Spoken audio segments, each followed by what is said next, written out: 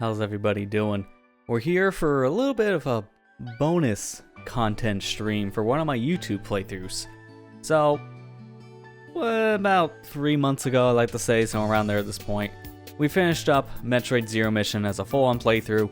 Got through the entire game from start to finish, but there's still more I want to show for that said game, but I've been putting it on the back burner for a while due to other obligations. But now, I've caught up to a point where I'm ready to go ahead and get that said footage recorded, and tonight's stream is part of that job. We're going to be playing through Metroid Zero Mission in hard mode. So for those of you who are unaware what hard mode is in Metroid Zero Mission, it's an unlockable you get once you beat the normal playthrough of the game, and it is, well, a harder way to play the game. You get less consumables, so less health over all of your E-tanks, less ammo like from your missiles and such. You also take more damage, so it is a much harder way to play the game, and it is a very different way of playing it compared to just easy mode, making it so that you take less damage. That's about it. Not much of a reason to play the easy mode, but the hard mode, it justifies another playthrough of the game. So I am going to give a little bit of a heads up. I haven't played this game since that series wrapped up. And I don't mean the videos coming out, no, I mean filming it. So it's been a couple months for me since I've last touched Metroid Zero Mission, so I'm going to be a little rusty. I got some maps open on my side just to make sure I don't miss anything, because I am going to be trying to go for 100% with this said run, and we'll just see how well this works, because again, I haven't played in quite some time. So hopefully don't really have too many issues here. Well, let's just go ahead and get the game itself started, shall we? It's gonna look a little weird at first, but don't worry, that's gonna get self-fixed here as we start the game itself.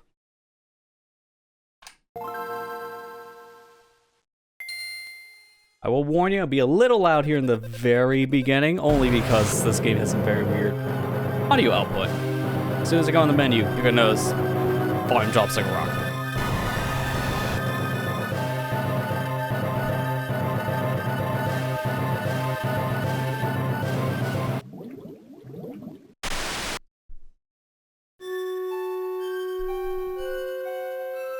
Alright, let's go ahead and get this one started here. Metroid Zero Mission, a remake of the original Metroid game on the NES. That's another one I probably need to play for some footage for the series, but I'm not gonna need to beat the whole thing, so I'm just gonna worry about these extra difficulties. And as you can see, instantly, game got way quieter. It dropped by a good, what, 15 decibels, something like that. It's really quiet by comparison to the intro. This game does have two different options for its sound mode. There is the GBA section, which is mono, and then headphones, which is stereo. So if you're playing with the mono mode, it's a lot louder, but you only really get sound from one ear, and it's just duplicated. So it's better to play this game in stereo. Yes, you lose some volume, but it's worth it. Alright, so let's just go ahead and pick one of these files. Doesn't matter which one we pick, because I got them all set up. So we just hit New Game. It will erase the file, but it will still keep the completion mark, which is important for certain factors about New Game Plus. Plus, this is how I get to play hard mode. So let's go ahead and get it started.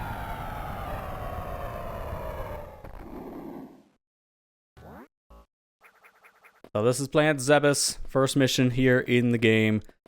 Yeah, yada yada. If you've seen anyone play this game before, you kind of know the story. Samus is here on the planet, needs to do stuff. It was very, very light story in the original game anyways, on the NES.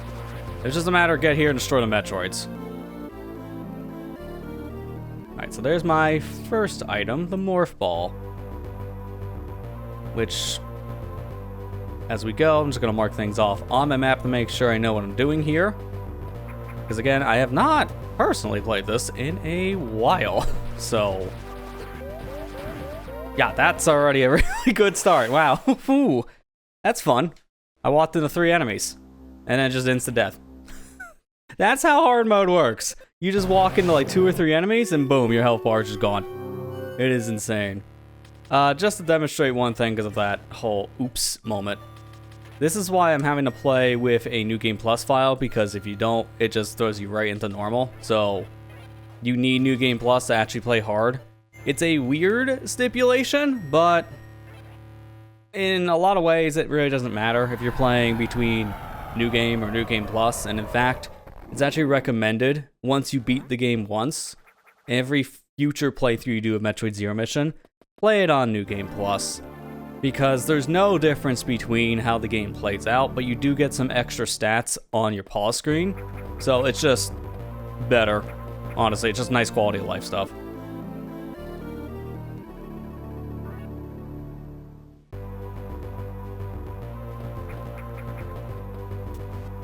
As you can see, just 3 taps in the very beginning, and yeah, you're dead.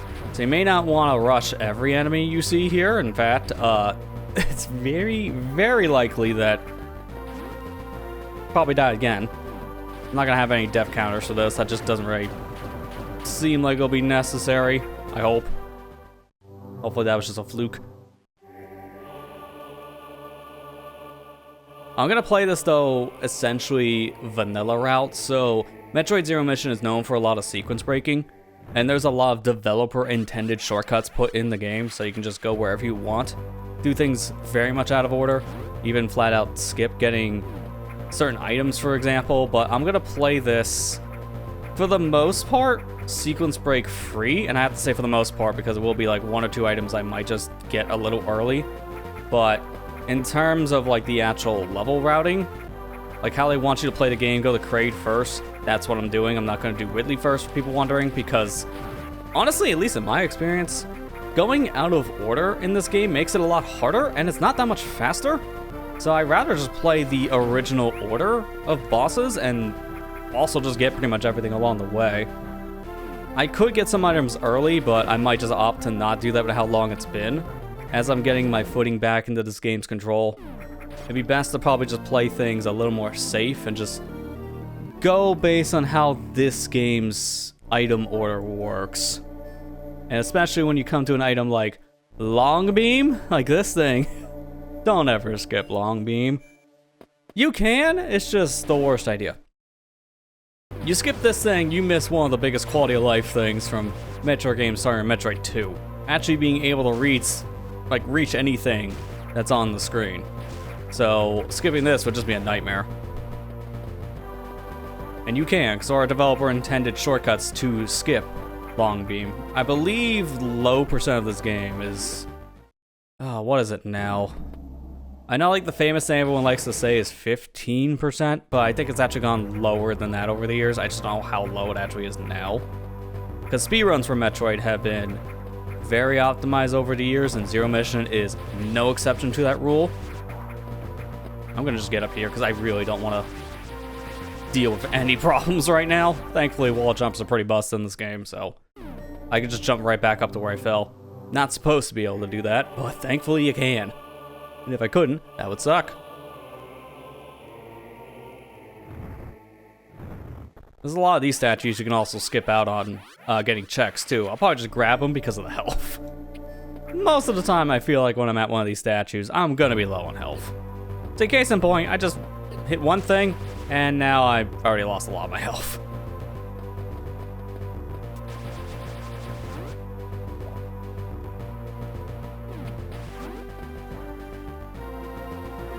I gotta go down here, because my next thing is a missile pack, but I'm just gonna take a save.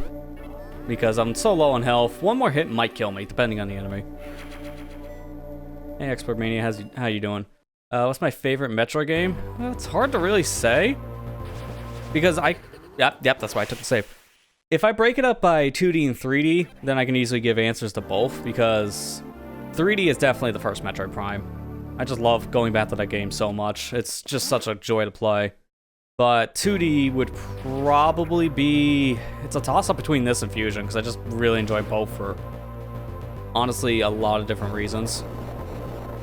If I had to pick one definite, it's just really hard, because there's just no easy answer made. It just depends on my mood.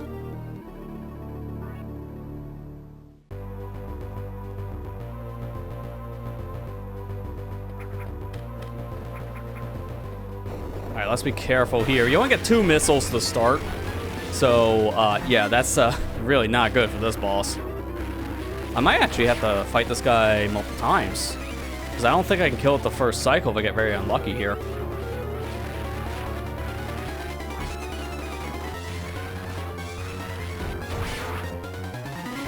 This guy does leave.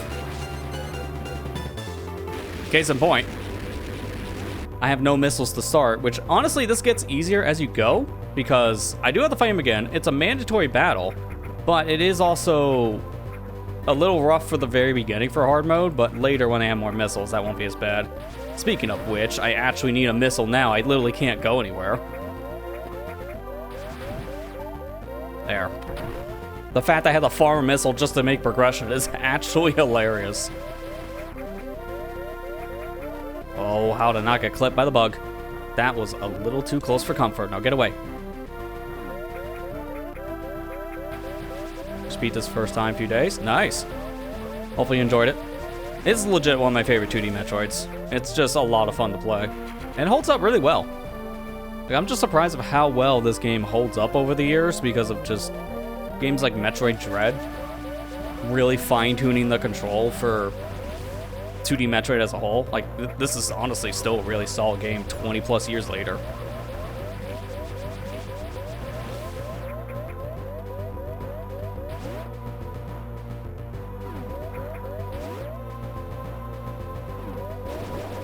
Alright, thankfully I get more missiles here, which that's perfect timing because we're about ready to fight a boss, which it's the same exact guy you just saw earlier. Here's Worm. Round 2. Oh, come on. Can you, like, keep your eye open for more than, like, 3 seconds? That's not a hard mode thing. He does that normal, too.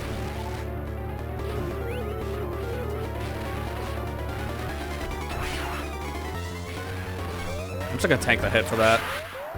Which I'm surprised I lived, because that could have ended very poorly. Alright, grab the missiles. Charge beam. This is actually an optional upgrade, but again, I gotta go for everything, so I'm grabbing it.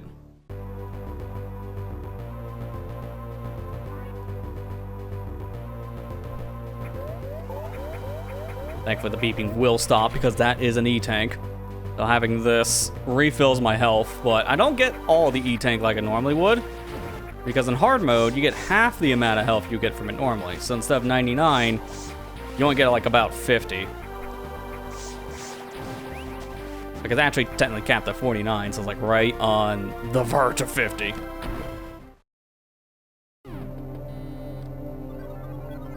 That's how addicting it was. Yeah, these Metroid games are really addicting the more you play them. Pretty much every game in the franchise, I remember just sitting down and marathoning. Like, another one I really like is Metroid Prime 3. It's kind of like the black sheep of the series, I feel, because not many people talk about it anymore. But when it came out, it was a pretty popular game. It's just how linear it was, it just kind of fell off fast.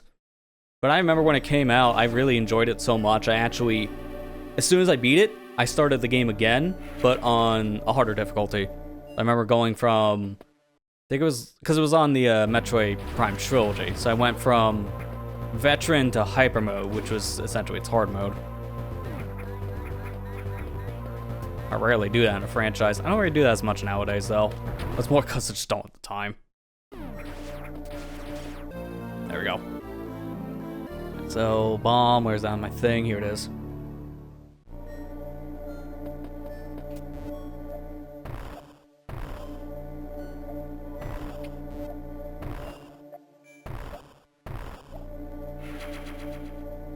Why does no one talk about it? I think, like, again, it's more because of the linearity factor of the game. A lot of people just aren't a fan of the super linear nature that Prime 3 has compared to Prime 1 and 2. I think it's just more because of its core design. I think it's fun. Also, the motion controls don't help it. Because a lot of people just don't like motion control gaming. And that game is very heavy on motion, not even just pointing.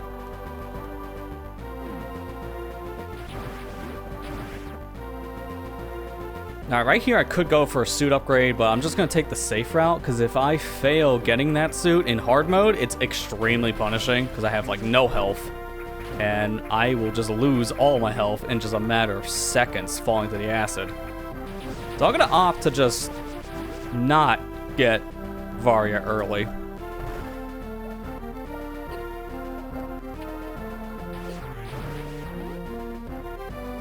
Thankfully, it doesn't really matter if I take too much damage here. It does if I die, though, because up ahead is another statue. You don't have to go down here, it's literally just for the statue.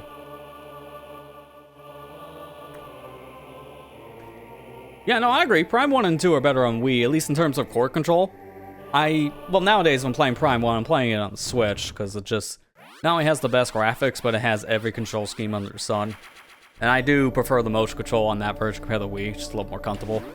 But regardless, it's more or less that just a lot of people don't talk about Prime 3 specifically, because people still talk about Prime 1 and 2, and people play them mostly from what I see, at least in the casual scene on Wii.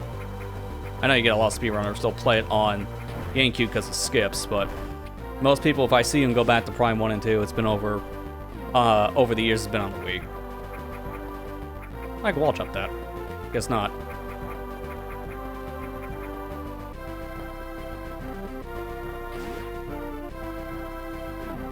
Right here is a little side diversion.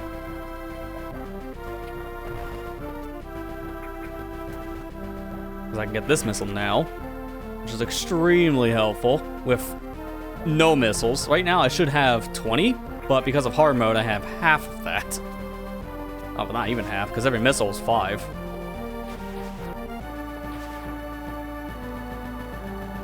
Only problem getting this now. Respawning blocks, they take forever.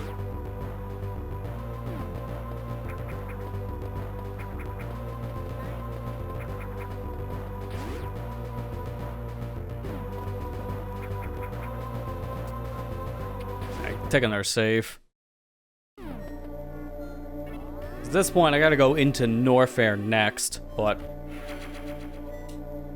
still low health. Anything could kill me in like 4 hits.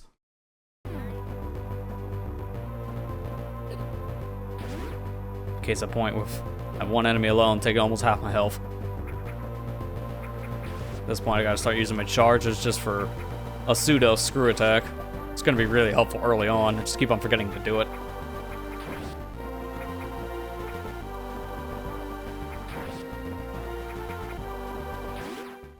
Alright, we're good. Won't be here long though, because it's just a side diversion area. You literally are only here for your first visit for all of 5 seconds, it feels like. Well, it's a little bit of exaggeration, but you get the idea. We're here for very, very short amounts of time. And then we come right back.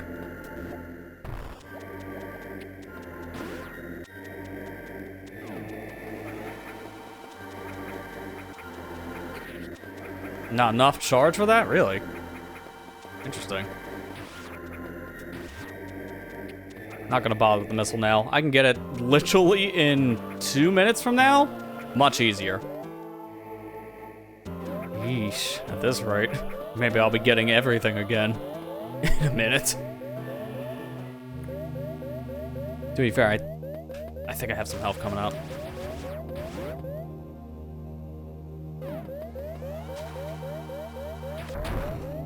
Yeah, there we go. I figured that I could probably get some from the dead fish. Okay, never mind. I tried to crouch first, but yeah, that just didn't come out. So I'm only back like 2 minutes. That's why I want to, at least in the beginning, save as much as possible, because early game for hard is very, very punishing. And I'm probably going to take a lot of L's until I get, I would say, maybe 5 E-tanks. Varia would make this easier, and that's another reason why I skipped it too, because with the extra damage that you can take using the Varia suit, or Varia, I've heard of Varia, I think it's a tomato-tomato situation. But, you know, getting the upgrade suit would help. But early on, having just normal suit, this is how the game intends for you to play it, and so you get the full experience of hard mode. The bomb bounce was mandatory at first. Some things almost feel like they're out of your reach if you don't know how the bomb jumps, so I can see that. Thankfully, that's always one of those optional things, so I'm glad that's not a mandatory thing in any of the games, really. At least, like, for progression.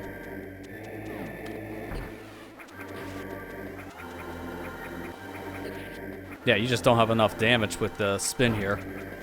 Because I can't remember, so don't quote me on this. I'll know by the time I make the video in the future on my channel, but I can't remember if enemies have more health in hard mode. I do believe they do. So that's why certain enemies I feel like I could probably kill easily in normal mode. I'm gonna struggle a little bit more in hard mode.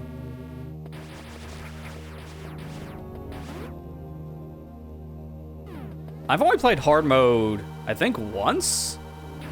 Maybe twice at most. I don't really go back and play hard mode in this game too much. It's more just because hard mode in this game, it's... The thing I don't like about it is the lack of ammo. With how I play, I'm blasting through things with like hundreds of missiles, but you just don't really have that luxury in hard. It's one of the better hard modes in the franchise because you don't feel like it's just the same thing as before, but you just take more damage. The fact they changed things because of the ammo scarcity is a nice touch. It's just my playstyle leads to me more to play this every once in a while at most.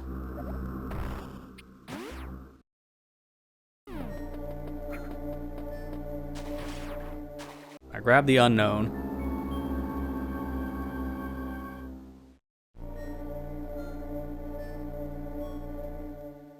The next thing in here is also a missile. But I'm going to take the health refill after how everything has gone so far. I'm definitely wanting health. Yeah, see the whole, man, 12 missiles. It's supposed to have 25.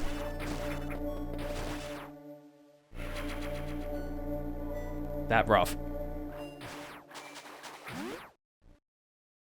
I guess what's nice is that I can simple math when I'm close to having everything. I can see how many missiles I have and multiply it by 2 to know if we actually have everything in the game.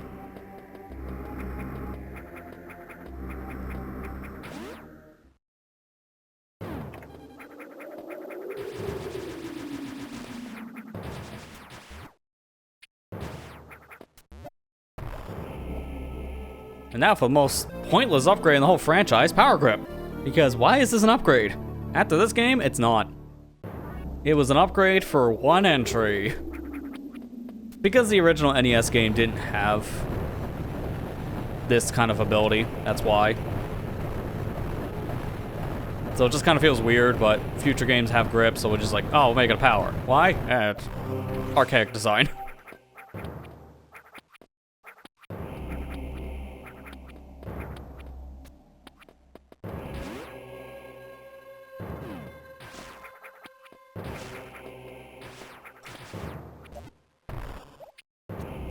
There we go. I wanted to shoot that instead of blow it up because it's a little bit faster, but I missed it. Now I take the heal at the ship, which is also a save. At this point, we're going back to Norfair, so I should get prepared for that.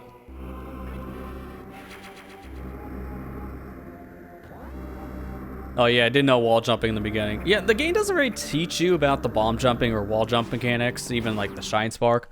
It's stuff that the player's just supposed to learn on their own just by playing the game and just experimenting. So I can understand why certain sections might be harder on a first playthrough when you don't know that stuff. Super Metroid does a good job at teaching the player those kind of mechanics because of the animal friends, but other Metroid games don't really do that. It just kind of became a series staple that it almost feels like you kind of expect them to know this stuff already. Not every player will. I'm grabbing the health.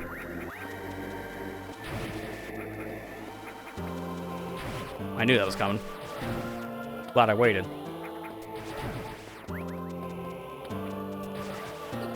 Oh, I didn't die. Yeah, definitely more health here because I think I should have been able to kill that if this was normal.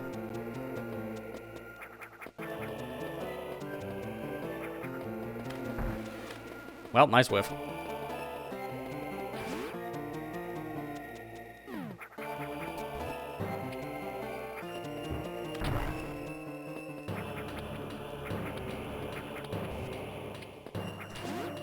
Alright, so I got a missile pack up ahead. I'm gonna grab that. There's an item also that's out of reach, but I'm probably just gonna get it now with bomb jumping.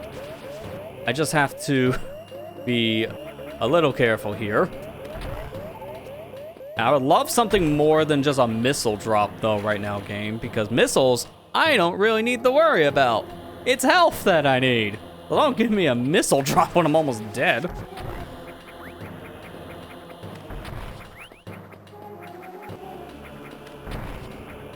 You know, it's better than nothing. And it feels weird to waste missiles on common enemy right now, but my charge shot doesn't do as much damage, so I'd rather just not deal with the headache.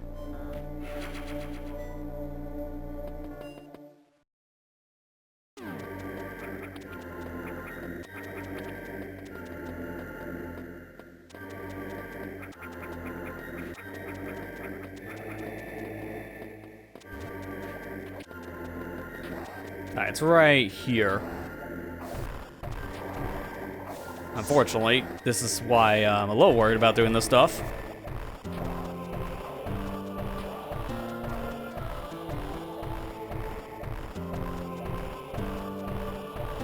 There we go.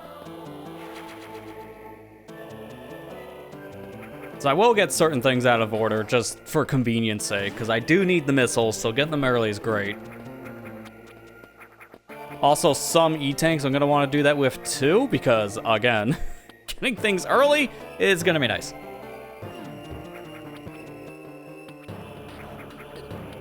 Okay. Yup. I hate this. I hate all this. I can't kill those enemies in the fire, or the acid, technically, but I can't get hit by them, so that's a one-way street. I might be able to kill him with missiles, but it's just not going to be worth it. That's the problem.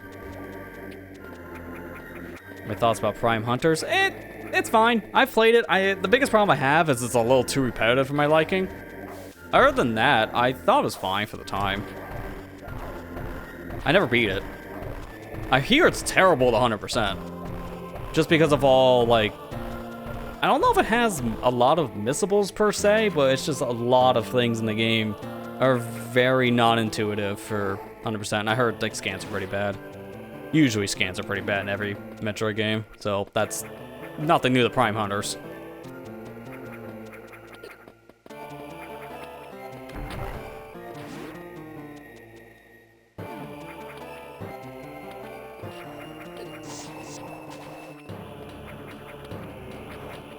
Alright, that was at least a better fire situation, so I'll take it.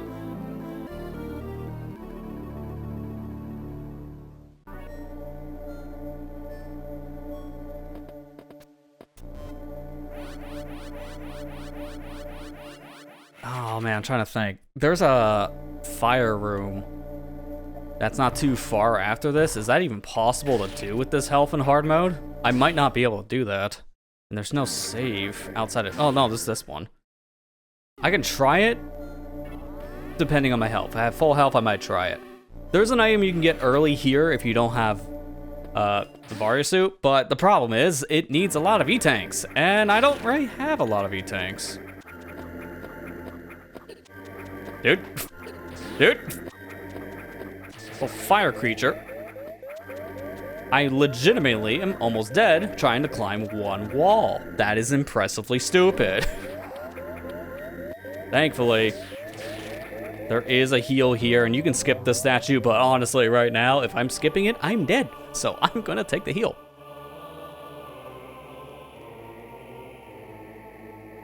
That tells me go to actual boss area, so helpful information, but I don't really need the information. That's where I plan to go next anyways. Once I'm not dead in Norfair.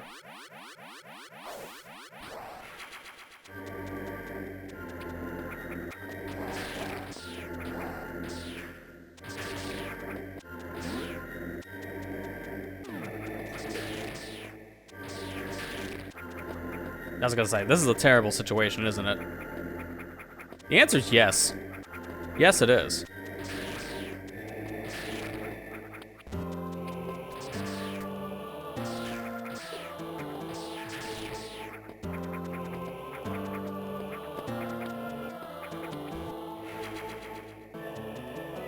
And you tell this was something I haven't played in like a year since the actual Let's Play of itself was filmed for YouTube.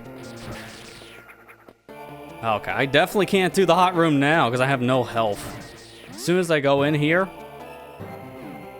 Yeah, I might be able to make that if I had full health, but as of right now, I don't. So that's not happening.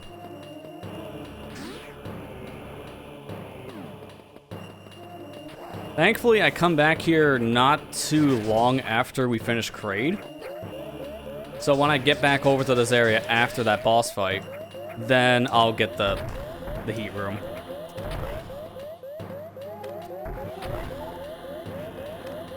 Yep, I had a feeling. Well, good news, I might have a chance to try the heat room again.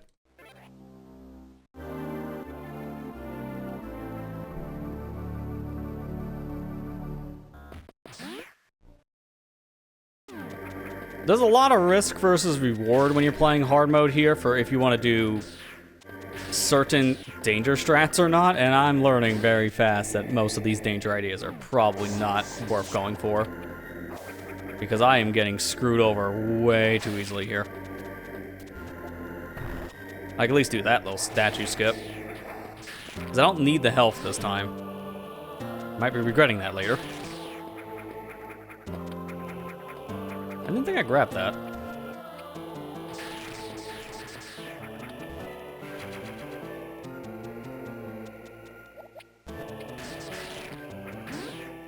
Okay, is that enough health? It might be just enough. I'm gonna try it. Oh, definitely not if I fall in the acid. Nope, I'm dead. So that's not worth it. I'll come back later, Varia. So that kind of room is known as a hell run, at least in the community. Going through a room while dying in very, very heat conditions. Yeah, you can understand why it's called hell run.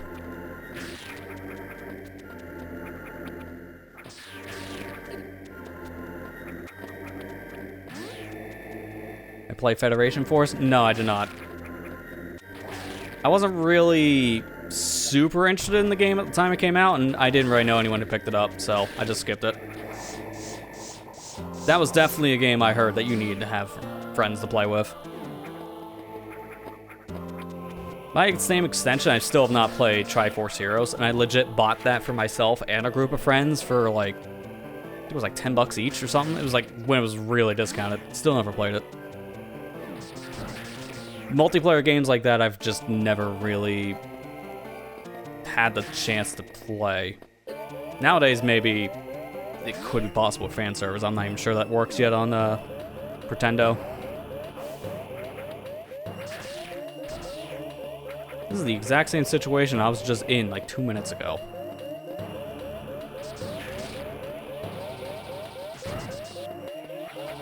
And I'm not liking it. Okay, well thankfully, nothing was there on the left side. So I can just save.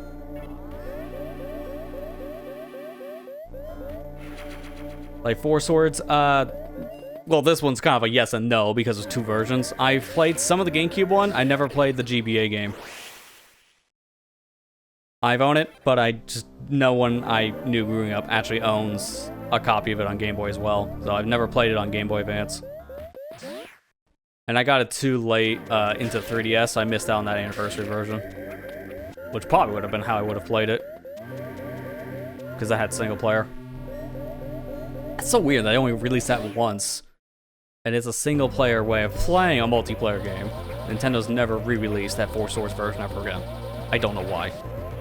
Extremely missed opportunity, especially now with the GBA online service for Switch.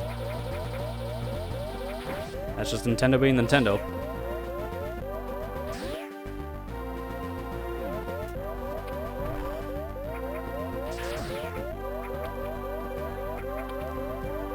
Actually, I'm gonna go right. Take the save because this is extremely risky. I still have gotten no health.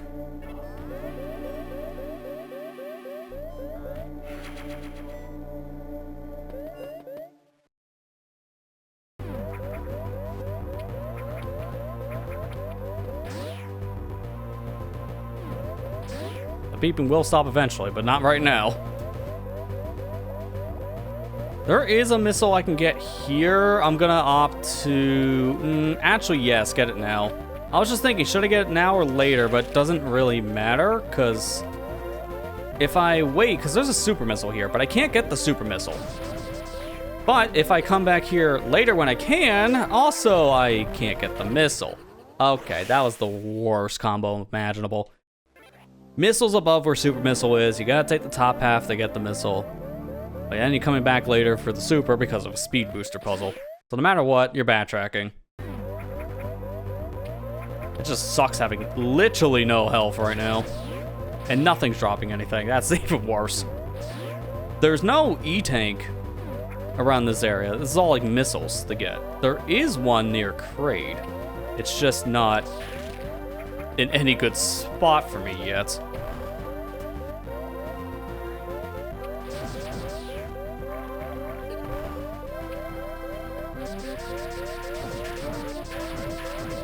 Finally, health. Hallelujah.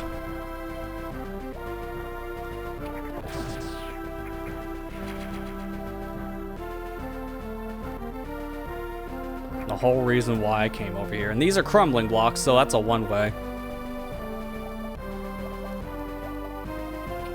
They'd save us just in case. I don't think I will need it here because of the statue up ahead. That will refill my health. But I just don't want to take a risk. Still on Switch? Yeah, this is on the Game Boy Advance service. Specifically for me, I'm not playing it on Switch. I'm playing it on an emulator, but that's just because of how my saves are set up.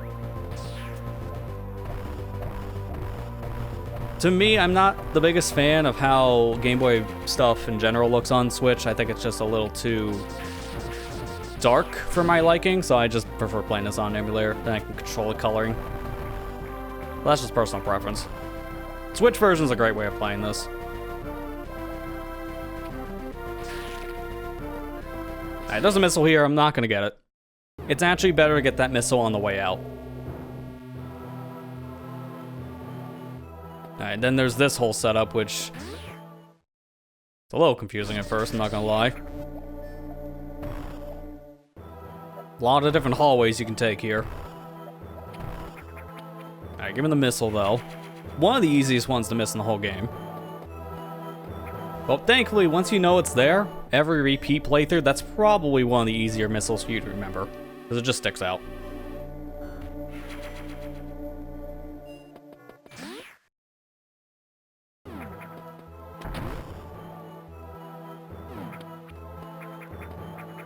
There's another one. Nice to get missiles back to back like this, but we need more health. Unfortunately, one E-tank only gave us essentially 2 E-tanks gave us the equivalent of 1 now, so it's like I need more than that. At this point I should have 2.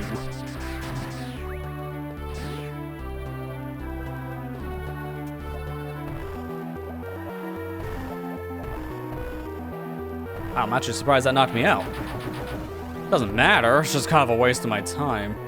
I do believe I come back for that. Yeah, enemies get upgraded in hard mode too. That's another thing I just forgot they even do, because that little upgrade to the enemies, that's a little nerve-wracking. Because some of the easier enemies you dealt with in the past, now they do more damage, and they also take longer to kill.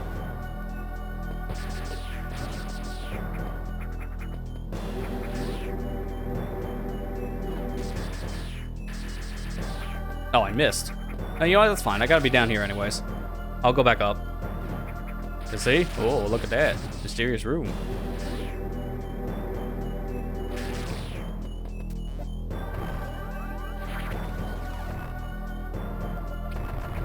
Fortunately, I can never, like, shoot that wall at the same time. I think it needs a missile, actually, now thinking about the shoot down.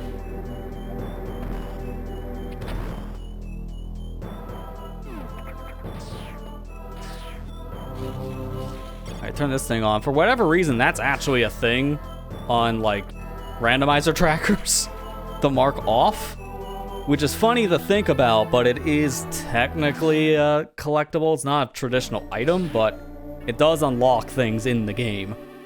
So it is technically something for, like, a check. That opens a lot of different paths. I wonder if I could do some of the fast strats here. I want to try it.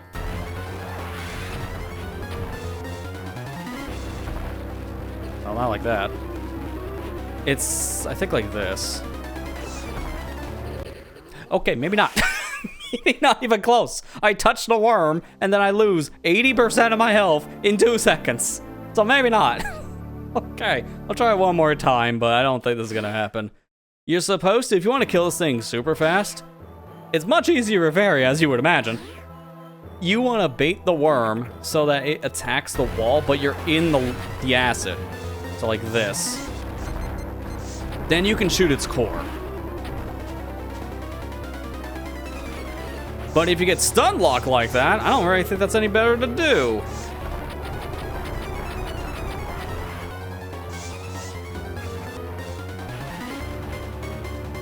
At this point, I'm just gonna play the fight as normal because, yeah, this ain't gonna happen. Plus, I have no more missiles, so I can't even spam missiles now.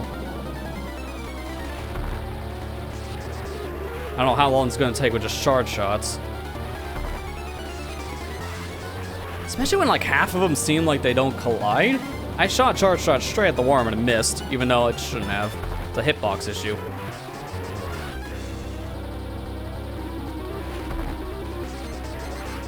It seems to be more consistent to shoot the worm with a charge shot on the right than the left. The left hitbox seems to be shielded more by its... Oh, okay. More by its skin.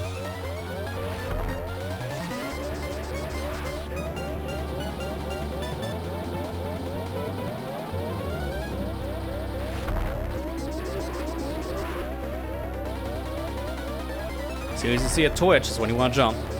Dude, seriously? Okay, left and right are both inconsistent. Charge shot doesn't hit the worm, it's hitting its body.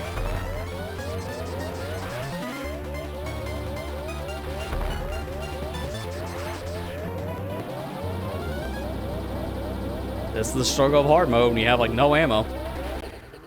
Because with no ammo, this is what you experience. It's just a lot of tedium. That's also why I don't really care for hard mode too much in this. It's fine. But with how I play, yeah, the bosses in this game get way harder, as you would imagine. But they just take way longer. I don't really like it when things are bullet sponges. The fact that you also have less ammo really makes that bullet sponge problem very apparent.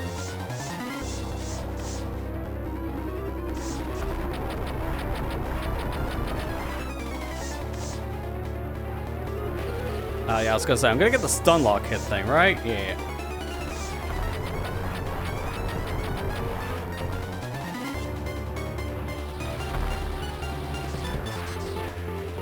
And I hate when I miss a missile when I only have a finite number. Alright, so now we're about the tedium.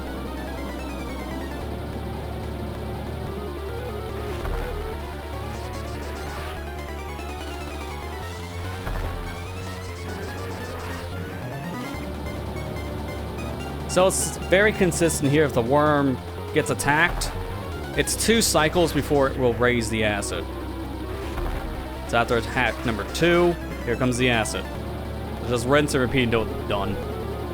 But unfortunately for my sake, not having missiles really draws the fight out. If I can get a charge hit in, that does more damage, so I would prefer if I can get charge hits in. But unfortunately, that's not always a guarantee, as I'm seeing here. There.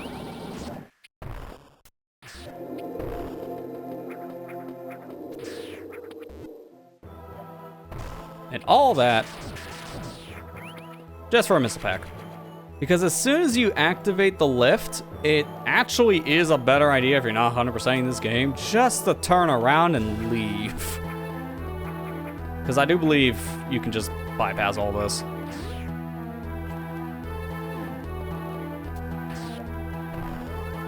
Alright, so I just have one more missile over here, and then this area is cleared out.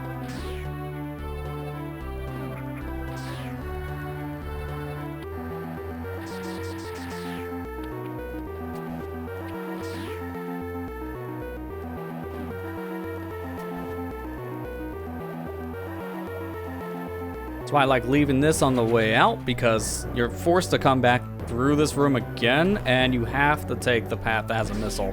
They might as well just grab it on your way out. I hate how that's in the floor, because I kind of want that health.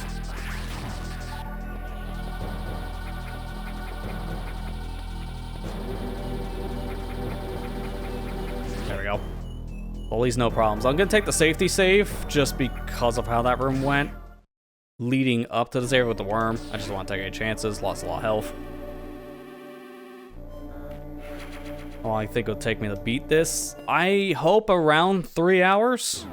Normal mode, I could beat this game in about 2, but unfortunately, with just how much harder this game gets, that might not be a guarantee. So I'm gonna say at least 3. Okay, from here I go this way. That's my estimate, but no guarantees, obviously, because hard mode, yeah, early game sucks. I think that's dragging out this playthrough a little bit longer than it probably should. Nice, first try. You know, if I do stuff like that, things aren't going to be as bad, because this is like one of the hardest things to grab. Oh, I do realize where I'm supposed to go. I wasn't supposed to go here. It's fine. Getting that missile early is actually really helpful, so I'm glad I got it. It's easier to get that later.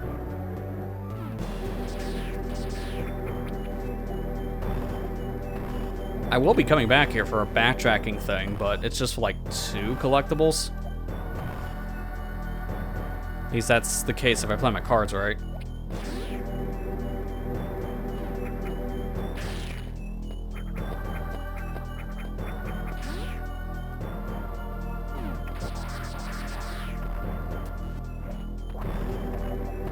Isn't there like a secret path in this room? Because I would really like that right now. I might just be thinking of Ridley. Yeah, that's probably what I'm thinking of.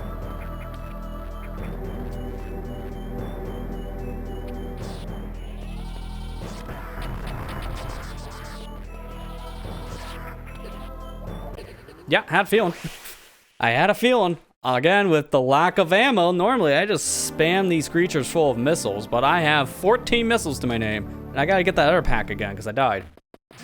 Hopefully I can get that as fast as I did, because I'm gonna go for it again just to grab it. And if I get it, go right back to the save room, because we see how this is gonna go.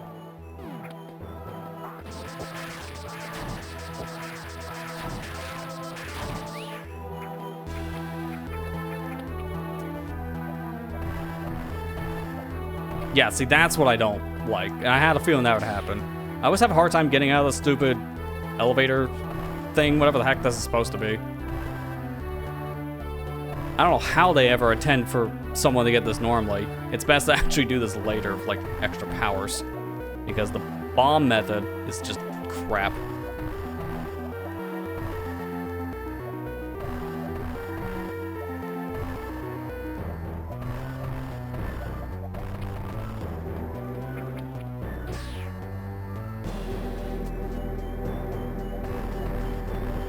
There we go. It's always like a timing thing. I hit the jump button like a second or two too late, and then I'm just having to redo the puzzle. Alright, so I'm taking the safety save here. Also just opening the door now. I'm not going through this way, because this way is, yeah. Yeah, that's speed booster. Can't do it yet. I had to think about it. The blocks on the other side, I can't break, so it'd be pointless to go down that path any further. I guess just popping in there would be a good reminder.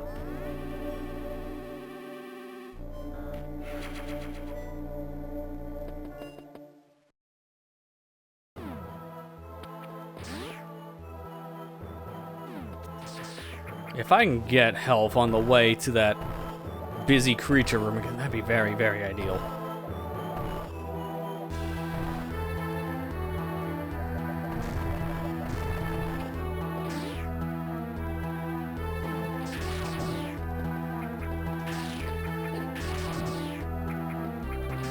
Not only did I not get health, I actually lost more getting over here. And unfortunately, those things are not easy to dodge in this room because I don't have much room. That is why I stayed before I came over here. Early game is like the worst, man. Give me at least like 5 rows of E-tanks, not even like real 5 E-tanks, because 5 of those might as well be 2.5.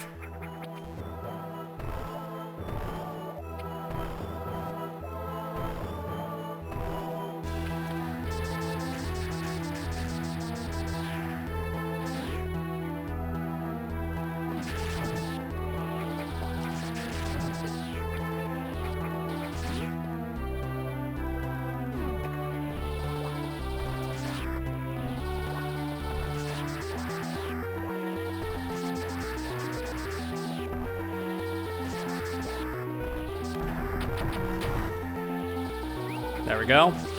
Ammo consumption pretty good there. But unfortunately, I gotta fight one of these again. And that's what I figured. These things are one-hit KO when I'm at only 1 E-tank's worth of health. So I need to have more than 99 HP going in that room. That's not happening. Not how things have been going so far.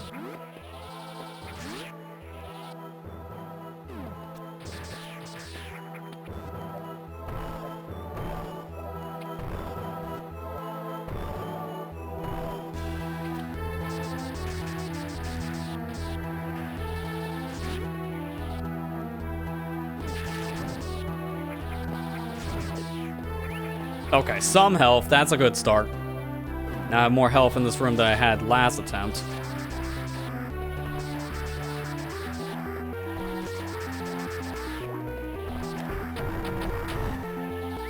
More health, always appreciated.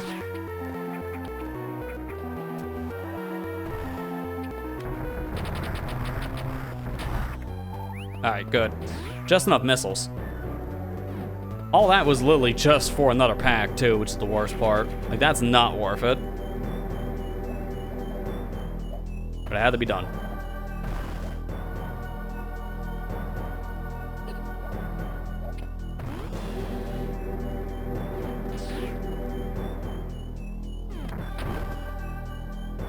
I'm gonna grab the thing that's here. Worst missile pack in the game. It's not because it's hard or anything, it's just super tedious. Probably my least favorite one because of how long this takes to do. No way of speeding it up. Oh my god, how did I not get hit with that?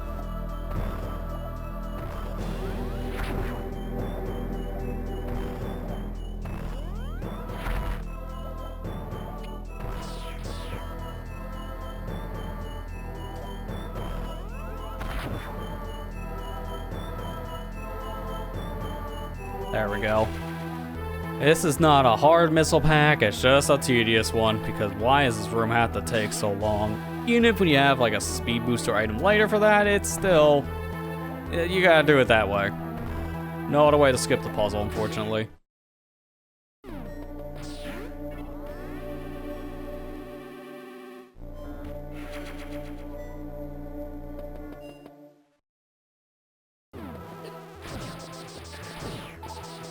Not too worried about the health right now because look what's here.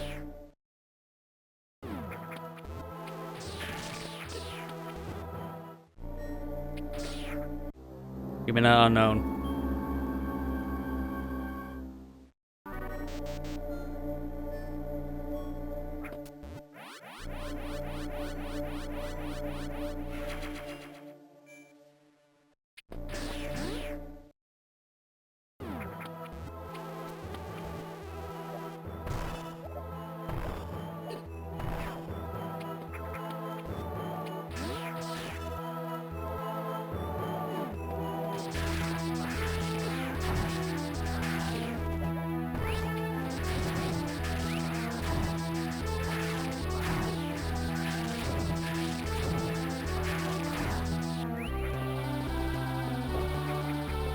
Yeah, I'm just gonna say screw the rest of that. No thanks. I'm good. Alright, so I could go up and around at this point, but it just leads me back around the areas I've been to, which is not worth it. Or we can actually go fight the boss. I think I choose the boss.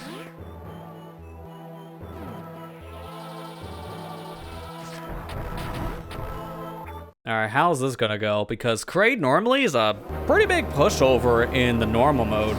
This guy dies extremely fast by just spamming his mouth full of missiles. But I don't have that many missiles and everything takes a lot longer to kill in this mode. Although he's already down a peg on his health, so I don't know. This guy might still be a pushover.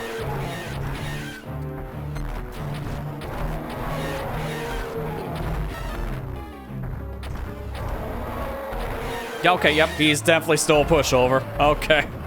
Not surprised.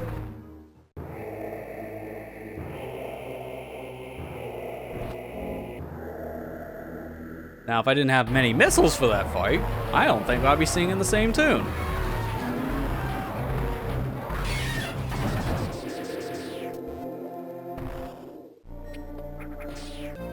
I'll give him my speed booster.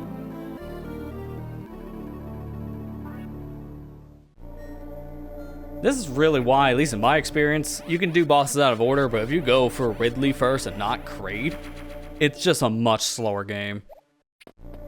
Going for Kraid first gives you one of the best items in this whole franchise.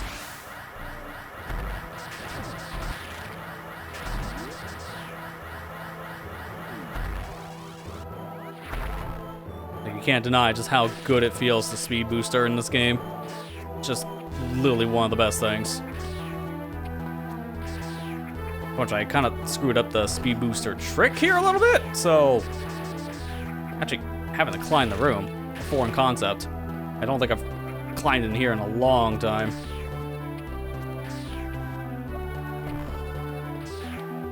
I mean, I would have got off here anyway, so I guess not the end of the world.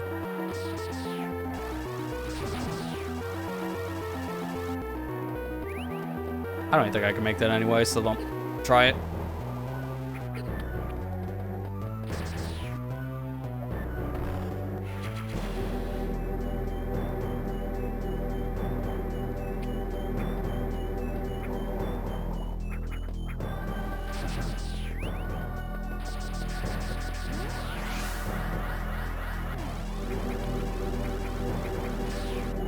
I don't want to do anything here with the save room. I actually just want to go full send on this. Because that is so fast, but also very safe, surprisingly. You wouldn't think that'd be safe after what you just saw at the end of that room, but yeah, if you're fast enough, you might get hit once, maybe twice. That's why it's not really that bad. All right, now for this jump. This is what we tried to do before, but we didn't have speed booster.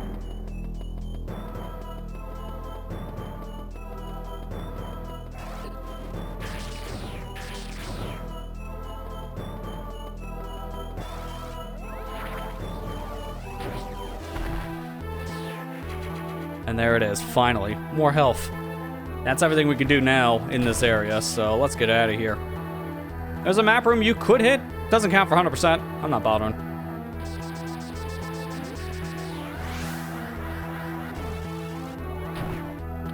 Get wrecked.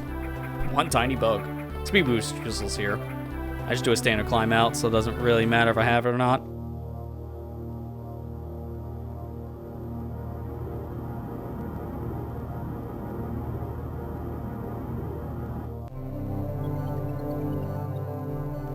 Here's your big baddie. The man I said that's not worth going for first. He's getting insulted, so now he's showing up for second place.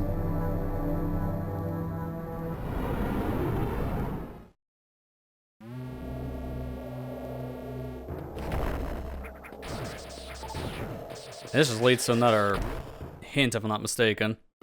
Yeah, so this doesn't matter either. We don't need all these either to technically 100% the game.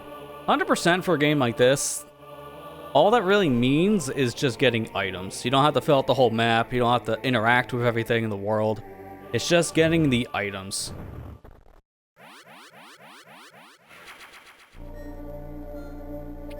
Speaking of, I want to see what my timer's at. 30 minutes. That's not great. Given how I've been playing so far. I guess that's not a surprise. I feel like I should be around 20 minutes. I can't see. Thank you.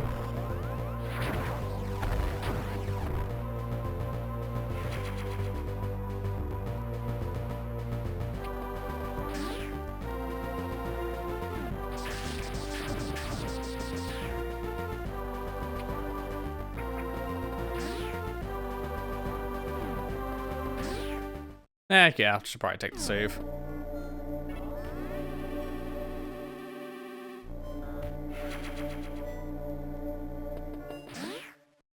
The game is going to force me to go down and then back up here in a minute. I'm going to take the intended path, but really shouldn't, in all honesty.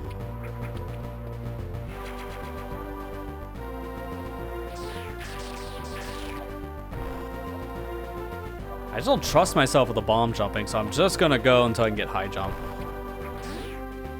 I will be back.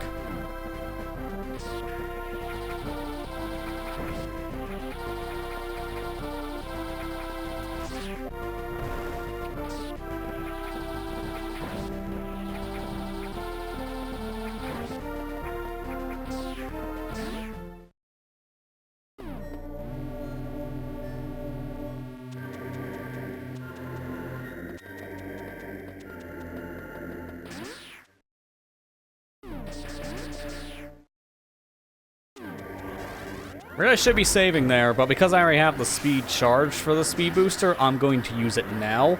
And that hot room I need to do a hell run through. I'm going to do that on the way out.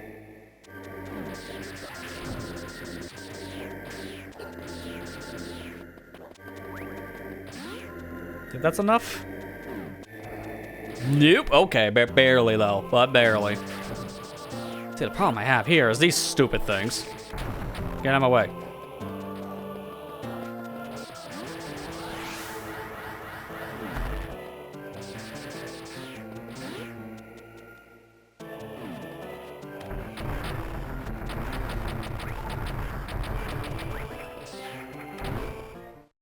Worf.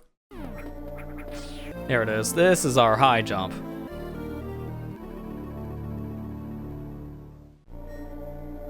And now with this, the game is going to basically say, alright, cool, now you can jump higher, leave. Go get the Vari suit, then come back, which is such a roundabout thing, but I chose this path. Now I gotta commit to it. Because it can't go that way. Hey, hot.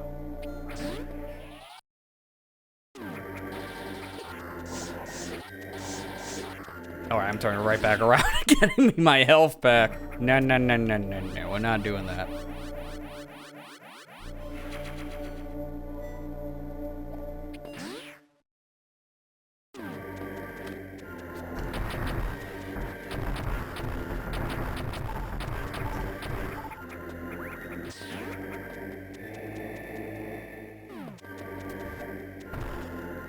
Oh no, I gotta do a speed booster through here. No, I don't. I'm going this way instead. Illusion of choice.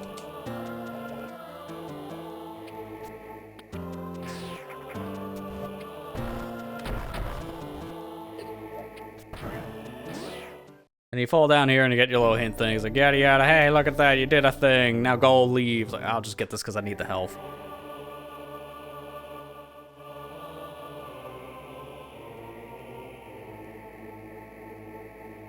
I actually came in through the back door, which is kind of funny for this argument, because I'm not supposed to come in from the top.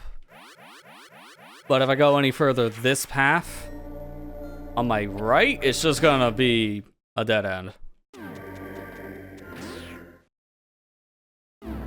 There it is, see, dead end. Can't get any of the things in that room right now.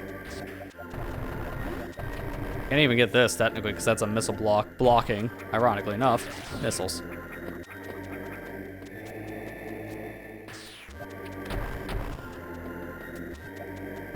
Alright, so now let's get this hot item out of the way. Because it drops me off kind of far up anyway, so. One more. I can make it.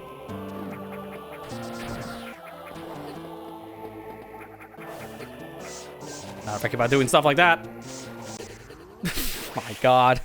I couldn't climb, dude. I literally, every time I touch the top of that block, I got pushed right off. Every single time. I gotta do all that again, don't I? Yep, that's why I figured, like, I'm back over here. I'm back over in Brimstar, man. This is stupid. I regret not taking that extra save when I skipped it.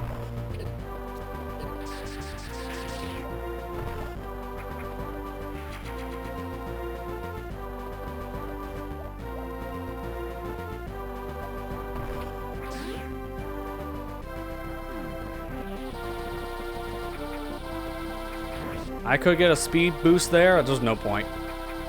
It would get me literally nowhere. Which is unfortunate, because I would have loved to have speed boosted through this room. A nice little shine spark. Just not enough clearance to do it. And I don't have jump ball yet. You technically don't get the ability to jump in your ball form until the thing we're trying to do right now. Take the save this time. Even though it's not that much better than starting over in Brimstar, it's still actually better than starting over in Brimstar.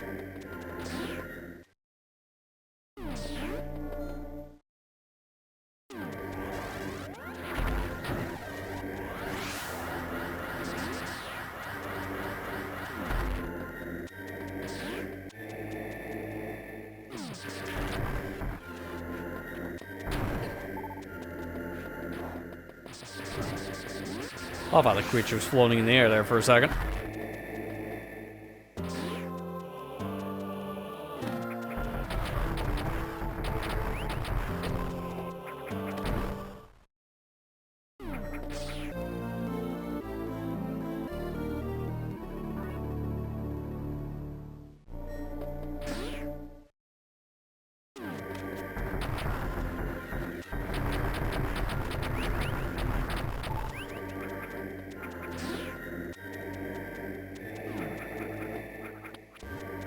I'm just gonna go from here into the cannon because I don't need the little statue hint, and there's no items I'm missing from doing this, so I'm just gonna go.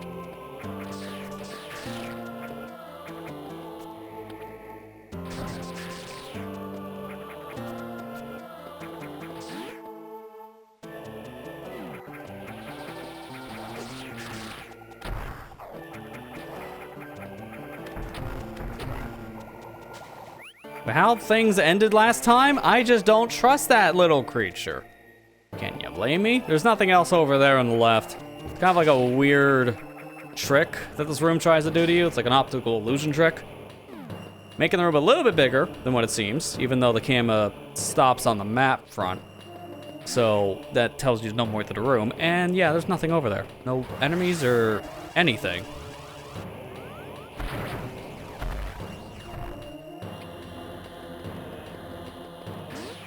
Actually, no, I can't. I need the save because one hit, I'm dead. And also, I'm gonna about ready to do like one of the harder Shine Spark puzzles to get a power, which is technically sequence breaking, but I do have to do this anyways at some point. So, is it really sequence breaking if I'm having to get this missile? Not necessarily, especially given how I have to get this with the exact same method I'm about to perform. The game just doesn't expect you to know about these tricks yet.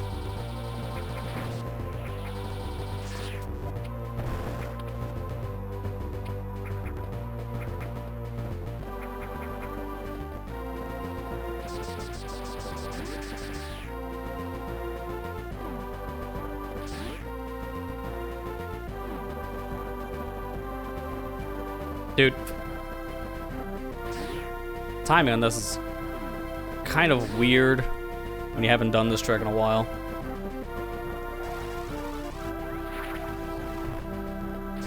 Yeah, because right there, I think you're supposed to actually go right into your morph ball, and I didn't do that. So start here, run the room, immediately do that, turn around, shoot the door, get in ball, go. Keep it going, then transition. That's when I hold down. I did not mean to leave. This is the part I'm never 100% sure on if I take a break for too long from this game, because that's not what you're supposed to do. There's a very specific way of holding down through this section. Like, you actually need to stop your Shine Spark at one point. It's not there.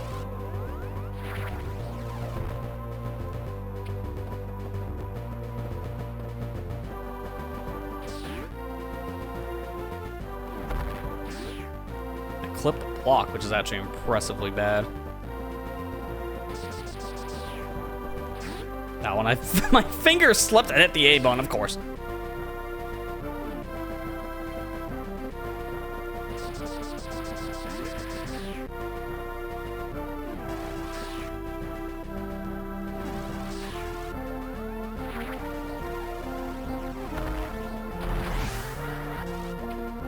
I dropped it.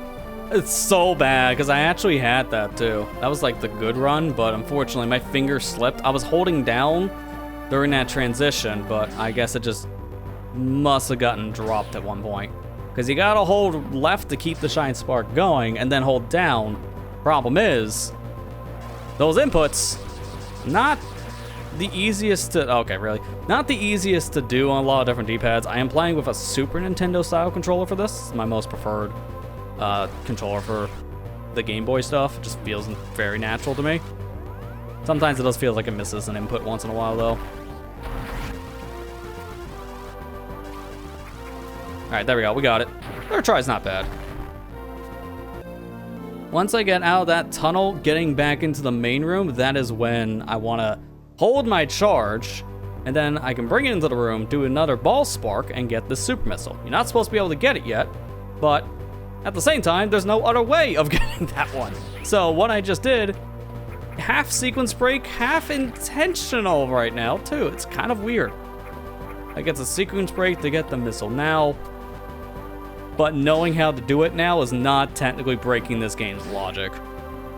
It's weird. Really weird to describe that one.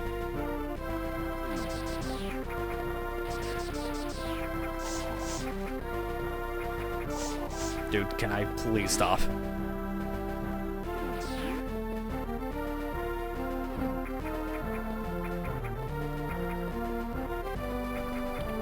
Thankfully, falling now doesn't matter with high jump.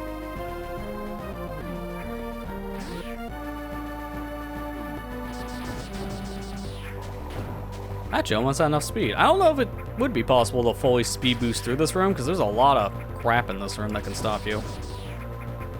But trying to speed booster through here, I don't really think would be that viable.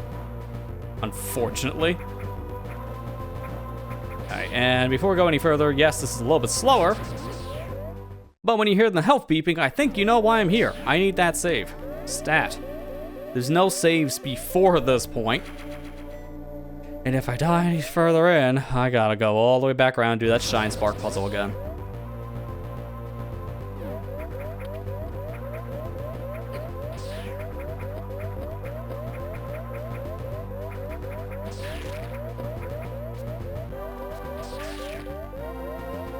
Actually, now thinking about it, was I supposed... No, I'm supposed to go from the other side, so I'm actually going backwards here. Okay. Guess I'm committed to whatever this is now. You know what? No. I'm gonna go the way the game intends because this is gonna be a mess. I'm gonna die.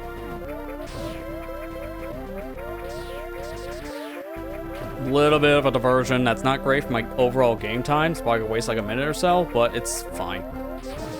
Rather waste a little bit of time than make a major mistake and just die.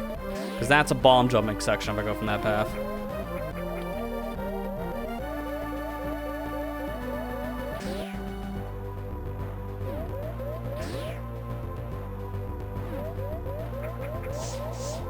Okay, nice input drop. As soon as I got in the acid, I couldn't jump out. That's fun.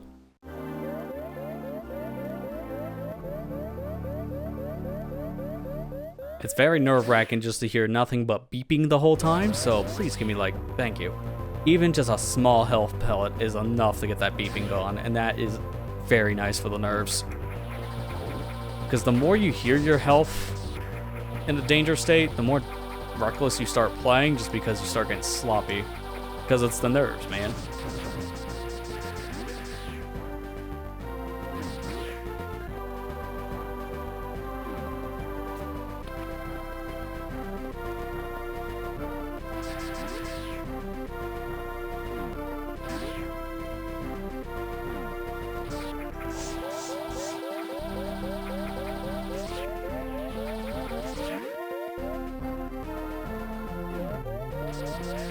What I should have done for saves, actually, is just coming over here. I need to take another save because of all of the crap I'm going to deal with in this room. There is a missile pack above me. I'm trying to think, is that actually good to go for now or not? No, actually, I know what I'm going to do. I'm going to leave it. Wait. No, if I leave it, that's bad, because I'm going back to Norfair after this. Okay. Instead, I'm gonna have to get it now. I just don't go any further than this, because this is a shortcut normally, but I don't need it as a shortcut.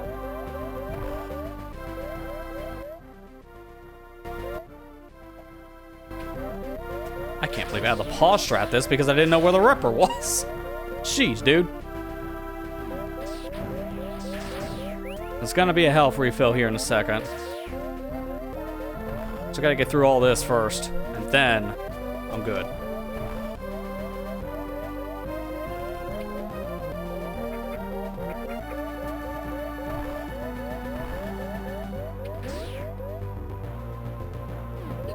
No, oh my god, 1 HP. Thank god. And just, zeroing Zerenity? I think I said it wrong. I apologize if I do. If you're planning to switch to GameCube editions or straight on the console. Well, I'm playing Metroid Zero Mission, so neither, technically.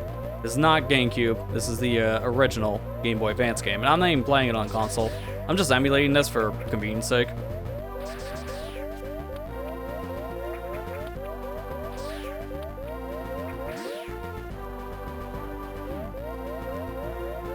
Oh god.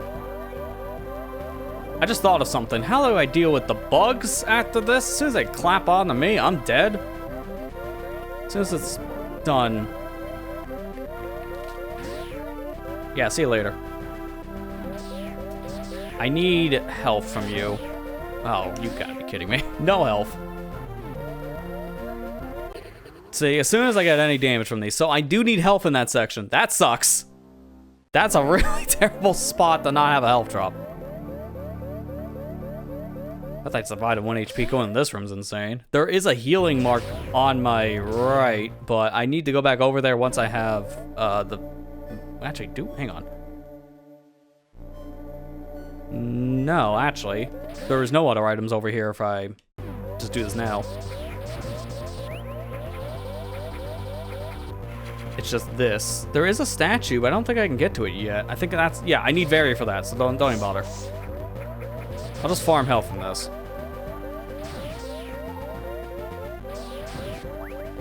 Oh, thanks for the sub on YouTube. Appreciate it. Yeah, hopefully you enjoy the stream and also enjoy the videos too. Dude, can I get like a health? Thank you.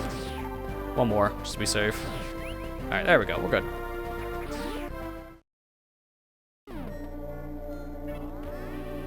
Now I can get the various suit safe.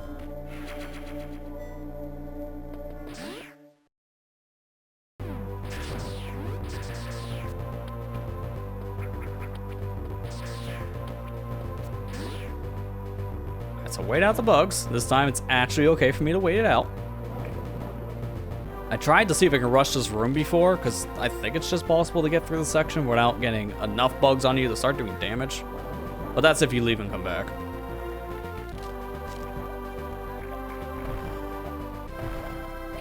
Even just 1 HP gone in this section. Yeah. Death sentence when you have no HP.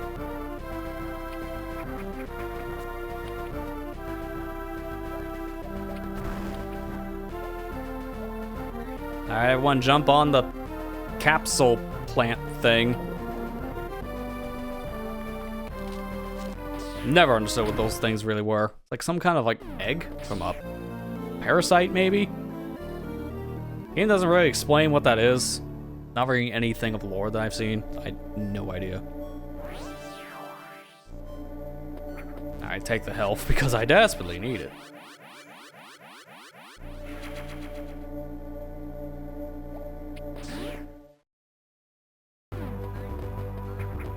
Now I can survive acid in heat rooms. Extremely sluggish still in the acid, but hey, I can survive it. Acid's water in this game's logic, so until I get gravity suit, I'm gonna move at the speed of a snail through acid.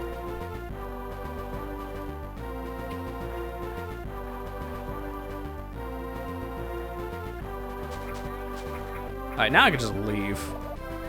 I don't have to continue going down this route that the game wants me to go down. So I'm gonna go back the way I came, because then I'm gonna have to loop all the way back around just so that I can go to North Fair. Actually, wait a minute. No, you have to. I forgot. This is an impossible situation because these bugs, you can only get them on that side. So I actually have to go around. I forgot how bad this is for my time.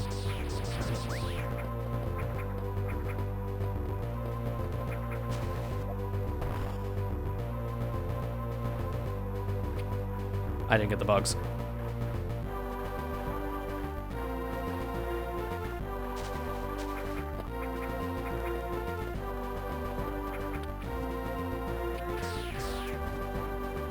Bug me up. Such a weird puzzle. This is the last time you have to do anything like this too with these little insects. After this, they're just now a nuisance. Yeah, I can't go the other path because if I continue left there where the bugs were... Statue. So I literally can't go any further because of this guy being in the way.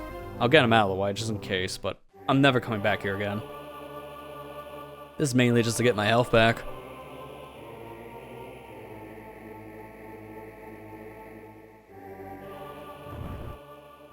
So now I want to go back to Norfair. There's nothing left here that... Actually, I don't even think there's any items here, period. I think I fully cleared this area out, and I can pause to check, and yeah, sure enough. So anytime you're unsure if you got an area fully cleared or not, you can just look at the overall totals, and since I am playing New Game Plus, the only way you can play hard mode, then it's very easy for me to always check and see if I've cleared out an area, because I can just pause and look at my totals. It really does help eliminate a lot of the stress from playing Zero Mission, which is why I just recommend. And this is also the same for Metroid Fusion, because both Zero Mission and Fusion have the same New Game Plus system once you beat the game. It's best just to play those games once again via New Game Plus because of the quality of life you get from beating the game and then just playing it again. It's always rough to have a fresh file for these GBA Metroids and not have these stats.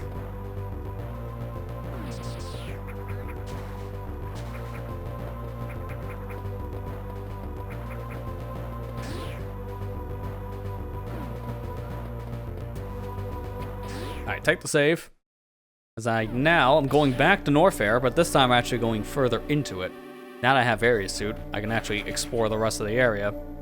For the most part. There are certain areas I can't actually go through until I have the Gravity Suit, and Gravity is... How do I want to put this section of the game? It's not post-game. Post-original Metroid game, I guess. Because it's part of the new game content for Zero Mission. So it's past where the original story ends into the actual Zero Mission. It's the finale of the game. That's probably the best way of putting it. I'm not getting my final suit until almost right in front of the final boss's front door. So it's going to be a while.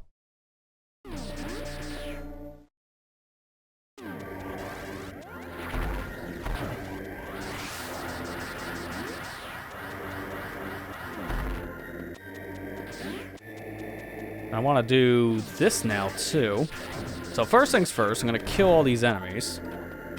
And thankfully, I have one super missile, so I can just barely get this door opened. I'm opening it first, then I'm going to charge a Shine Spark. Because from here, if I Shine Spark through this heat room, I do miss a missile pack by doing that. Not really that big of a deal. Okay, well that's if I don't, get shot by every single fireball known to man in this room. Oh dear God. I'm getting shot by everything.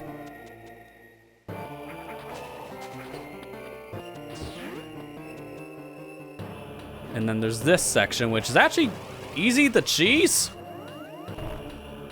Kind of, I almost feel like an error in how the puzzle was designed, because I don't think they intended for you just to jump and then blow up the wall, because that's not supposed to work that way. But here we are. Normally, you burst down the wall and the floor with one bomb by placing it on the edge of the wall and the floor.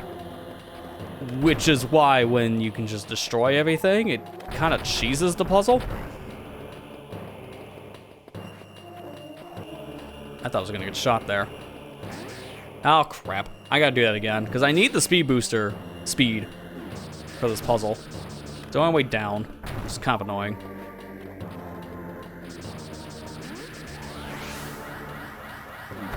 There we go. And then from here, I can just play all this normally, because I'm actually, at this point, I'm going down to where that blip is on the map, so it's kind of a far trek.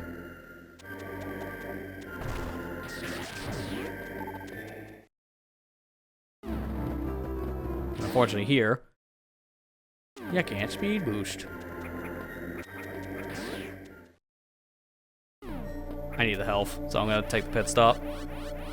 Because from here, I gotta go back to where I got high jump, and in that room, that is where I need to go next. So I was kind of brain farting where I go.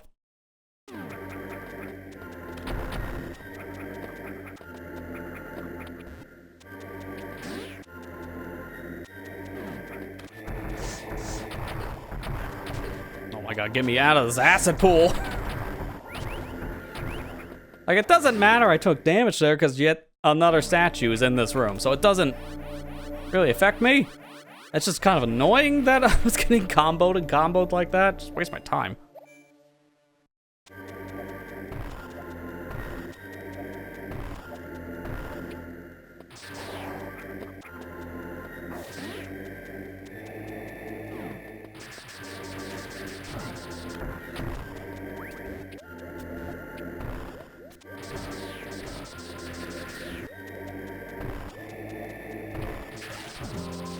This section is kind of annoying. There's really nothing about this part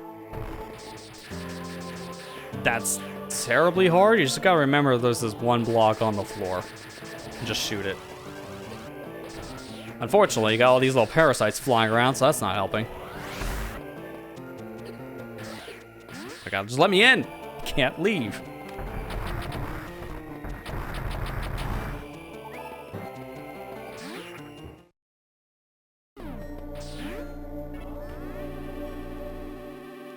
Alright, so from here we can actually do a little bit of a sequence break for screw attack. I'm actually going to opt in. I'm gonna just play this how I did for my video series. For better and for worse, I guess, in that regard. Because honestly, it's not that hard to go for a lot of these sequence breaks, and it's just much safer to do them. But for the sake of consistency, I want to see how I compare. So I'm not going to be doing all the crazy skips just to get an item early. I'm going to play it safe and just get things along the way that I'm allowed to get. There's technically, in the room we just passed after the save room, there are a set of missile blocks in the ceiling that are meant for you to, if you figure that out, they are meant for you to get an item early, which is very convenient. I'm trying to think. There is no reason yet for me to go that way. Like, I just have to go down here. Oh my god, stop getting comboed.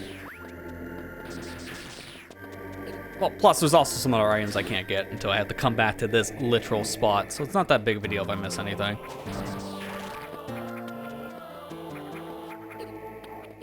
I hate this. Stop. I'm almost dead just by trying to cross one gap.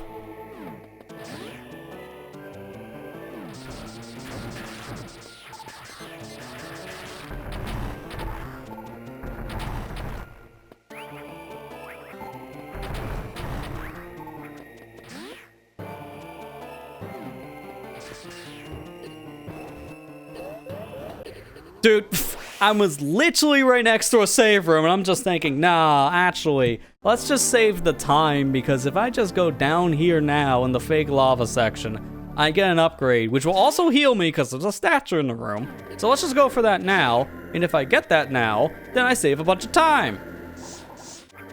He says, grinning his teeth as he just died, and now he's very upset. Because all that means literally nothing anymore, because I'm doing all that crap again.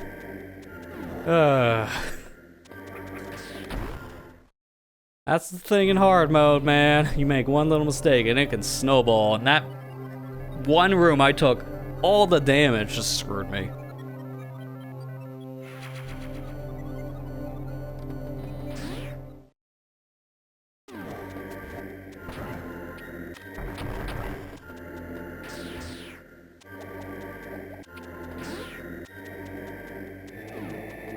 Not take a bajillion hits here again, please.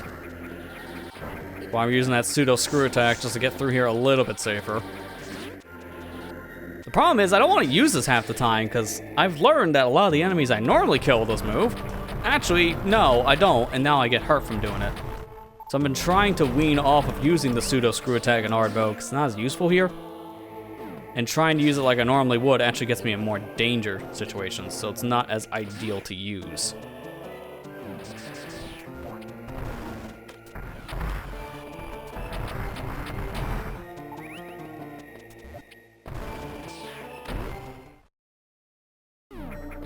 Alright, there we go. That's what I was wanting to do the first time.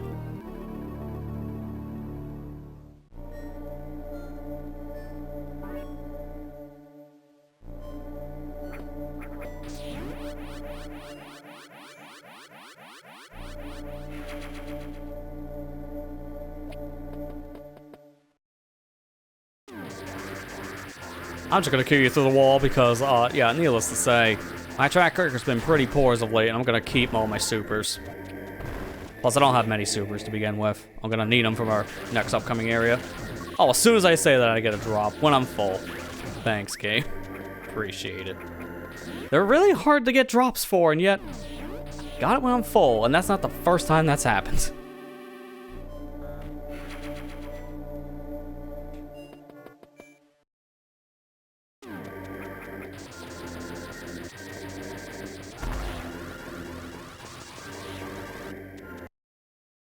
Yeah, it doesn't really matter if I use this or not, because we're done.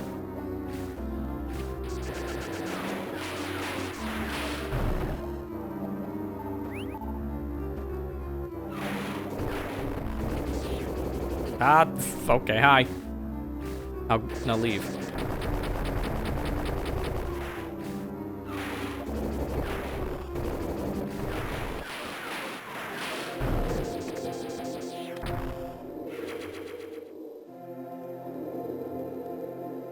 Now I can build up speed. I did actually miss some items here, but I'm gonna get them when I'm coming back later, which is actually probably for the better, because the items I'm thinking of that I just missed are terrible to get right now without Space Jump.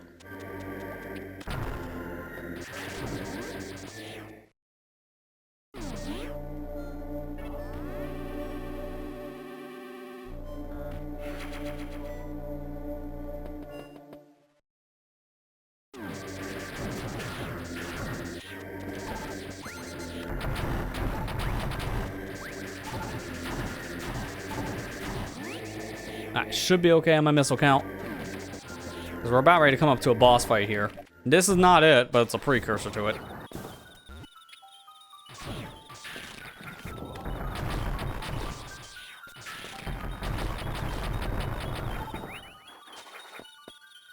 I'm just gonna wait. You can technically wall jump all this and never have to use this creature to freeze him.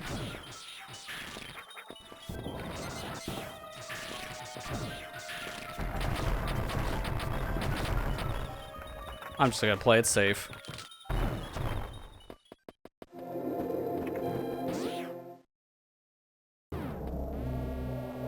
Now let's set up for the boss fight.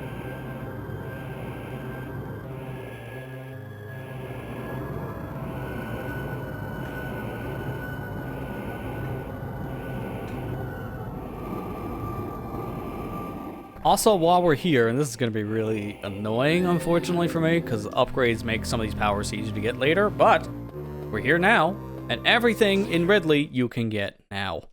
It's very, very hard to do it, but it is a possibility. And unfortunately, as much as I would love to skip fighting this boss, can't, because I need its super pack.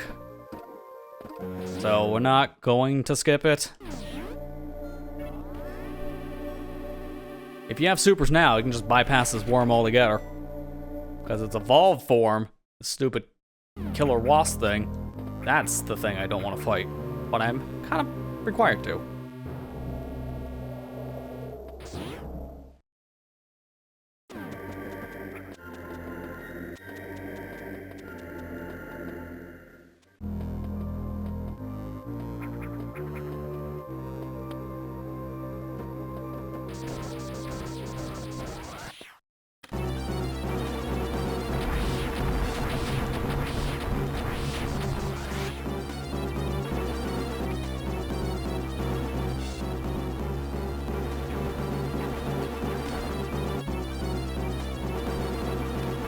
Now just light him up. Alright, actually stop doing that because I almost lost all my missiles. So I'm gonna probably have to do this with my charge shots now. Because this is the problem part. Unfortunately, when you're out of missiles, all you can do to actually damage this boss now is use your charge shot, which is not nearly as powerful as missiles. I don't think I would have had this problem if I had more missiles coming to the fight. Unfortunately, I did not. That has been kind of the running theme of hard mode. I wish I had more of X or Y. Health or missiles have been the two answers.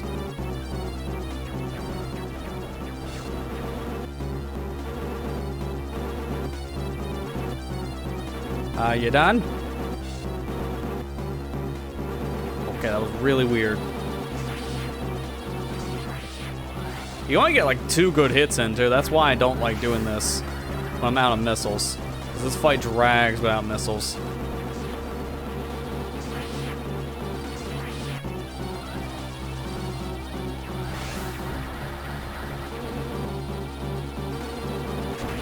There you go. Okay, we're done.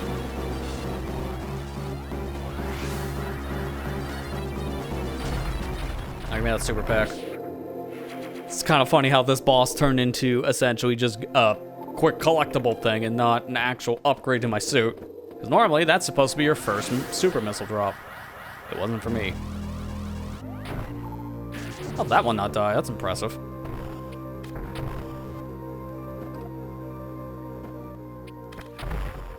You've got to be kidding me. I held left, dude. Oh, come on. Now I got farm because of a misinput. That is so dumb. I hate this so much. Oh, thank you. These things have a little bit of a higher chance of dropping supers because of that situation. You need a super to get into Ridley, so they gotta make sure you actually can get super missile drops to get into the area that requires them. Imagine if they just didn't drop a super there. I just would have been screwed because it's funny, and I don't want that. That's stupid.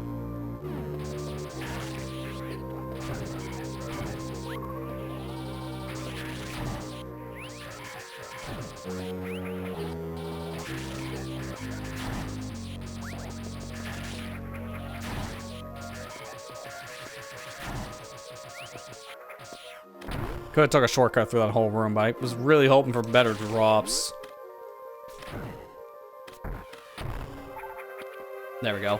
I was really trying to remember how do I do the jump without really screwing this up, and alright, got it.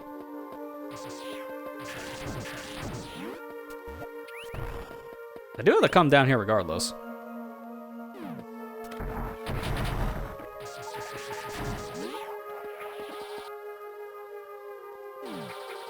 Alright, now let's take our save. Nothing else is in the top section here, thankfully, of this side of the section of Ridley, so I can just continue going further into this boss lair.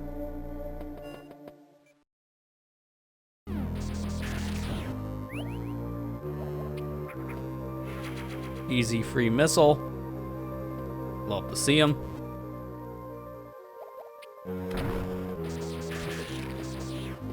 I would love that actual health drop. Actually, I should do this first. This map, unfortunately, is required to grab if you want to do any of the puzzles in this area, because there's a lot of speed puzzles in Ridley, and a lot of them set you up in this room, like at least this one, and then there's another one here that's right afterwards on the right.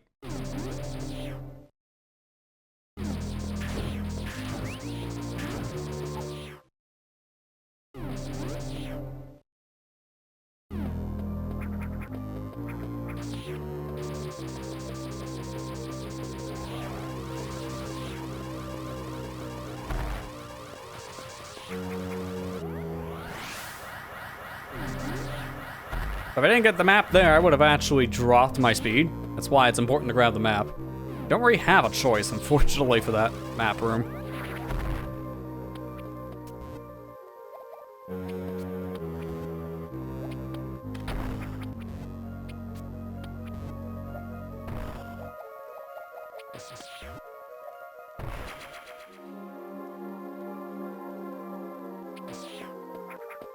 I was afraid of that. I think I gotta leave and come back, because, yeah, there's not enough room now.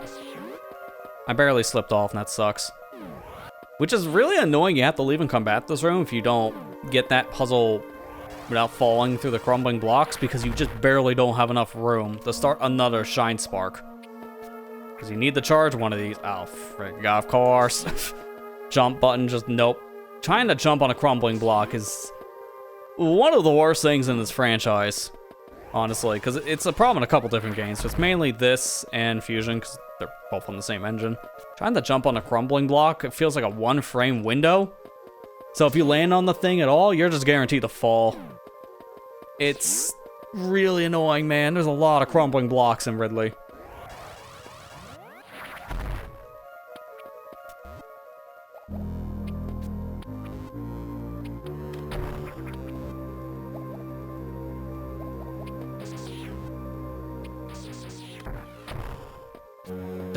I knew that was gonna happen. You can grab the side there, and I was trying to grab, but sometimes you just don't, and I don't know why.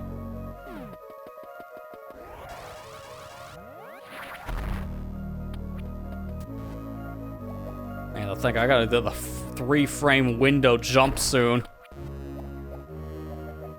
If you don't know about it, you will soon enough, and nobody likes it.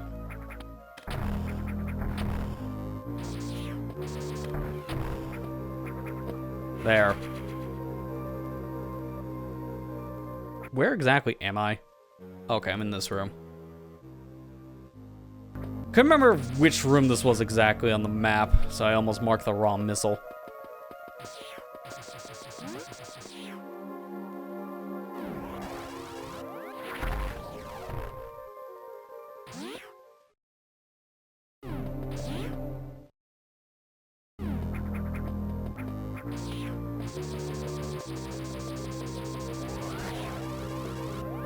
Just let her rip, get the missile pack on the way. But I'm more concerned right now to get into the save room. Because before I attempt the next couple Shine Spark puzzles, it's best to save. Because what I'm about ready to attempt is a lot of tedium. Not necessarily hard for the hard mode standards, just hard for any difficulty of the game because of just how they designed this section.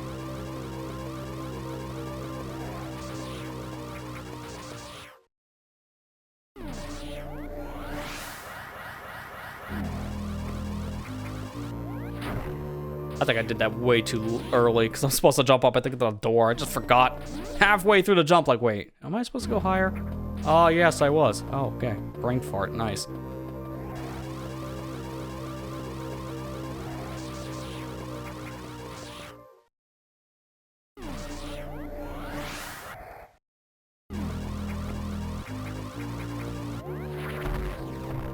There. All right, now let's set up for another boost. Because I have to, from here, crouch down and boost up. Then from here, it's a lot of very, very precise platforming.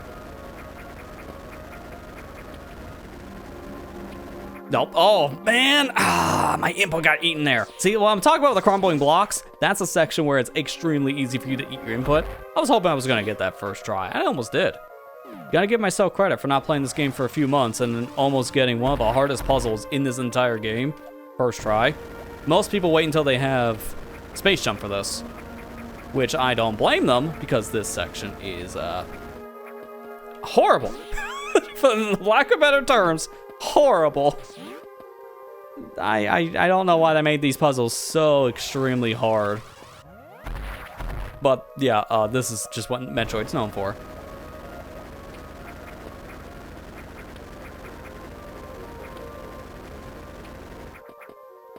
Man, it's because I'm trying to do like a spin into a wall jump there.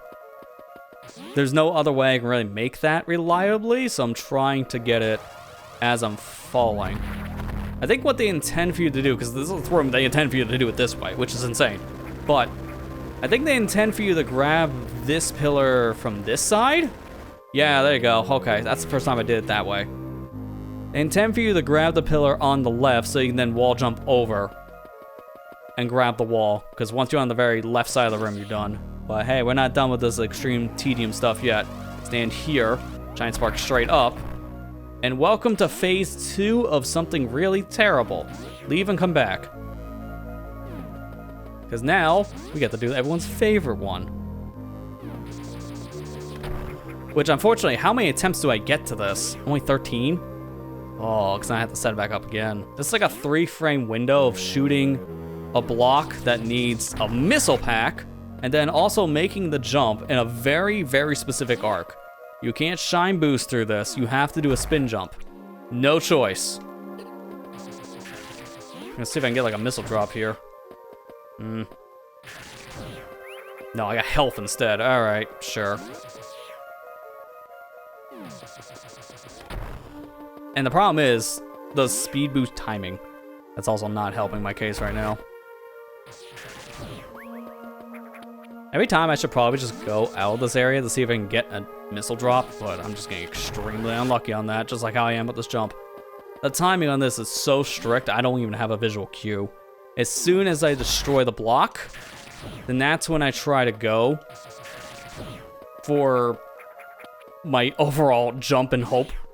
Oh, I actually screwed it up. I gotta go back.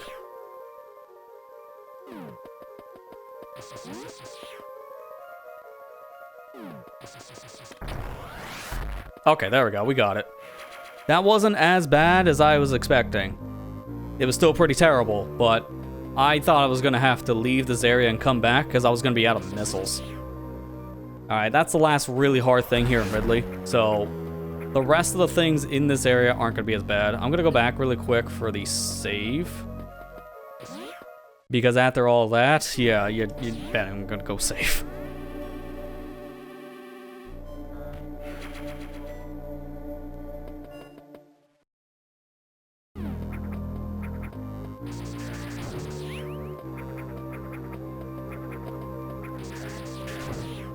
Still no missile drops. This is extremely rare for me to get no missiles. It's also extremely annoying. Because I need missiles. Is there a thing in this room, or am I thinking of a different one? Yes, actually.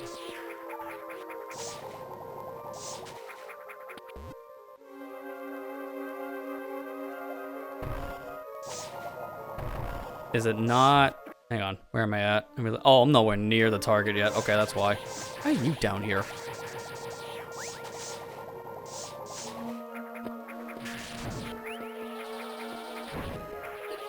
It's here. Nice leaving one block behind somehow.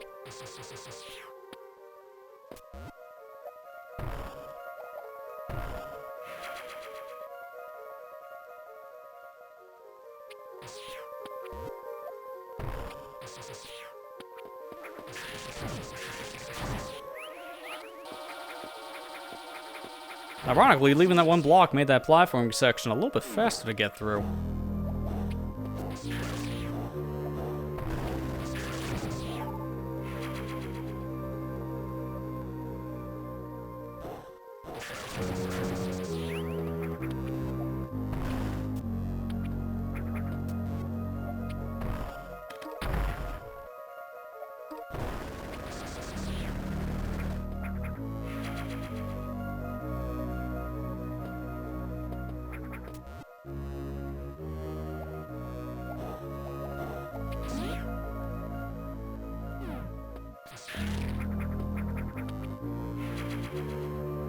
That may look easy, but I swear I failed getting this missile pack more times than I can count. I don't know why.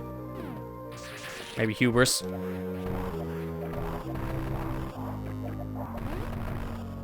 No, I thought that was the room that also has the hole.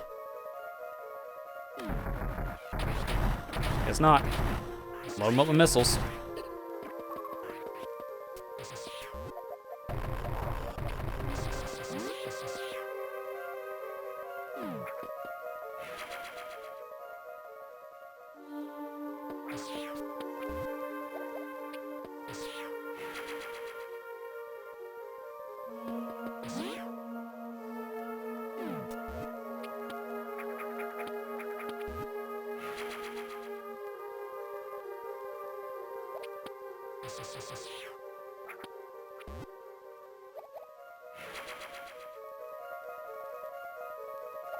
Surprising how this room looks like it could be just as hard as the other room we were in previously that had two missiles that were in like crumbling block situations, but that room's actually very easy.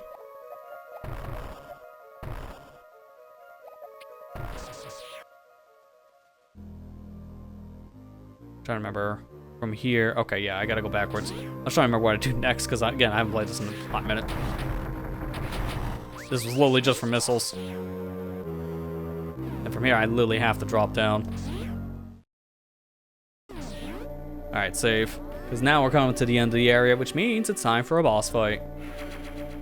I don't know how this is gonna go on hard mode, because I don't know how much more health Ridley's gonna have.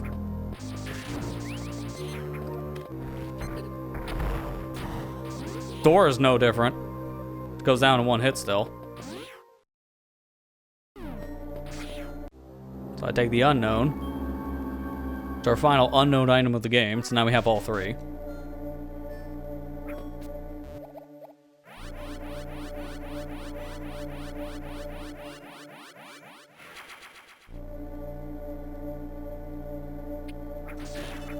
And then immediately go right behind the statue for a free E-tank that you're probably gonna need, because this is hard mode. Now I'm starting to feel a little bit more comfortable with my health numbers.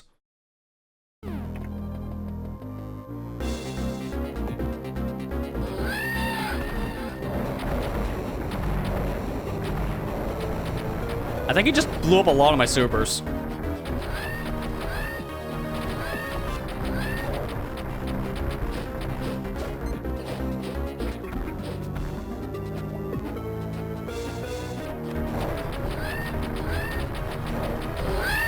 Alright, there we go.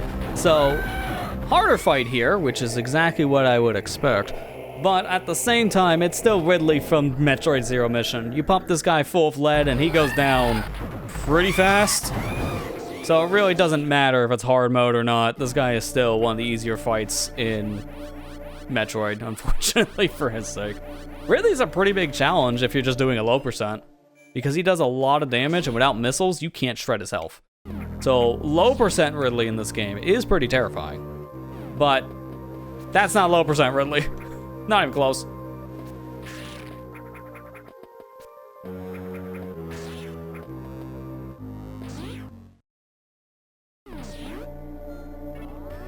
Alright, now we get out of here.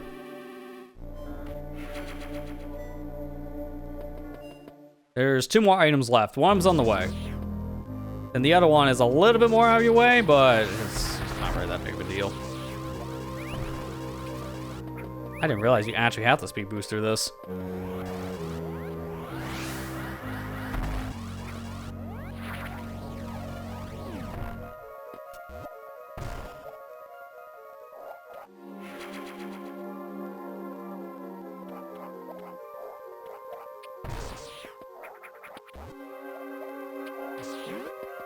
Alright, now one more item, which I believe is one more missile pack, and it's on the way out, thankfully.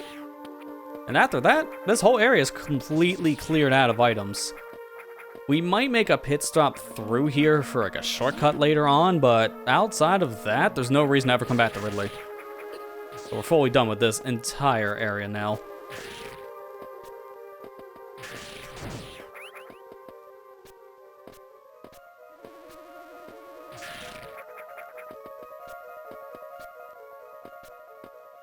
I thought I made him too high for a second to actually hit, because if I did, I would have been really annoyed.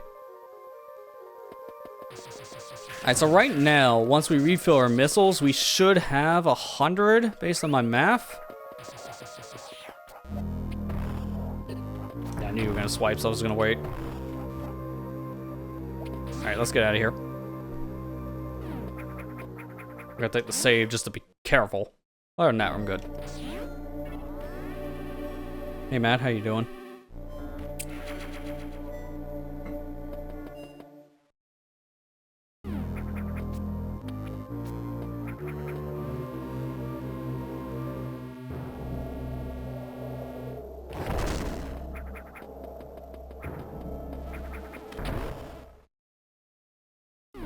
Oh no, it's destroyed. I don't need hints. It doesn't matter if you're dead or not.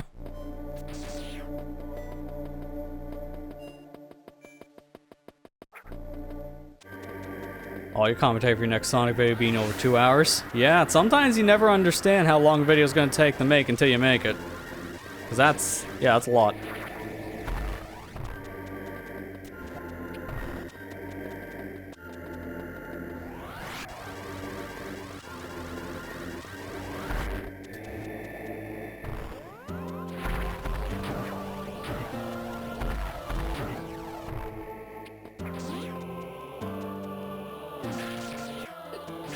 So gonna bum rush it, doesn't matter right now, because health. I can refill right here.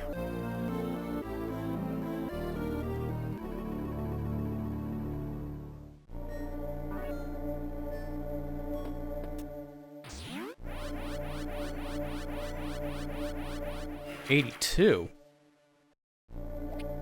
Maybe I didn't click a missile or something, because that count seems weird, but it doesn't matter when I have the in-game check. I can always just check this. The only annoying part is if I misclick something, I don't know where I missed it until I go to that specific area. So it just makes it a little more annoying, that's all. Alright, where do I want to go from here? Because at this point, I got some items down below. I do need to get them regardless. It's actually way harder now.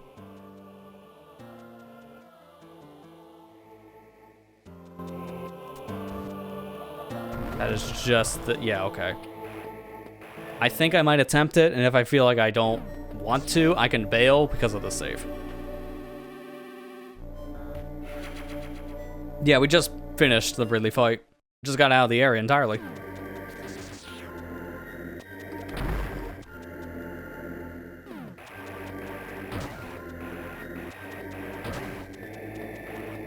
So we're almost at the end of the original Metroid game at this point.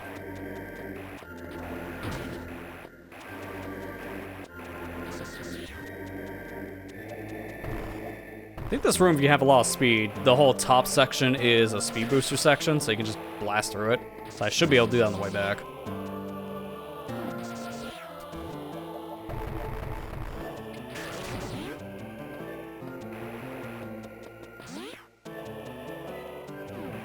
Alright, now there's this. I hate this puzzle so much. This is much better to wait on, but... yeah, we're being stupid. I'm getting it now. I think I'm supposed to crouch. Okay, cool. First try. Yeah, see, this puzzle is horrible because at this point in the game, this is why it's horrible. Speed booster... not speed booster. Screw attack makes this puzzle way harder because you can kill the enemies you're trying to platform with. And in that case, that would have been really bad, but thankfully it didn't actually happen. Surprised I got that first try. Alright, hang on.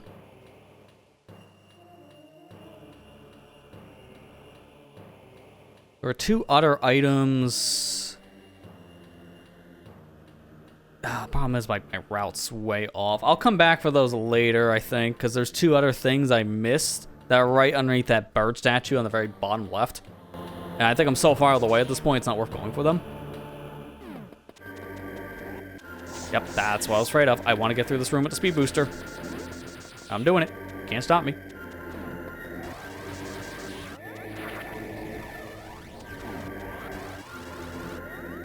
And I just do a ball part to get through the rest.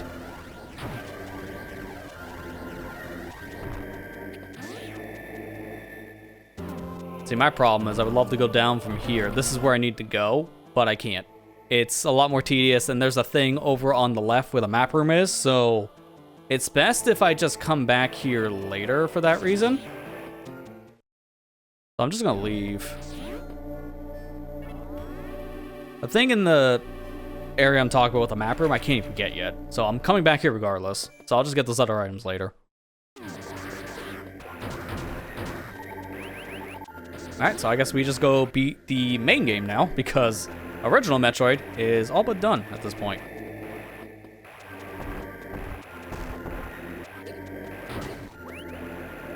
Wait, I just thought of something. I want to see this for experimentation reasons. Because, actually, I'm just going to reset for that reason.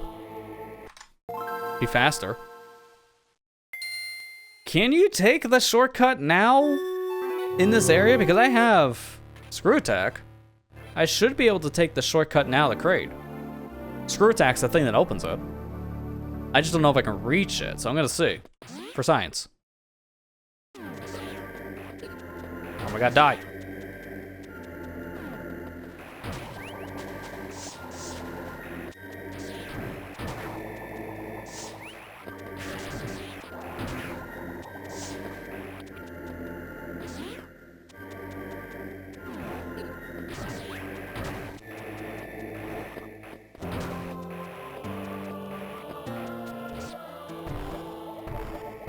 Because I think maybe here I need to, like... Oh, wait a minute. I was gonna say, maybe I have to power bomb this, because I don't have those yet, but no, you just missile it. I can just jump up. Then from here... Oh, wait, no, the shortcut is power bomb. Never mind, then. I couldn't remember. I'm thinking of the shortcuts from Metroid Fusion. Because ironically, I think I've played that sooner before Zero Mission, because I played that a few months ago. So I'm just gonna go out the same way I was planning to.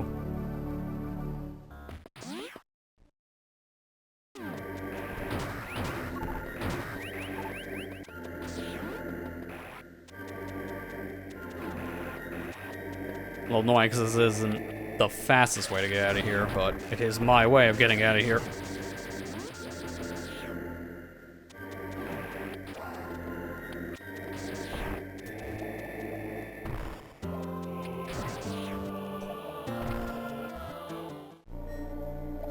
I'll take the healing.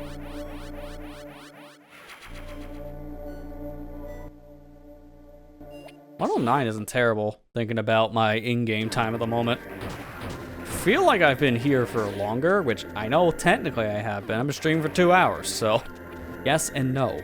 The in-game timer doesn't reflect my actual real-life time of putting in this game, so yeah. That's why it feels longer, because it literally has been by double.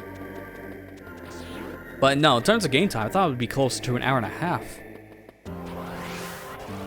That's why I'm a little more shocked.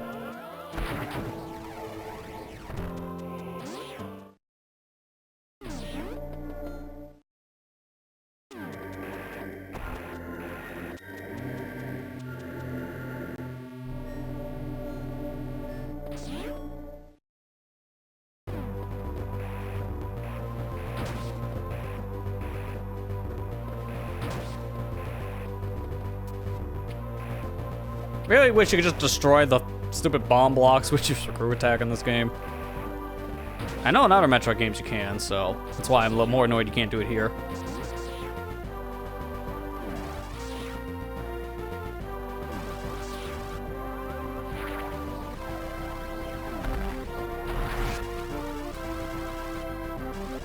Geez, now remember the timing? That might as well just be a flex.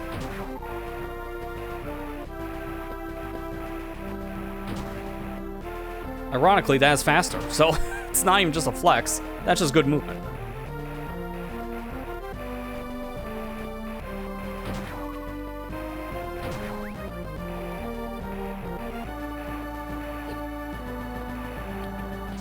Alright, now I'll take the heal, just to be safe.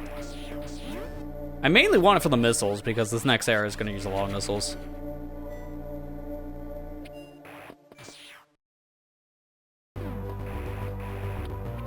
Oh, I appreciate you keeping the stream running for ad revenue purposes there, Matt. I mean, I don't know what you can do at this hour at a bank, but either way, just be careful out there.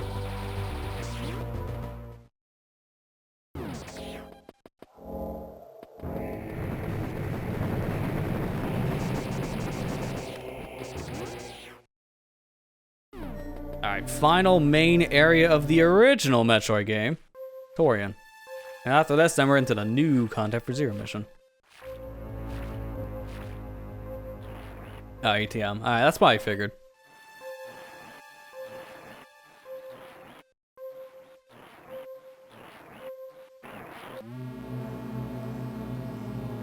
Anyway, still just be careful. And see when you get back.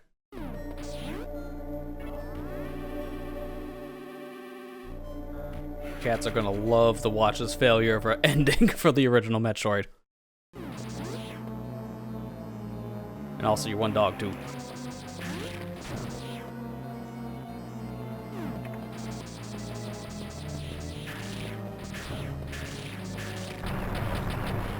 Yeah, Metroids don't stay frozen for that long in hard mode.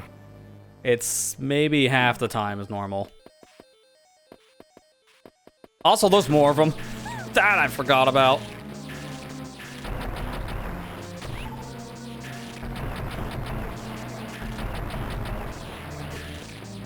Is that even a decent spot to kill that Metroid? I think I might just want him unfrozen, yeah.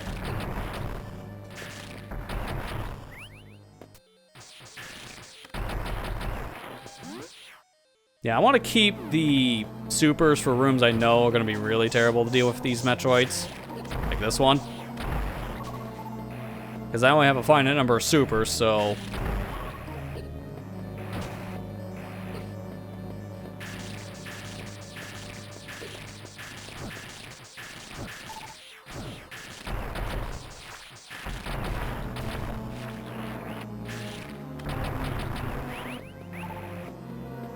They do a lot more damage too in hard. The fact there's just more of them here is insane. Oh my god.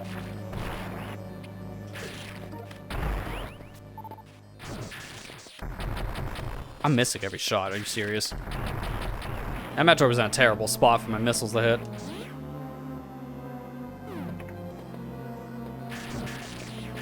Oh, sweet mother of God.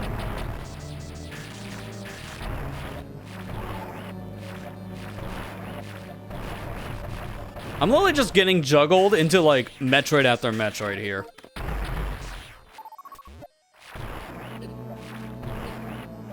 And then, also, by the enemies around me, too. The Ringas are not helping.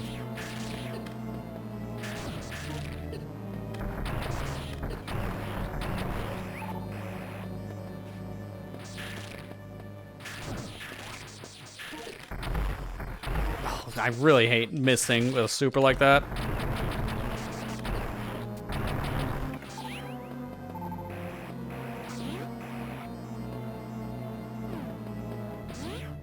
They give you one saving grace here, quite literally. They give you a save room in the middle of all that Metroid hell, so take the save room in hard mode, because it's really needed. And also a green ring, which is very nice right now to give you this, since this is a guaranteed drop between health and missiles. You mainly get health, as you've been noticing, but it is good for overall missiles. Alright, that's good enough. I don't want to stay here forever. I will have to do that again, but it'll be after the Metroid section, so I'll have to grind for more missiles.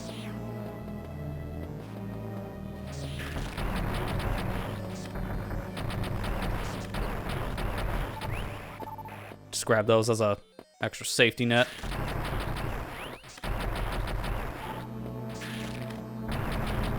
Where did the other one go? Oh, hi. It really went off screen for some reason. Like, I don't know why it went so high.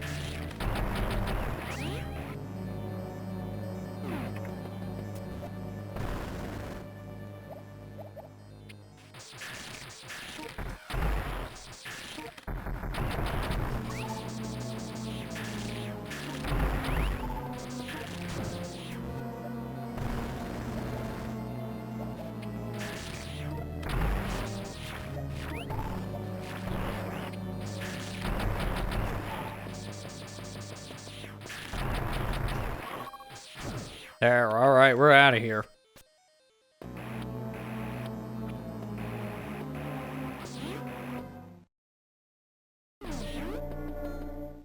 Now I gotta grind more missiles.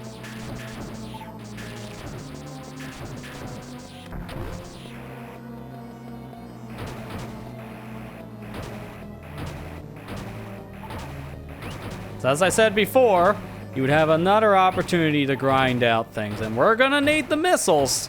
So, unfortunately, this is our lives now.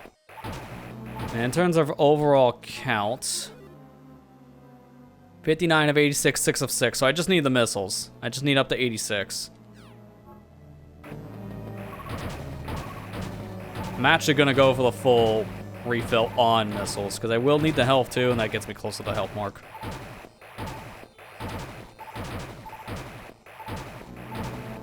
Alright, we're good.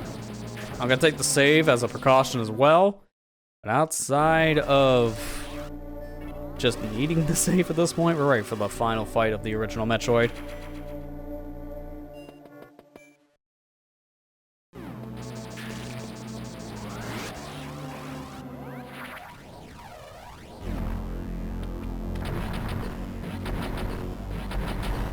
Oh, these walls have to refill their health pretty fast, so don't stop shooting.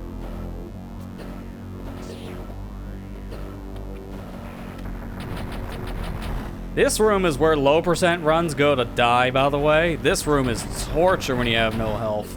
And low percent, you grab basically no E-tanks. I don't even know if you're allowed to hit a single one at this point.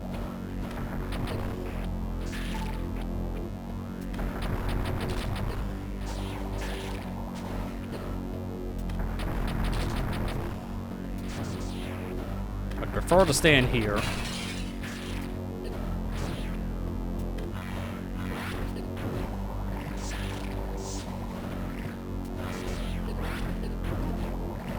my god, I'm getting wrecked.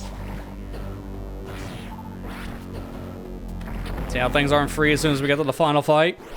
Because with health, everything I've grabbed up to this point, it's not enough. I'm still getting slaughtered. Just a handful of hits from Mother Brain and my health shreds back down to 0.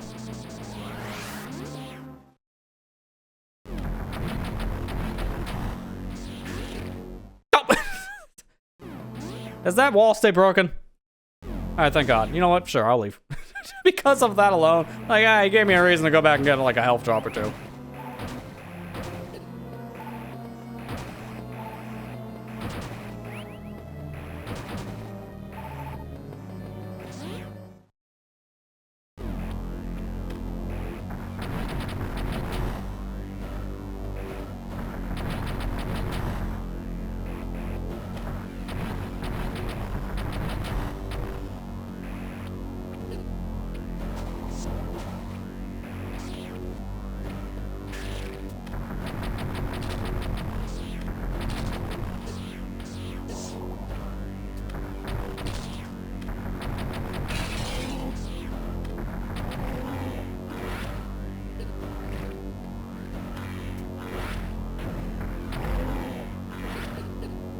Dude, the double.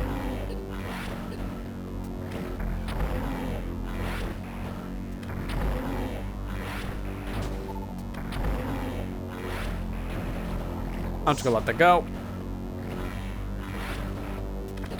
Alright. At least we got all the supers on the eye. That's extremely important because of how much damage supers do.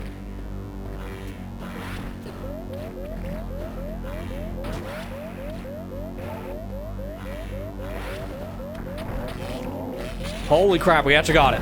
I didn't think I was gonna live, so I thought I was going to eat it with one of those attacks. Alright, cool. So it is possible to charge a Shine Spark there. I don't actually think it's any faster than just going through this room normally, from what I've seen. But it is possible. And if you can do it, nice flex.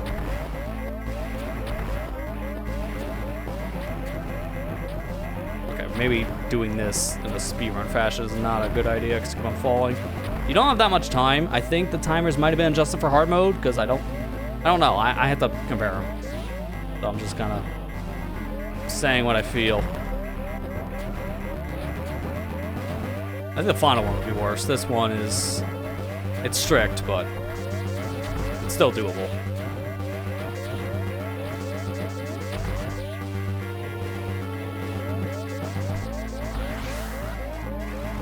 There we go. All right, we're out of here. And that is it for the original Metroid game. So at this point, this is where if you're playing the NES game, you'd be done. We're far from it though, because we're now entering the most tedious part of the game, honestly. Because now we're into the Zero Mission section, which is not only bigger for an endgame section, but also there's just so much backtracking at this point if you want to get everything. Be prepared to go to pretty much every area you just explored because you were missing one item. But that's not gonna be until we're done going through our new section here for Zero Mission. So it's gonna be a bit.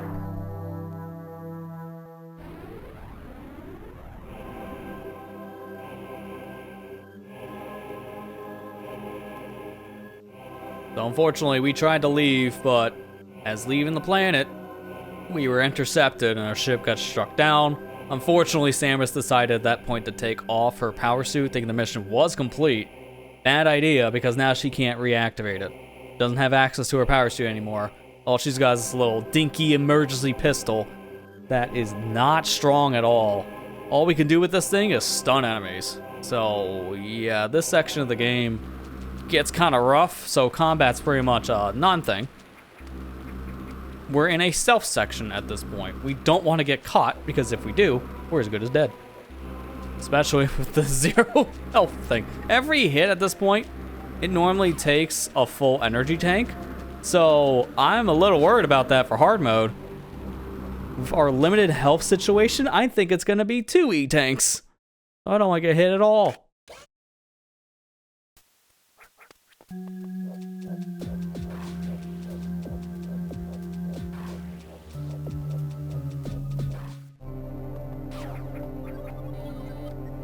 Oh, actually, it is possible to skip this map. This is the one map in the game that is technically required, but with a very precise jump, it is possible to jump over the trigger point here, but it doesn't really matter if you skip it or not.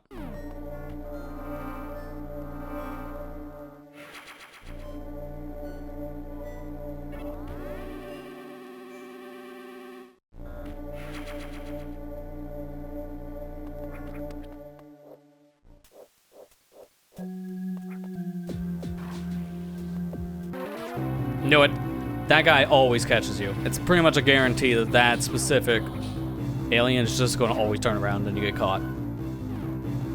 So, stealth section here. Don't let the space pirates ever find you. If they do, they will chase you down and kill you. So in this case, I don't want to get caught because I don't have much health. So if we can, avoid every single interaction with these guys. Yeah, this is also kind of annoying. You can technically skip the trigger of that laser, but it's a very precise wall jump. So it's possible, it just sucks. Oh my god, 2 E-tanks worth of damage just by touching that body. That's bad.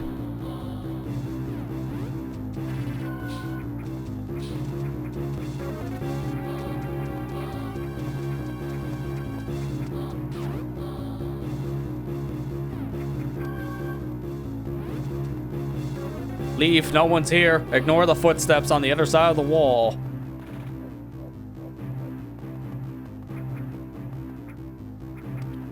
So with my current health situation, I think I'm allowed 3 mistakes if I get caught by a guard and get hit. That's not much. That's really bad odds, actually. Normally at this point I have so many extra E-tanks, I can take a lot of extra hits, like maybe 12. But not here.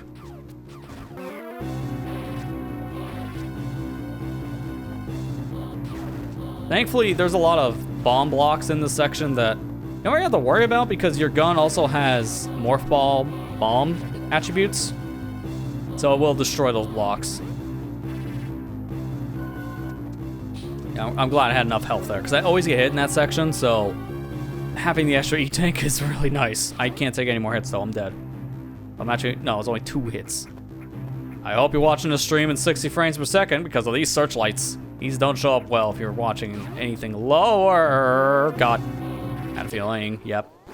I couldn't do anything because if I went either direction, I'm in gunfire. So that was just a bad situation to be in. Yeah, those spotlights are programmed to only really show up in 60 FPS, specifically here, so if you're watching at a lower frame rate, it's going to be a little bit harder to notice the searchlights, and I remember watching a lot of early playthroughs of this game back in like 2010, 2011 era of YouTube. That was before 60 frames were even an option for videos, so you never actually got to see what the searchlights actually looked like. Most of the time, they didn't exist in a video because they got deleted because of the frame rate issues.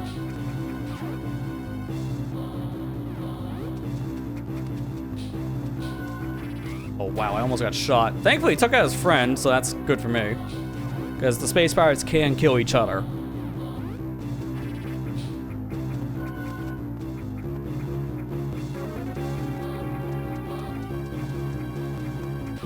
I remember not to go too fast when I'm doing the wall jumping stuff because you can very easily drop your inputs if you go too fast. We won't be doing wall jumps too much longer. Once we get our suit back, then we're done needing to worry about wall jumping because we'll just have infinite jumping. And that's superior.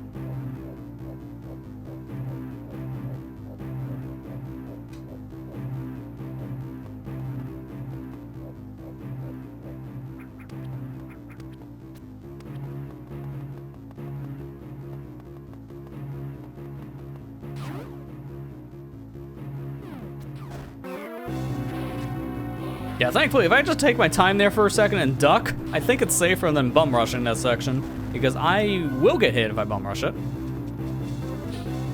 Oh god. Yeah, there goes my 2 safety hits in just a few seconds.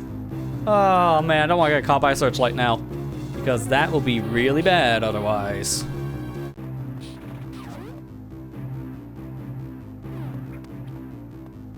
Fortunately, they're in kind of a bad pattern to start in this room. I'm just gonna go in here really quick, which gets rid of the searchlight. Then I can come back around and they reset.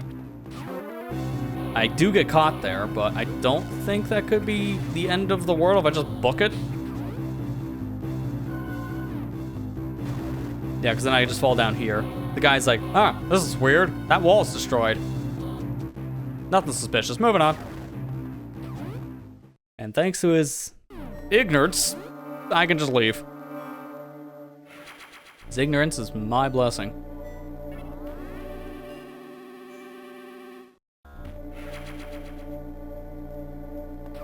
Alright, let's go ahead and continue. As I'm going through here, I guess I can make some casual conversation here with chat, because this section goes on for quite a while. How does everyone feel about the Zero Suit stuff?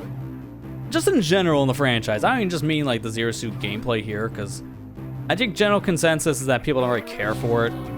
Like, it's fine, but the section itself, it just kind of feels a little bit of like a pace breaker. You really do feel weak, which is good for story, but on repeat playthroughs, people don't care for the game part of this all too much.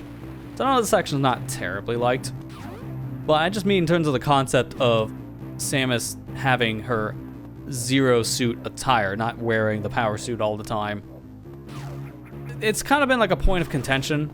I think it's a little bit better nowadays with how they portray Samus in her Zero Suit, because honestly, during this era in the mid-2000s, they were really starting to sexualize the character a little bit more to fans' liking, so it kind of took away some of that, like, oomph the original games had when you would get 100%, Samus takes off the helmet, and they're like, oh my gosh, Samus is a girl, I thought that was a guy. Because most people obviously don't know. Oh god. Yeah, you know what, just take the L. I'm in, like, the worst spot. There's no way I'm getting out of that. Nowadays, everyone knows the character under the power suit helmet is female. I don't think that's really hidden, especially at this point, and that's kind of like a for the better thing, because nowadays people can just embrace the idea of there's, you know, a woman behind the suit. You know what, just take the L again. That shortcut's not worth it. I would say I like how Zero Suit's handled now. It's weird how I'm saying it this way, like it's a different character. Technically it is if you talk about the Smash games.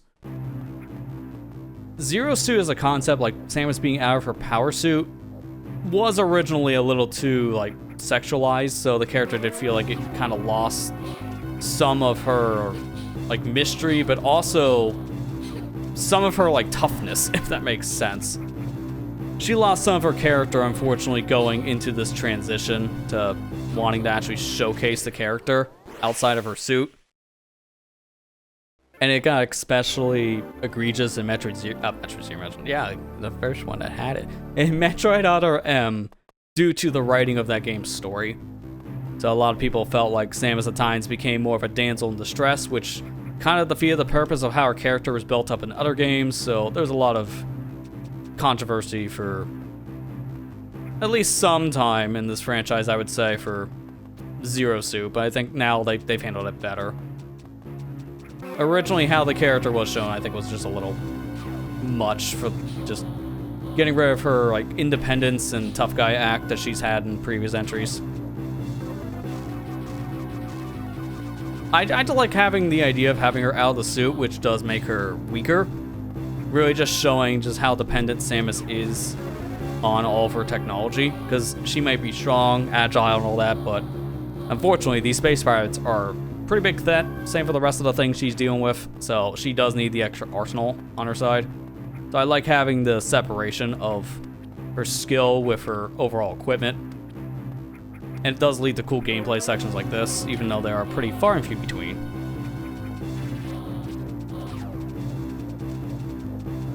That's just my 2 cents on it. I like the design of the suit, though. Like, they've kept this design since it was introduced in this format. Oh yeah, I forgot, you just actually do find me if I'm up there, which is really annoying.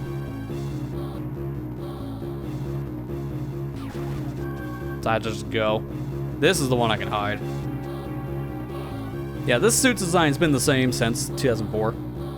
So, we've seen this version of Samus now. She's out of her suit all the time, because beforehand they didn't know how, I guess, to have Samus design when she's out of the power suit, because sometimes she would be in like a bikini, or maybe she would be in like a full-on like workout attire, or sometimes she's having like green hair or purple hair. It's like they didn't know what to do with the character's design at one point. They were very back and forth on what worked and what didn't. Sometimes she would have a more sleek fatigue like here. Sometimes she would be more built out, like she's been lifting 10-ton weights all day long. It's like they didn't know what to do with the character until this time period, it felt like, when she was out of her suit. Because once we got to this form of the Zero suit, we have basically stuck with the same design, which is good, because consistency is nice to have in your products. And unfortunately for Samus, she didn't have any consistency for a while. Dude, that's really dumb. I thought I could make that jump. He hesitated for a second. I was hoping maybe, just maybe, that'd be enough time. That should get out of there. It was not. Which means I gotta do this yet again. It's like the 4th time I'm going through this specific searchlight section, which I'm getting tired of. Turn around. Dude, he literally turned around to turn around again. Why? Saves are like so spaced out in this section too, so I have to just make it through a gauntlet of this stuff with very little health and try not to take too much damage. I think I might have skipped the save before, now remembering, so that could be why I'm in this section for too long.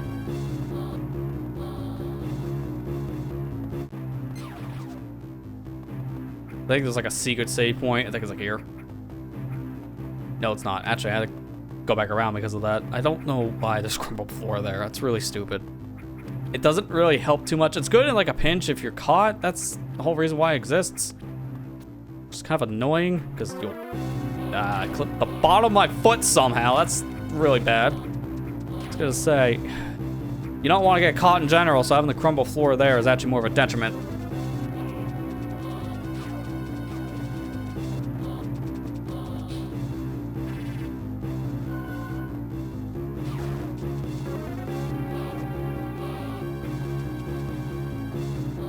Wait it out, be safe. Up here is where a save point should be, if I remember correctly, because there's like a hidden save.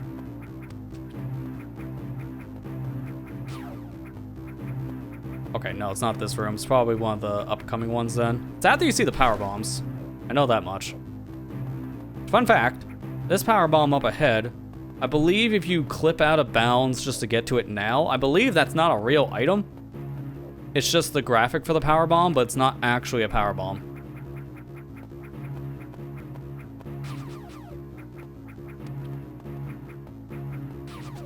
I swore that this was a safe area, but I guess I am mistaken. Mistaken.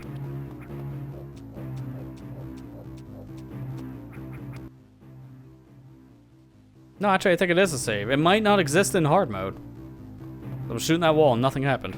I have to do this because these lights are in really stupid spots, so no matter what, I'm gonna get caught.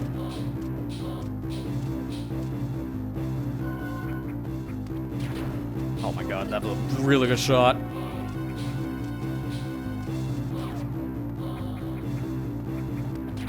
Stop shooting. Oh my god, at least I don't take 3 E-tanks worth of damage from the lights, from the eyeballs. Like, oh my god, imagine if those things hurt that much.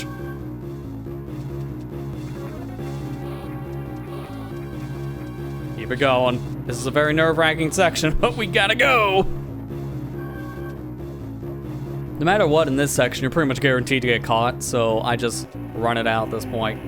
I just don't want to stop, because if I stop at all, I'm dead.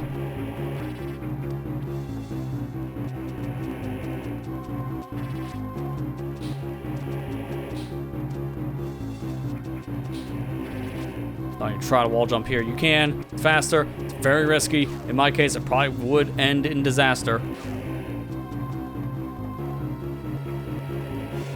See ya. Oh my god, that one lived! What? They've never been able to do that before. I've never seen that. Every time I've shot that as they walk towards the edge like that to kill me, I have always seen them fall off. I did not know he could make that jump. That's so terrible for me. Oh, here we go again. Everyone's favorite section. It's back. How'd he see me? I wasn't even up on the ledge. Good vision for the fingers, I guess.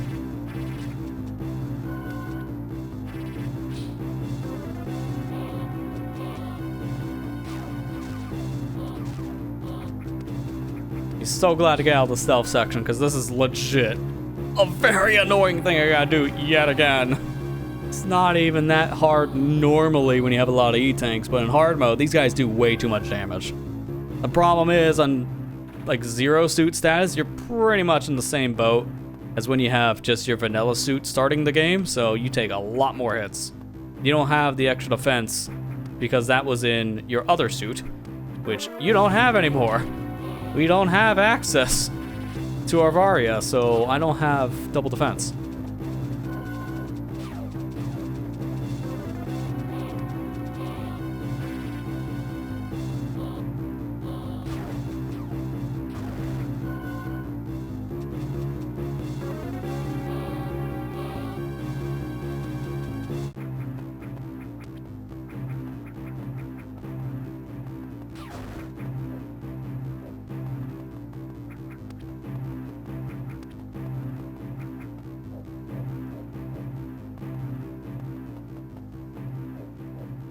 Now I'm checking it again, but I could have sworn this is the room right here. Yeah, so save down below. Then you go in big room, go down, then you go up, big chamber, go down, go around, go up, up. Yeah, there's a save room on my left here. But they filled in the wall for hard mode. There is no way of getting to the save.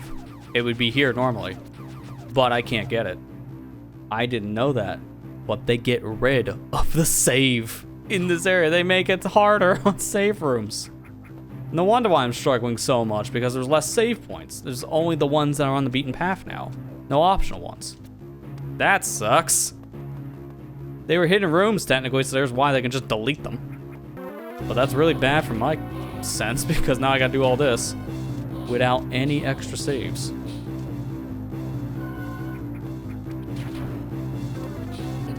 Oh, I thought I hit him. Come on. I shot a little too late.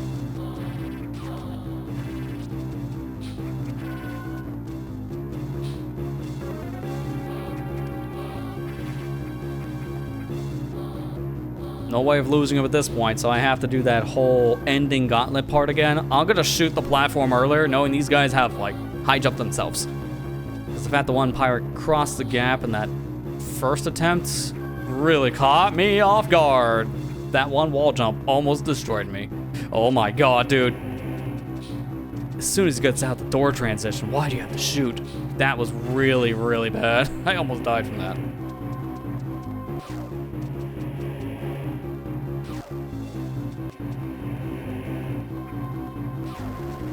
See ya. This time for good. That's it for the stealth section. Oh my gosh, man. Thank God. That's so bad to deal with. I'm glad it's finally over.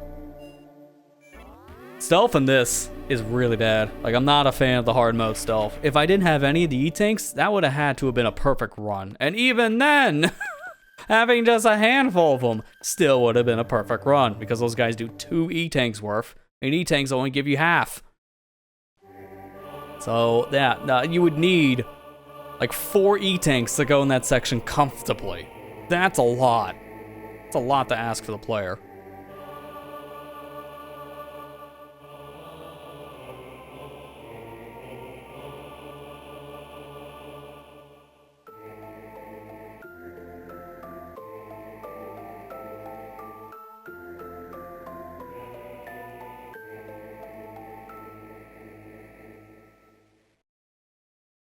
I don't know how much damage this does in this section, but I'm gonna want to not shoot myself, because this is a little illusion mirror match final gauntlet thing for this whole Chizodia section.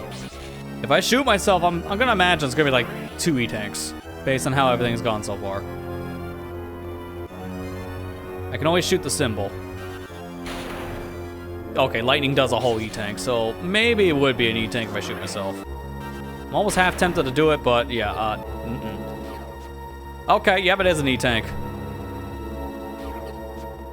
Oh man, one more hit and I'm dead. And unfortunately, the last hit on this is really tight on timing. How did that not count? I guess you need a fully charged shot for that, because just the standard shot is not enough. I didn't know that. Well, this sucks. Unfortunately, you have to watch that cutscene every time. There are no cutscene skips in Metroid Zero Mission. The most you get is when they have the little dialogue parts, which are like really the beginning of the game and then going into the Zero Mission section here. So it's like 2 sections in the whole game. As soon as the text comes on screen, you can press a button to get it off. But this... Oh, no, you can't skip it. Okay, never mind. I thought you couldn't skip that for some reason. You can't skip, like, the ending cutscene. That's probably why I was thinking that. Yeah, you have to have a fully charged shot. Alright. Go to experiment in the beginning. I don't remember if that was the case in normal mode or not. I think it is, but I just never really experienced that before.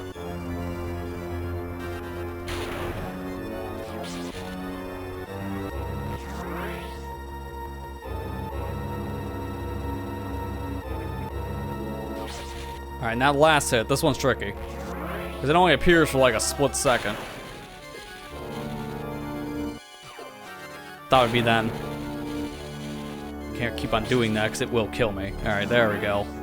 You gotta be prepared for that because the hit, you only have like maybe half a second at most to hit that symbol. It's not much time. Alright, so there we go. Now we got ourselves our suit back. So this is all the upgrades at this point that we were getting from the past. Those unknowns become real things. So plasma for 1. Gravity for 2.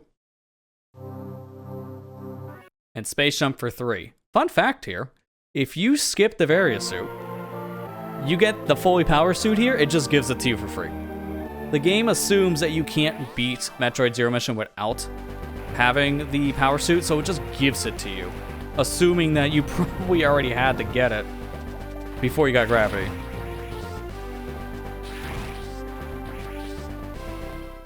Alright, before we do anything crazy, because now we're in the cleanup section. Now we gotta go around and get all the items we missed throughout our whole adventure.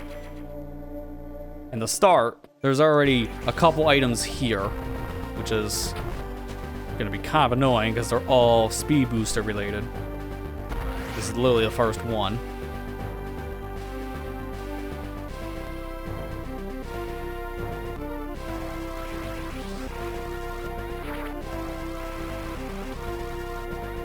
I'm gonna have to pause here for a sec because I need to see where was that. Okay, I got it. I couldn't remember where the item was on my map.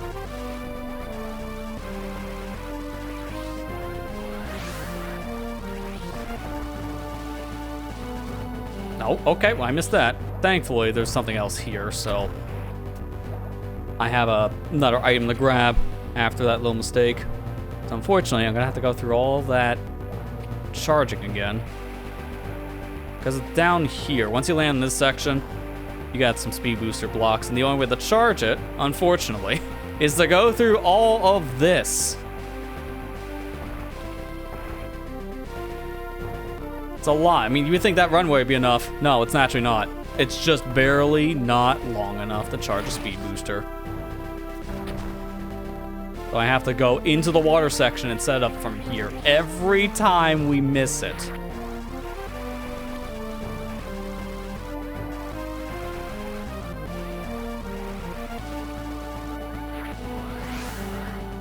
Oh, come on, I held down. Unfortunately, transitioning into a new area, it feels like you barely have enough time for it to actually recognize your button presses. So in that case, I held down. Game didn't know it because of the transition. It just happens.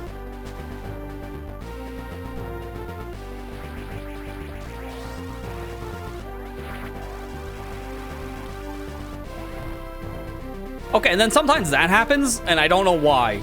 I literally hit the side of the ramp I normally can charge my speed booster on, and it makes no sense of how that didn't count as running on it. But no, it's like shoulder tackle. Like, all right, sure. I don't know why that can just happen. It's like a weird collision issue. Okay, I held down, but once again, the game did not recognize it in time, but it got my left input because of the D-pad having a little bit of a mushy left and right.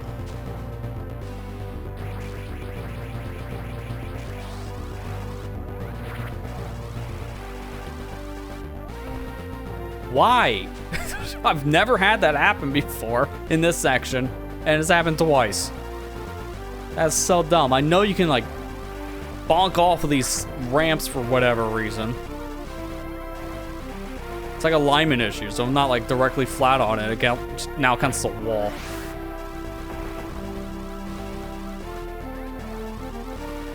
Thank you. No reason for that to have caused me so much headache in all, like, the easy areas to set up. But sure.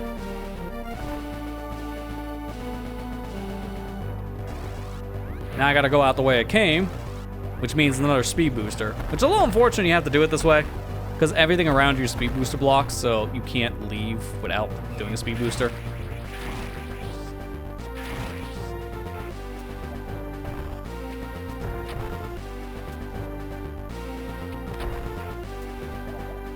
Like how this is a missile block and then randomly a bomb block. It's like, yeah, okay.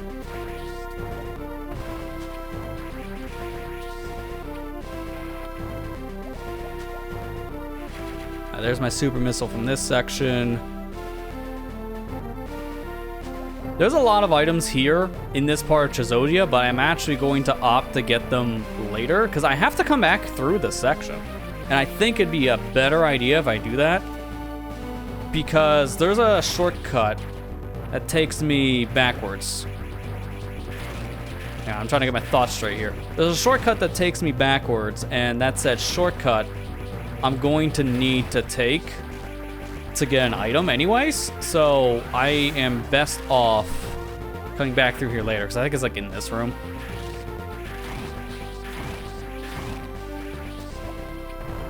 Yeah, that one right there. And I believe it does have a, what was it, like another bomb block in the way or something? Or a missile block. So I have to get that from the other side if I want to take the shortcut. So I can't do it yet.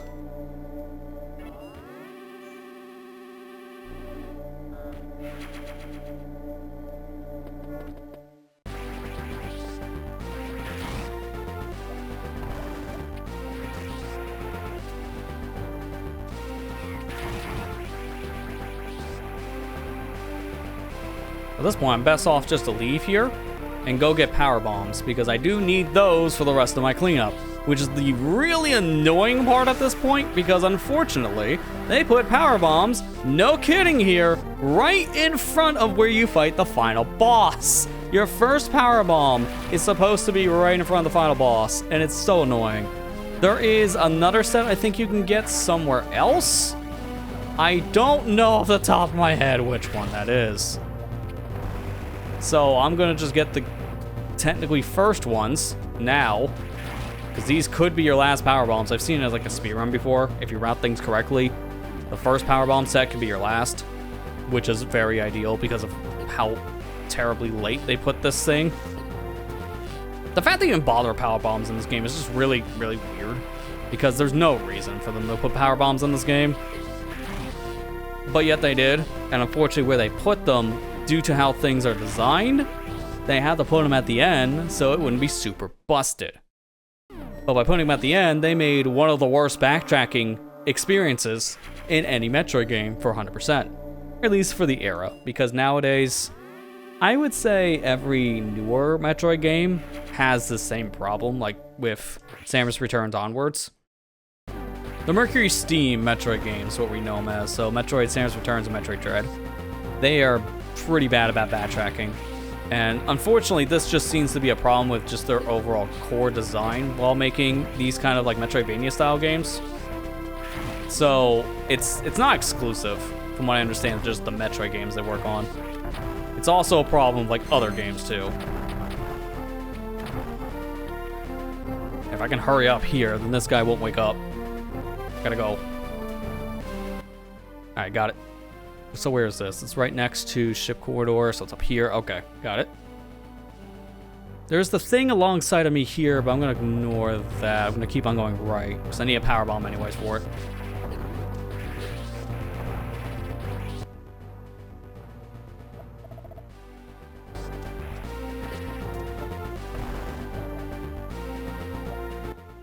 Oh, the part I get like turned around trying to get out of here, because I do need to get to that save area.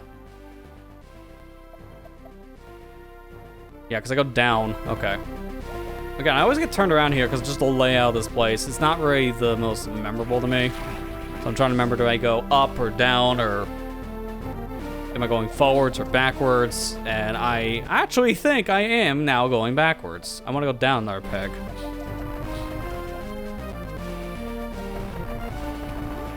And unfortunately you can't because it's a power bomb block, so you're not going down.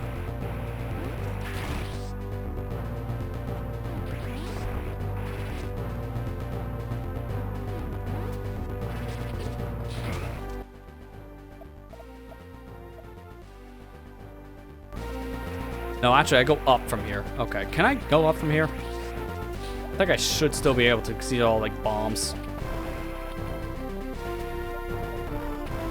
Make one wrong turn, then you're just completely confused. Oh my god. Dude! These pirates! Yikes, I wasn't expecting the upgrade version to do that much damage, but here we are. I mean, I shouldn't be shocked at this point. Everything that's an upgrade in this game does like 2 E-tanks worth of damage. I shouldn't be shocked at this point. That is the outcome. I don't know how many deaths. I should have had death counter for this, but I didn't even think of it. Because I was just hoping for like maybe 2 or 3 at most, but it's gone past that at this point by quite a lot.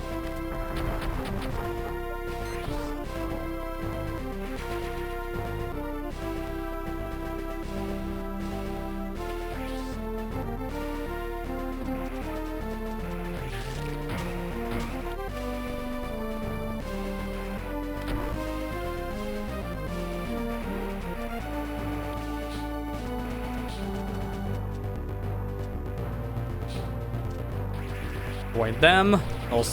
Those pirates, man. The upgrade ones are really scary to deal with. They're also really scary to talk about. I don't want to be canceled.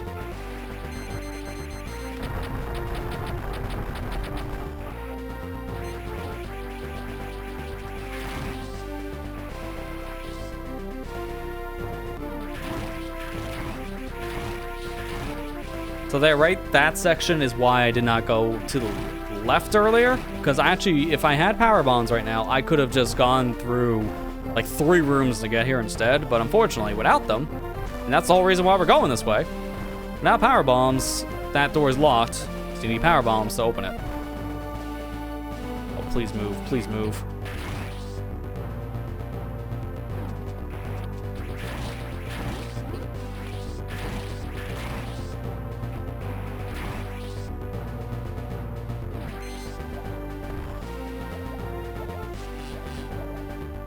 I just don't want to get electrocuted. I think there's a shortcut up there, but I probably would die going for it.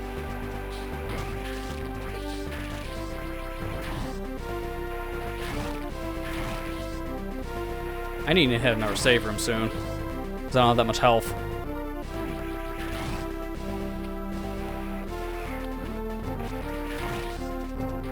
I'm gonna hit it now.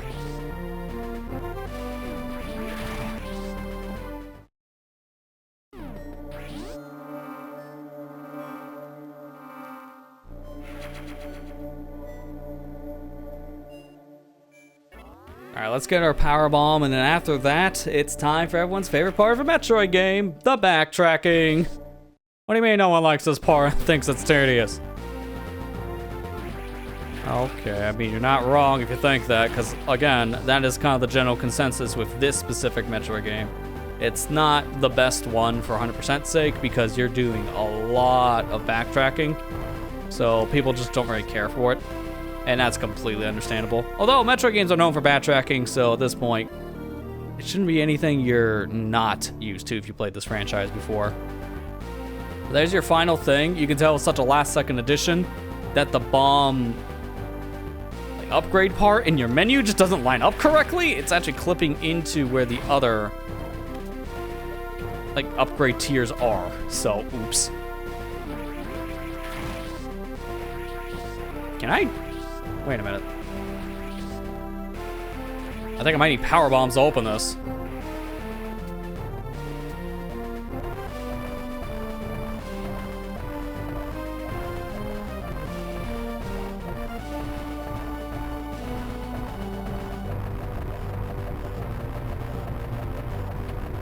Yeah, you do.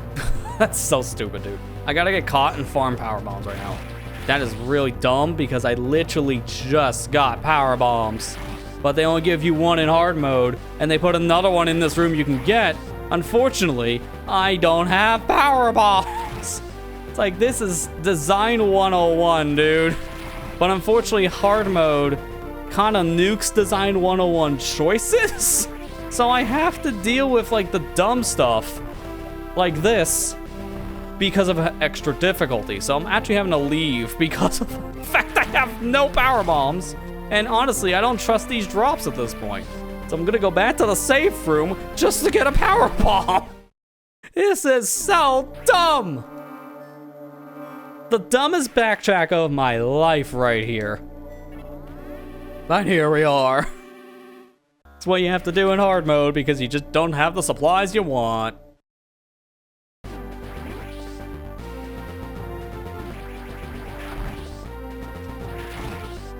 Make sure you don't waste it on the way, because if you do, oops.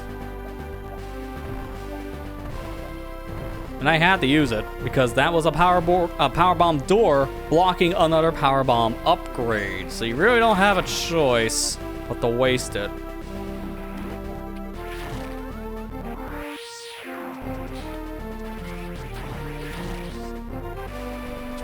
Really dumb I had to do that, but yeah, I got it.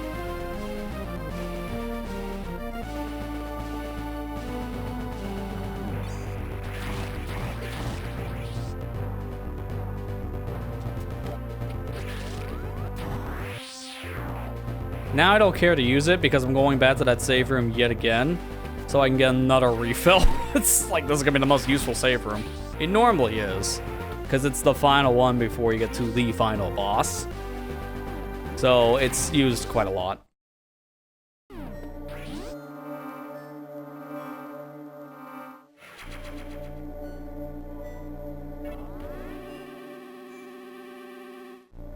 What are we at in time right now? I wonder. 136. I don't know if I'm gonna get the sub 2 hour in this game. If I do, it'll be pretty impressive, but we'll see. Oh, you tried to use the ATM there, but just touchscreen doesn't work. Well, yeah, that's a rip. Man, I feel that's the only one you were able to go to right now, and it just happened to be the one that doesn't work. I hate when that happens.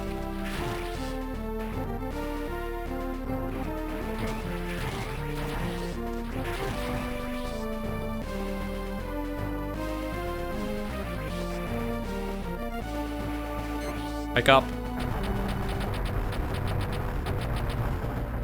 Dude, why'd you stop there? Thanks. I'm constantly shooting the guy. He stopped. What is here? Okay, I guess another space pirate. He stops in literally like the one spot he shouldn't, and there was a floor underneath him, so I don't know why he stopped.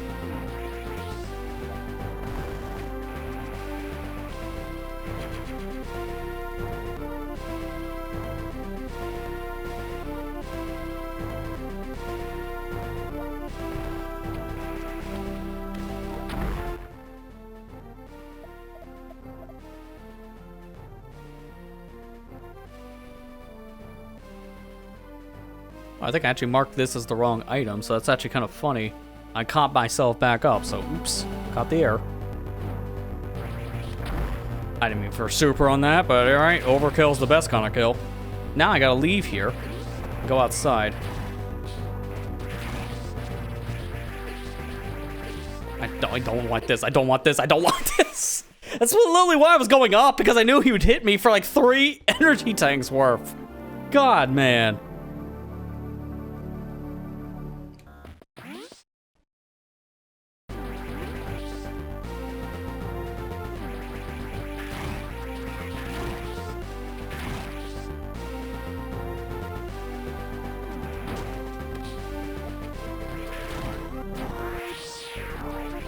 Fun fact, I just learned about that powerbomb shortcut like last week. So, the more you know. You may have learned about that too as watching this. Because nothing really makes you think of powerbombing that specific floor, because they put a lot of powerbomb shortcuts like that all throughout this little area, but a lot of them go unnoticed because they're extremely obscure.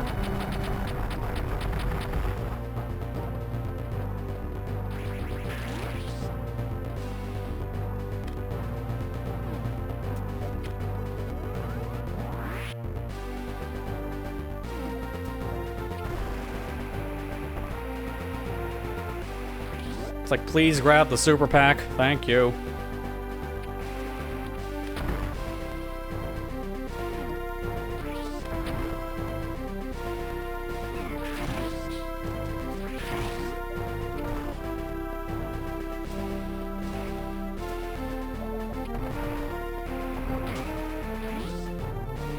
I'm taking the save room because of the fact that I need yet more power bombs. Unfortunately, until I get more of these things, the save rooms here in Chizodia are my best friend.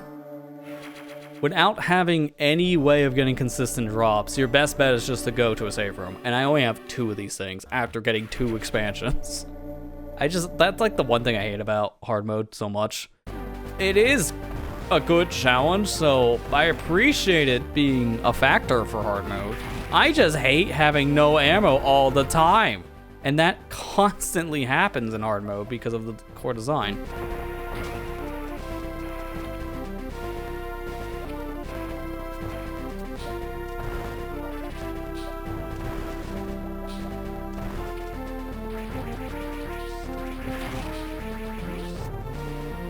Also, I feel like they've upgraded a lot more pirates in this section too, which, you know, that's not a surprise that the hard mode has like more upgrades to their pirates.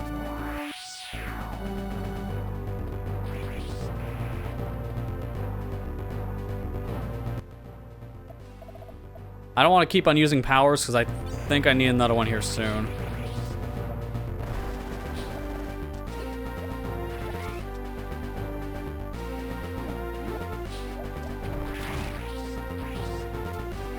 Yeah, that's a crumble block, so no, don't do that. That's how you get back in here, because that's part of a power bomb thing.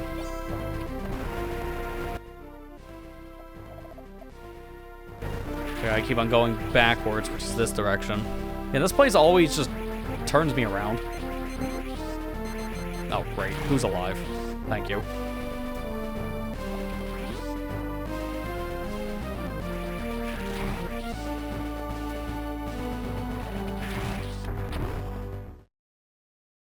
Alright, thankfully, save room's active because the only pirate in the room is now dead. So it doesn't count as a chase section anymore. I got this one upgrade here. Then I also have another one that we just saw earlier from the little shortcut. That's another upgrade path. Give me this. That's a super missile pack, which I now need selected. Yes, we just got the power bombs just a few minutes ago, so now we're just in the endgame cleanup section. Everyone's favorite.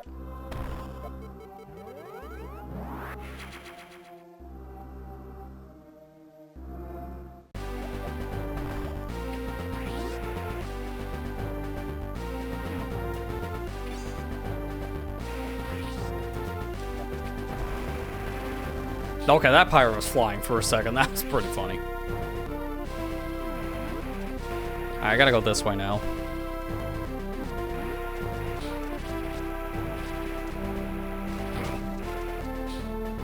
Back to the save room above me. Oh, fell right in my head. Nice.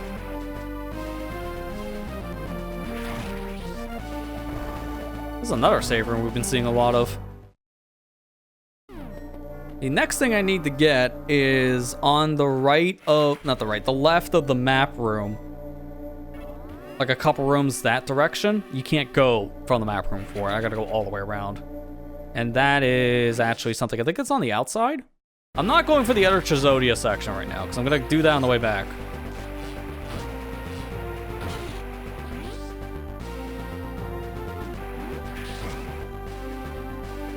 If I check my map right now, just to show you where I'm going. Yeah, that section there, that's grayed out, is where we're going.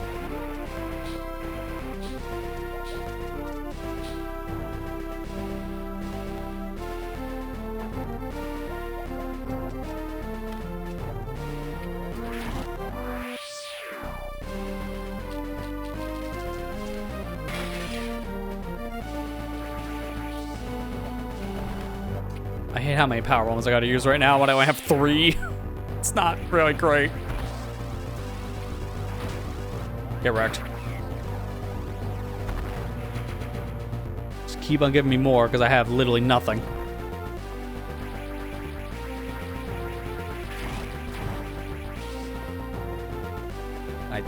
I think the pirates can drop power bombs, so I'm just getting really unlucky if they don't drop a single one.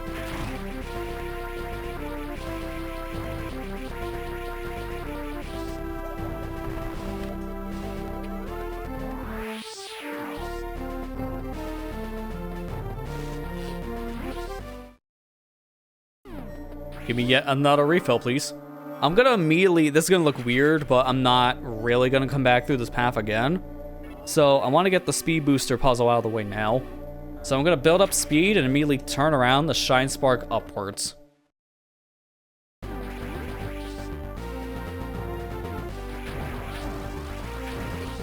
I knew that would happen because I really don't like charging in this room with all the eyeballs falling from the ceiling.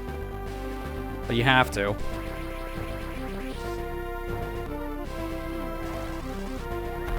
Yeah, so right here, shine spark straight up from this. E-tank. And then from here you would go over that path, but yeah, eyeballs suck. I do agree. I'm trying to remember. Hang on. I gotta jog my memory really quick. So I'm gonna pop in here really fast, and I'm gonna not go too much further. I'm gonna save. This is a little bit of a time waste, but it should be okay. I can't remember if I can get this shortcut from one side or the other. I think it has to be from the other. So you know what? No. I'll just have to redo the shine spark thing. I don't care.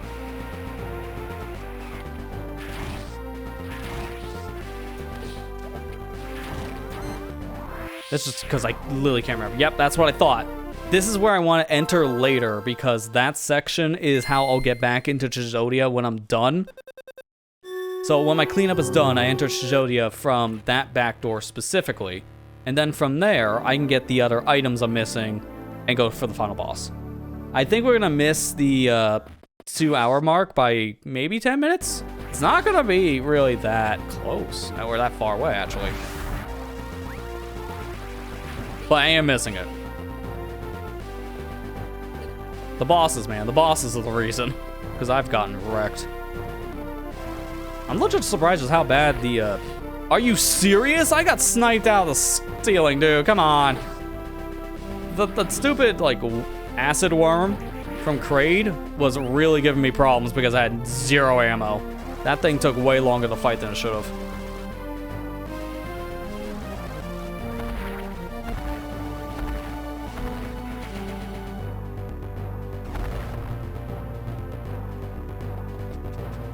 I'm not concerned about getting the best, like, picture rank for this because I mean, I can't speak after like 3 hours of this.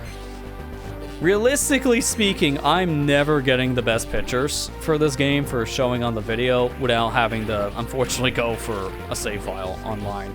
Because there are some very specific ones that I am not ever gonna get myself.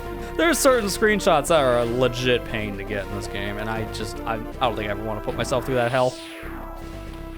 For like a JPEG. Like, it's not worth it for a JPEG, dude. Other way.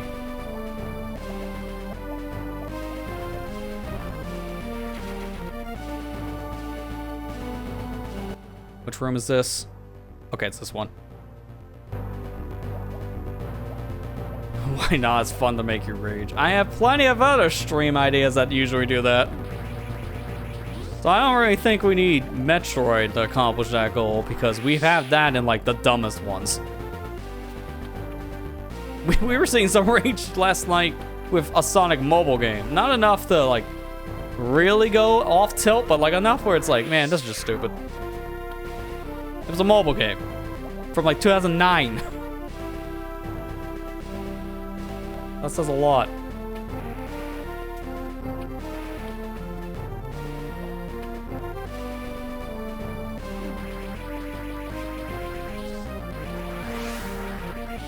I just have enough to get out of here. Jeez, dude.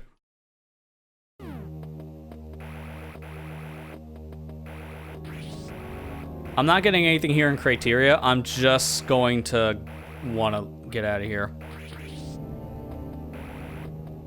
Oh god, I just realized something. Oh, this is dumb. I need a power bomb again because of this stupid thing. I can't do the puzzle here right now. I have to legitimately leave here. Yeah, I gotta go a long way. That's even worse. I gotta leave here and come back with a refill just because I don't have a power bomb, man. That's so stupid.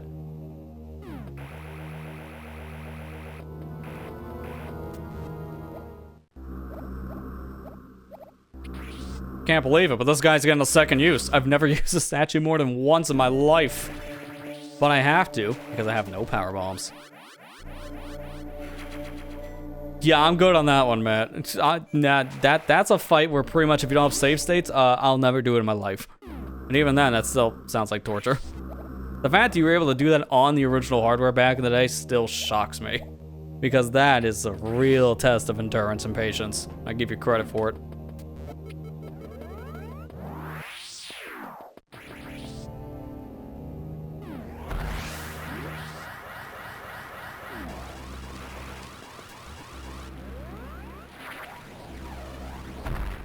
I barely missed that. Wow. I think I fall down here for... No, or like here. I don't remember where my safe spot was for that. There was like a very specific corner that is guaranteed. And that's the thing I can't remember. Maybe I should look at my own videos. But I don't remember the timestamp of it, so that'd be a big hunt. Very patient kid. Yeah, really.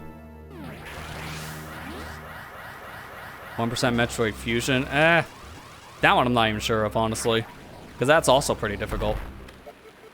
Alright, is that in my safe zone? Unfortunately, there's no ship here, so that's why I had to go backwards like that. Where is... Criteria, here we go.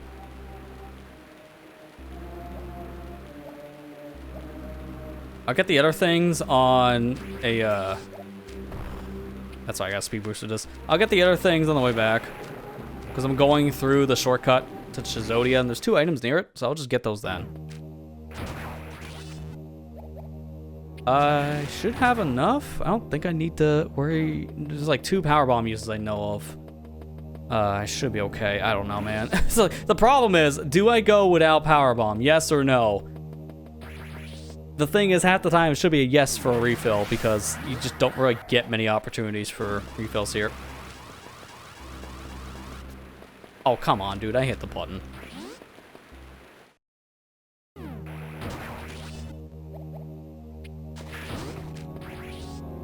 Yeah, that's true. I do have all power-ups. I just don't really have ammo, and that's kind of been my biggest problem for this. Ammo and E-tanks. It would be more doable, so if I considered doing a low percent run of any Metroid game, it'd probably be Fusion. Because that one's probably the most likely one without pulling out my hair. Dude, why? I hate when you hit a slope and you don't actually continue your speed. Because that is so dumb. Stuff like that is actually going to be why we missed the 2-hour mark. No sub 2 here because of jank.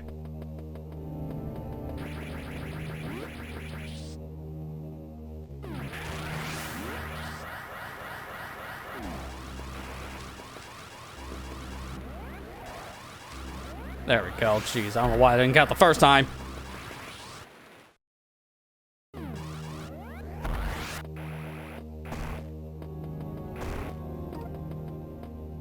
Thankfully, I'm only here for like 2 things. And I'm out. So, that's it. Let's go back to Torian. Because for some reason, yes, you go back here in this, and it's just for 2 collectibles. I don't even know why they bothered with this. It's cool to see the rubbish, yeah, but it's like, why? Why bother putting collectibles here? pretty unnecessary.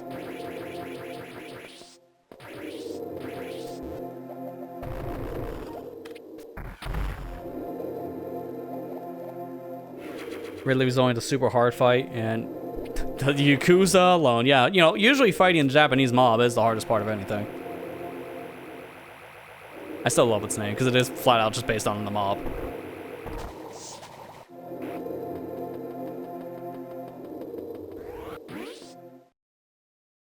Yeah, Yakuza would be tough thinking about how that fight would go, because you just have to constantly use your charge shots. So it would be a much drawn out fight just because of that. Wouldn't be impossible, but it'd be very annoying.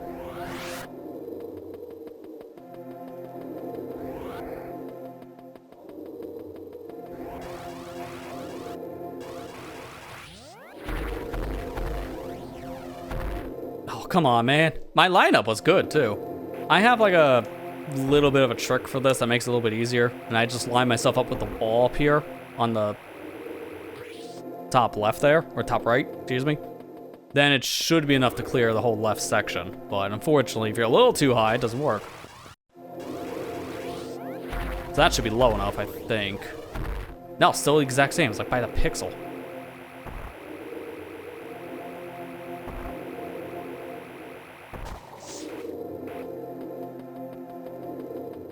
You have to fall a little bit and then do your Shine Spark here, which is why this Shine Spark is a little precise. And it really doesn't need to be. Okay, that clears it.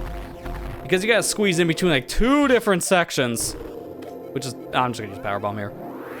You gotta use your Shine Spark in 2 specific sections of block because either you're too high or too low. Either one is bad.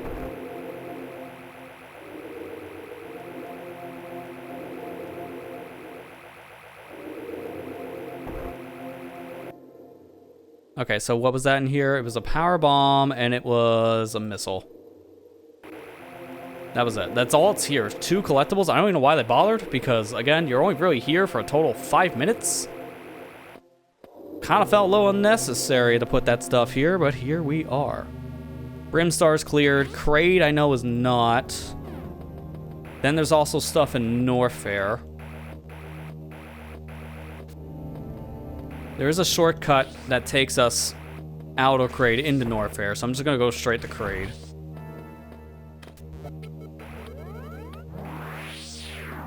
We're almost done though. I only have a few more collectibles left, and then we should have everything.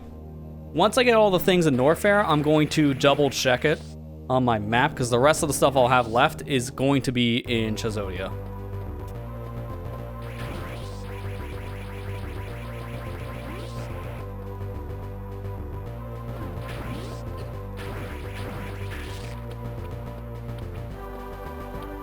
Stop grabbing every ledge, Samus, please. I just want to go down.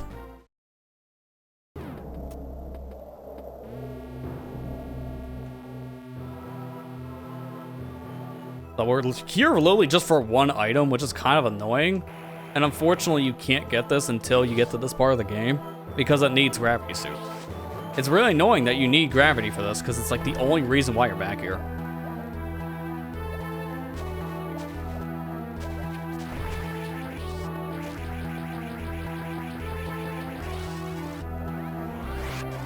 The only time you do this, ball Shine Spark. It's not even just a ball spark. No, you have to keep the speed and go like you're running. It's the only time in the game to do this. And that's it. That's all we came here for. 1 missile, which is a little much, but then I'm going from here. All right, I dropped down 1. I fall from here. Because yeah, we are done here. We got all the things. So I go from here, just keep on going to the right. I'm just gonna actually fall here on purpose, because it's actually faster to go from the bottom.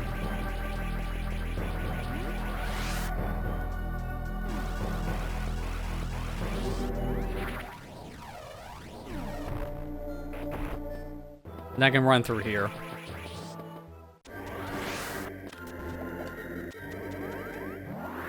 I do get a power bomb here, so I will actually get a refill, thankfully. Otherwise, this would be really bad.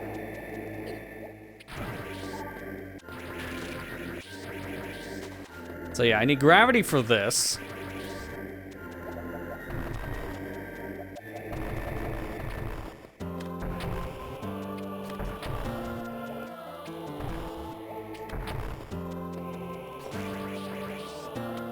I'll get my Norfair map out. Because there's 2 things here, and there's other items I did miss. I had to remember that. There's the one. Then the other one over here, I think that's a power bomb. Where was it again? It's like here. No, it's higher up. I gotta go.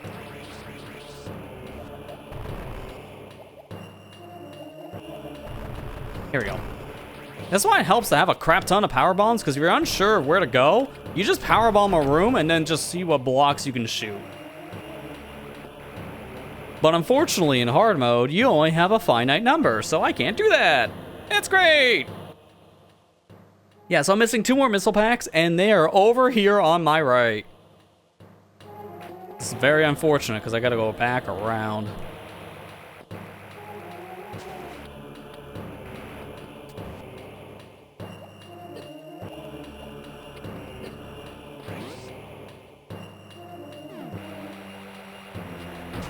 Yeah, I agree there, Matt. Super Metroid, I think, is probably one of the best games in this franchise 200% because it's not that bad on backtracking. You can get so much of an area cleared out on a first visit, and obviously it has like oodles of sequence breaks, so you can get a lot of oh, come on, dude. You can get a lot of items early if you know what you're doing, which also helps on backtracking too for future playthroughs. So the game is very well designed on that front. So realistically speaking, it's really, really good to 100% that game just because it's, I think, probably the best in the 2D franchise at the very least. I don't know if it'd be the best because Metroid Prime's up there too on 100% purposes. Outside of some mystical scans here and there, the game's not that hard to 100%, and you can get most areas cleared out on first visits. But for the 2D games, I think Super's definitely the best on that front. Alright, so we're done here. I gotta check my maps. So let's change the area. So select. That's done. That's done. Obviously. Pardon me. That's not. This is not. This is. This is. Okay, so everything's done besides Criteria and Chizodia, and that's exactly what I was looking for. I'm not going to get the 2 hours because we are technically over time. By the time I finish it, it'll be like a 2:05 or something. So I will be a little past, but that's fine. Those 2 missiles I kind of forgot were there, but that didn't really matter. It lost me like, ooh, I need that because you get no power bombs in this game. It wasted me some time, yes, but it only wasted me like a minute tops, so it really wasn't a problem. It's just the bosses. The bosses are really the thing that's actually been hurting my overall time because I've been spending a lot more time on certain fights. Because other than certain factors, I played this pretty well.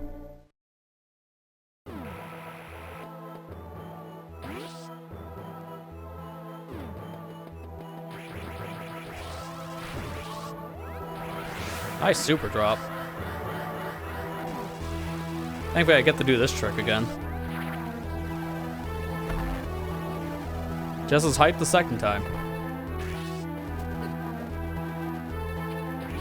And we're gonna leave the way we came in. So instead of going all the way back through Norfair, it's very, very slow. So you take the shortcut again from Kraid, and then from here, we can go leave out to the top of Brinstar, and then take the shortcut that now exists in Criteria using our power bombs. So it's kind of a lot of back and forth on this, but it is overall worth it. I should be okay on power bombs, and we're going to go back in a section that's going to give me... No, you don't even need a power bomb here, right? Yeah, no, you did. Never mind. Illusion of choice when they give you a standard power bomb, or standard bomb set there, excuse me. And then you need a power bomb immediately after, so what's the point? Yeah, that shortcut is like, I don't always get to use it, but the past few times I've been playing Metroid Zero Mission, I've always made a route that somehow requires me to use that shortcut if I want to get out fast.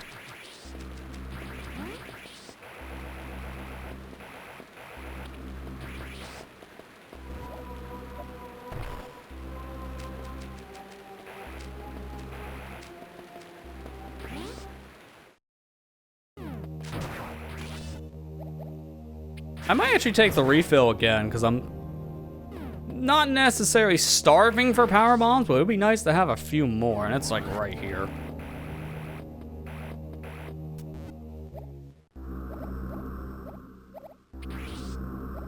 So it wouldn't hurt. It'd take like no time. Add change of control and visual filters to GBA NSO. That's good to hear. I don't know what filters they would have added to that, because it already had kind of a decent amount of filters, so I'll have to look at that later. I've noticed that since the remap button update for the N64, they've been going back to a lot of the different NSO services and just been updating them to support custom button mapping now, because that's kind of opened the floodgates. Super Nintendo got the same update like 2 weeks back.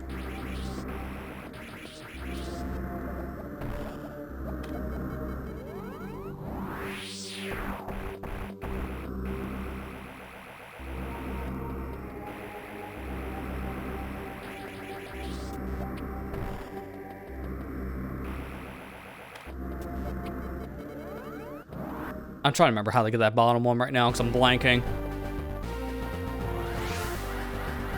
Go back. I thought there'd be a ramp here soon enough, but no, it's only that one. This one I know. It's a shine spark to get this out of one. I remember that much. I'm just trying to remember the angle. But unfortunately, that's the part I'm blanking on. Nope. Oh, you idiot.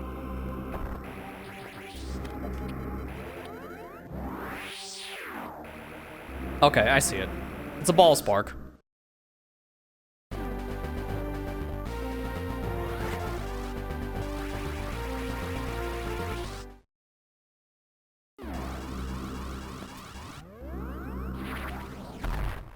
There we go. So that's it for this area. All clear. So now I just gotta go back through criteria and get the remaining things in this section, which unfortunately you have to go back through this whole area anyways for one thing that was blocked because of power bombs of all things. It's like, guys, seriously? They really know how to do you dirty in this game when it comes to backtracking stuff, all because of literally one item. It's so annoying.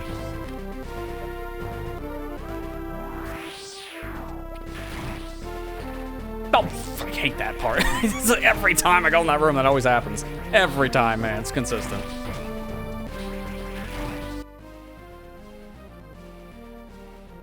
Wait. No, I go down. Okay, I was like, wait a minute. Because there's a thing here. It's right here. The fact I missed that like 3 separate occasions. That is impressively stupid because I should have been able to hit that. All right, one more item in this section and then... Yeah, I'm good. Okay, so I have all the missiles. I must have forgot to click it once. So yeah, that's it. Woo! And I'm missing all the... Okay, so I forgot to click that once too. Okay, so after this, I'll have in total 100. Yikes, 15 super missiles. That's accurate because of how you half it. Although the half on the missiles doesn't sound right to me. Because what's half of 250? 800. I forgot just, yeah, because they nerf it by 3. So you only get 2 missiles. Well, that's accurate on math. Because again, I checked my map. So I got everything everywhere else. So if I do this now, we're going to just cycle. Done, done, done, done, done. Done. Not done.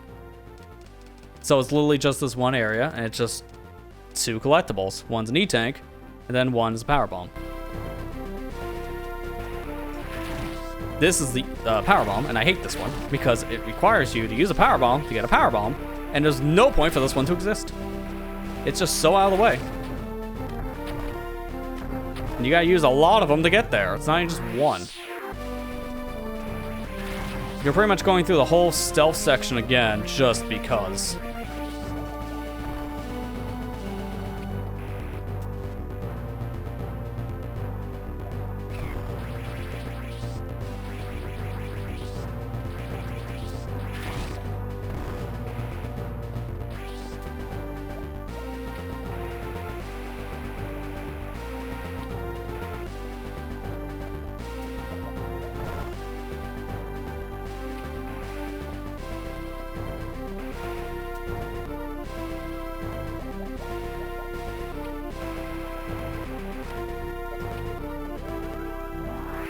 I really just concrete that wall. I had to see it for myself now that we have power bombs. Yeah, They just took some concrete and just slapped the part of that wall in.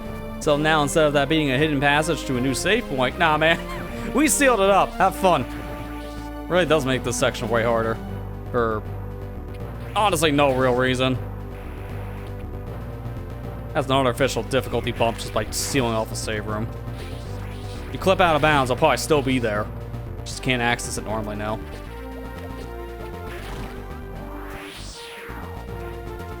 Dude, I just had just enough power bombs with this. That's so stupid. Oh man, that's why I keep on going back for refills, and I'm glad I do.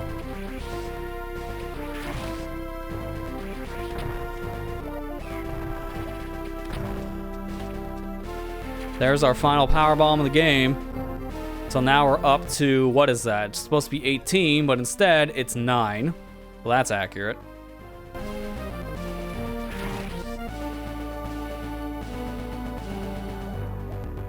Now we get to leave the way we just came in.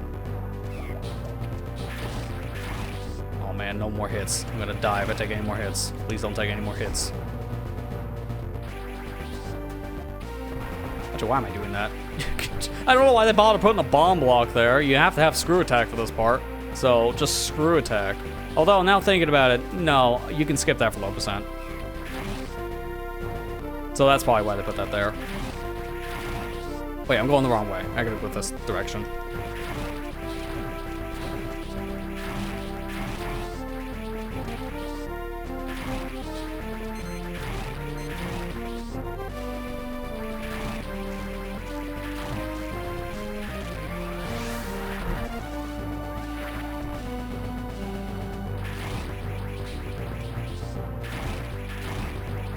Thank God, because thankfully this is a save, so I don't get wrecked. I get my health back.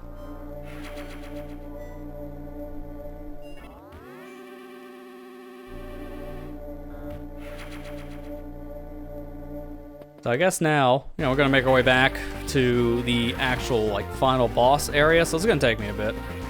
Get to talk about some stuff. So how did everyone enjoy that Sonic Racing Crossworlds demo that happened this weekend? Was it so good that it made you play that instead of the Garfield Kart 2 one? Because I just learned apparently they had a test for Garfield Kart for some reason. And I heard it was terrible. So, steep competition we have, huh? I heard apparently they're doing another demo for Sonic. It's just going to be a single player one, but the fact they're doing another one is kind of strange to me. Because it's so close to when the game's coming out. So I'm even surprised they're bothering. I hope for their sake they don't put the whole game in the demo this time, because it was super easy to crack that demo wide open. Because I was seeing people play some of the other races that were blocked in single player, because it was very easy to just drag and drop some files into the game's config, and then boom. The rest of the game that was there, you were able to open up in the single player mode. Big mistake from Sega. Not the first time they've done that with a demo, to be fair.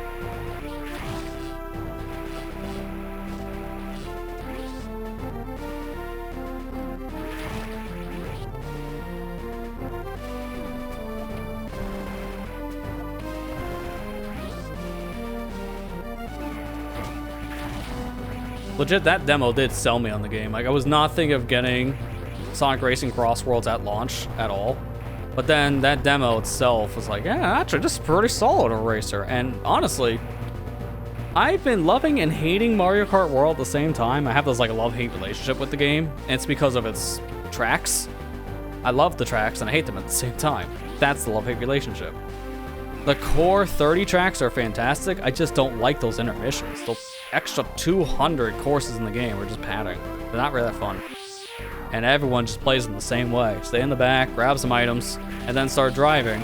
And then lap 3 is where we all use our power stuff. So the first 2 laps have nothing going on, or however many laps are in the intermission, because they're sometimes longer. And then that final one, you only do one of the main course, and it's just like Powerhouse City. So everyone just uses all the stuff then. So, love-hate relationship there. That's why, honestly, I think, looking forward to Sonic Racing Crossworlds more than I was expecting.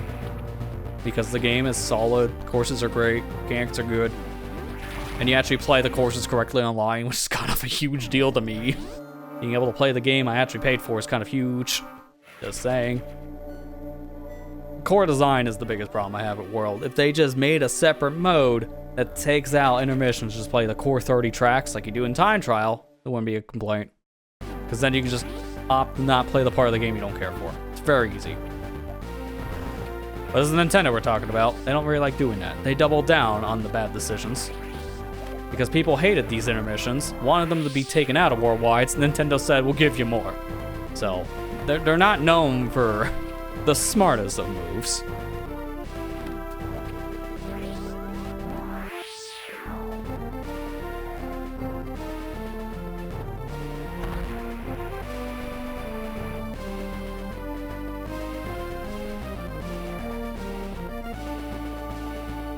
Alright, let's do this. Just gotta be careful here. Oh, man. That was perfect until I just missed clicking in by like a frame. I'm not even kidding. Like, that was probably like a single frame. That's so bad. I gotta do this again. Thankfully, it's pretty easy to set back up this whole puzzle. You can technically do this without a speed boost, but it's just much easier to do it with a speed boost.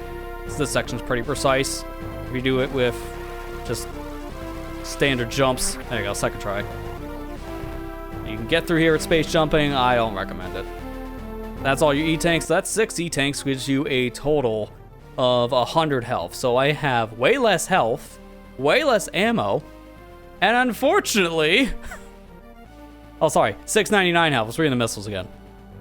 Unfortunately, I'm at the part of the game that actually decides to do something weird, where the final boss actually gets harder the more stuff you do in the game. So, if you're just playing the game any percent, it's not really that bad. The moment you grab your final item to make 100%, this guy gets a huge buff in his overall health, damage output, you name it. This guy is a pain after you 100% the game. So here's hoping I don't die.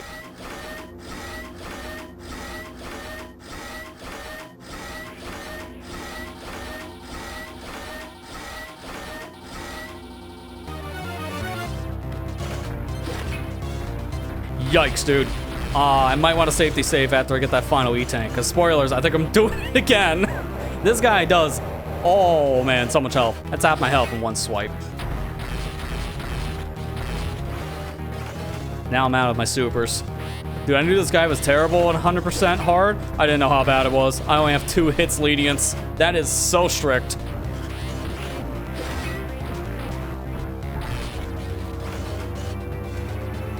I need a crap ton of health if I was gonna have any chance to survive this. And that's not happening.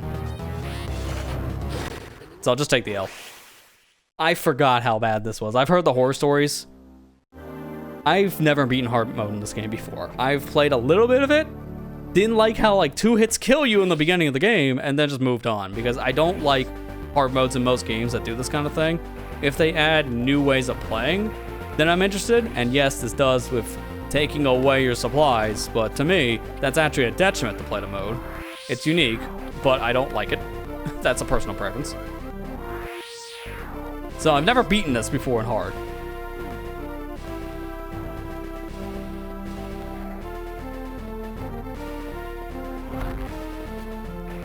Alright, that should be enough clearance.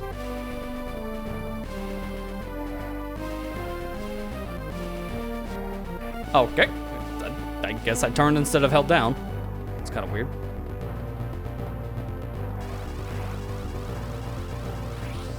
Nope.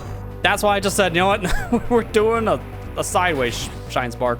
Because I was too low. I was going to hit the laser.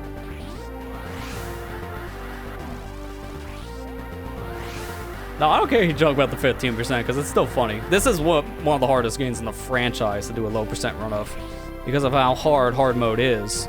Doing a 50% run is just pulling teeth. I've seen it done. It's just I don't have interest. At least myself. Dude, by a pixel! I hit the nothing parts. That's how I know I missed it by a pixel. It's impressive to see someone go through that section while just doing space jumping. You can. I am not good at it, but I've seen people do it, and it is insane.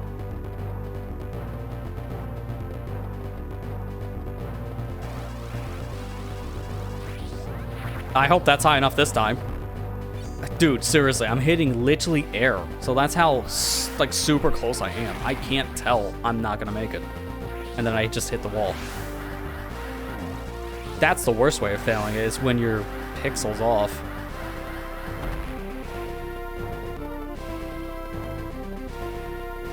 Dude, I remember when we did the Metroid Zero Mission playthrough on LP Leaks. That was Marley in charge of it. Yep, I hit too late. He played the game for the first time, and I remember he was here for, what was it, at least 30 minutes, maybe longer? I can't remember how long it really was, because for very obvious reasons, a lot of those attempts were actually cut out video. So it was more of like a montage of attempts, streamlining the process. But I remember the recording part of it. We were here for quite a while. I just remember that point in the downtime of recording while we were like getting up to other parts of the game, then like to resume the actual commentary. I remember playing Pokemon Sun at that time, just trying to work my way through it. So it's like half commentary and then just like half playing Pokemon. Pokemon's a pretty brain dead game if you're just going through battles and such, so it's really not a problem to play that and commentate a video at the same time, in my experience. You can go on autopilot when playing it, doesn't really matter.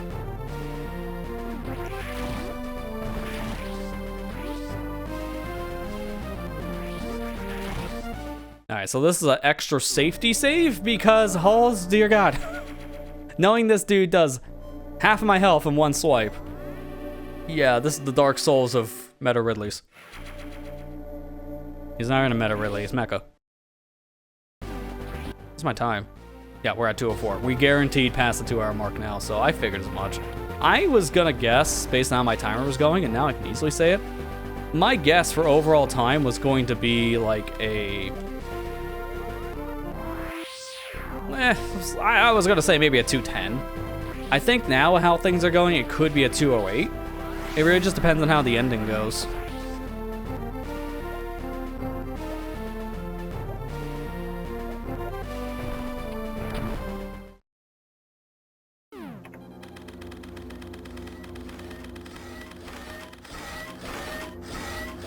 It's not gonna matter, I think, if I use my supers now or later. So, I don't know what to do to even start the fight. I might just start with some regular missiles just to get my aim in. Because if I can break the capsule, I think I do more damage with the supers. I don't think it matters as much for the capsule, for like his chest plate.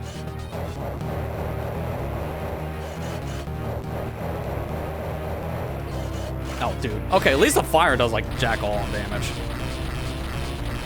Why does it feel like I'm actually, like, not 100%? I am, though. It's just for whatever reason, that damage output just did not feel right. I'm surprised he gives you that one lenience if you get hit. Swipes will do, like, all your health, but the fireball, nah, it's just chump change.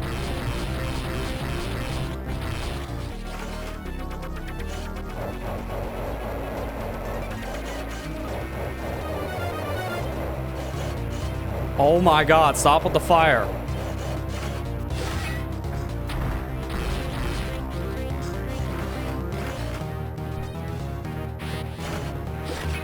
Dude, I didn't expect him to do laser, and that just really threw me off my rhythm.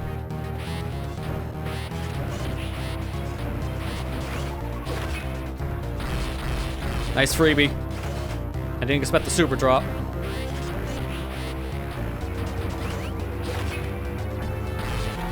Oh, he put his head down way too fast.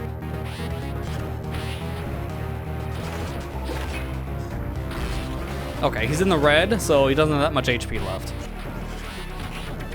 Oh man, I really would like a super drop. Yo, let's go. I didn't need the super drop. All right, cool. That actually wasn't that bad. I expect that to be way worse. It was still terrible, but hey, second try is pretty good for my first time beating hard mode. Now we gotta get out of here. 3 minutes. Okay, I think the timers are the same, because I think it's 3 minutes. Wait, no. Matt, you maybe remember better than me. Was that 5 minutes? I think that's 5 minutes, normally. Get wrecked.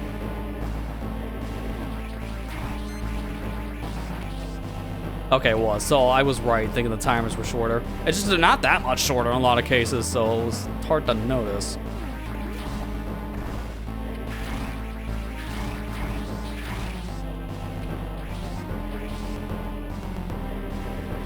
I already opened the shortcut here, so I could just go, which is sick.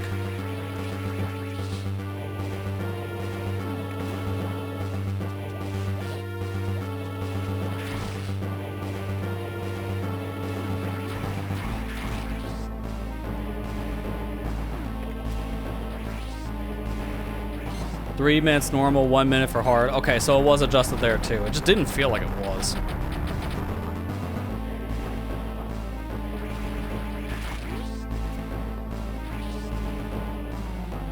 Why are you awake?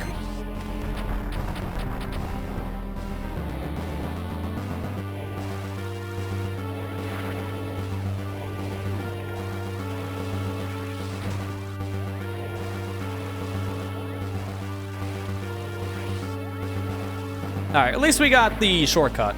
So I don't have to worry about this part. Imagine the 1 minute timer on a hard 50% after beating Mother Brain. Yeah, your nerves get the best of you, you fail that, and you're doing that extremely hard battle all over again, which is terrible to think about. Oh my god, dude, seriously. I gotta get, like, stuck on the edge.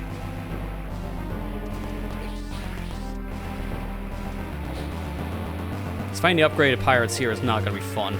There you go. Be stupid. Okay, this one did not listen. It's like, nah, man, you call me stupid? I'm gonna wreck your day. All right, back to being stupid. And time. That's it. It took me, I didn't take any breaks during this, and I did die a couple times, so I don't know how many, I didn't count it. But it was like 6, 7 deaths, maybe. Actually, it's probably closer to 10. I had a lot in the beginning. Maybe more. I don't know. I just didn't count, so I'm making numbers up. It took me about 3 hours and 45 minutes, roughly, I'll say. We'll say a little around 3:45 makes sense. Actually, I could probably tell you exactly, because I had the other recording software open to record this. It's 3 hours and 42 minutes. That's not bad. Especially, again, this was technically my first time beating the game in hard mode. I've played it before in hard, but I've never finished, just because, yeah, it's just not my cup of tea. But I did it. That's true, yeah, I know. If I do Dread mode in Metroid Dread, I can technically do 1% infusion. It's just gonna be the same issues as Dread. You're beating your head against the wall a lot until you just give up, but it's possible. But yeah, no, that was it for this one. I do have to do another playthrough of this game. I don't know if I'm gonna stream it though, because there's not very much of a need. I gotta do a speed run of this because of time attack. Because yes, there's another mode of this game. Most people don't know about time attack, but it's a little cheat code you can put in after you beat the game on New Game Plus. There's a cheat code you can put in before you select your file, and instead of giving you the standard option of playing easy, normal, hard, it gives you a time attack, which has you playing through the game, from what I understand, on normal, but with an internal timer, which is the same as how the game normally plays, so I don't know what the difference in the mode realistically is. It's just kind of random. But I don't know if I'm gonna really bother with that one on stream or not. I might just do that one off and just see how well I can run through it. But yeah, no, that was the hard mode playthrough here. And yeah, it definitely is one of the harder games in the franchise on hard mode. It's the fact that it just half your inventory. I think, is this the only Metroid game that does that? Because none of the 3Ds do. None of your 2Ds I can think of. I think it's just this game. Well, maybe Samus Returns. I've never really bothered with the fusion mode there. I know it just does an absolute crap ton of damage. But the fact that they take away more than half in some cases from some of your consumables is really rough. You don't have that much to work with, and that's what's super punishing on this one. Not really a way I really recommend playing this. Yeah, I was talking about the fusion mode in Samus Returns. I don't know if they do the same thing there, if they take away like half of the consumables, so instead of 5 missiles you get 2. I don't know if they do that.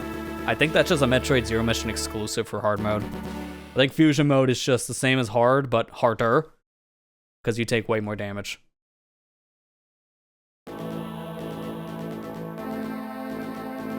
But I haven't played it myself because I just heard horror stories. Alright, so what's my final time? It's the second best ending time, I know that much. So it's a 208.54. I was saying at one point it could be around a 208. That's what I was thinking, but then I was leaning more towards 210 due to how the ending might have gone. So that's not terrible. It could have been lower, honestly, if I did some of the sequence break stuff that you can do to get items early, like early Varia or early Screw Attack. Like, those are pretty easy to do. If I gotten those items early, that would have been less backtracking back and forth, and I probably could have got a sub 2 hour. So it's not impossible to do on hard mode. It's just a lot of things are very punishing early game, and I just wanted to play this in the same way I did for the main Let's Play on the YouTube channel, because I wanted to have an apples-to-apples comparison between this hard mode playthrough and the normal mode playthrough, which really just shows how much harder this is.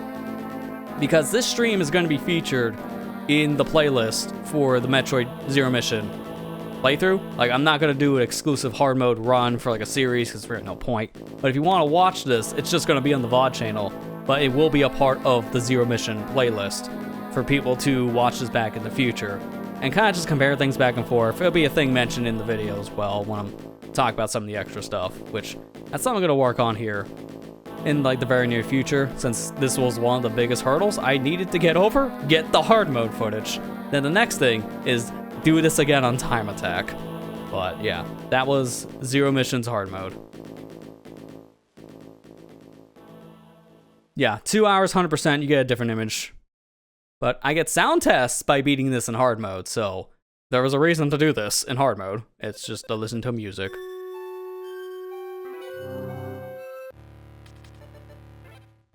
Because beforehand, all you had was the gallery and the Metroid Fusion Link in the original Metroid, but now we have sound test.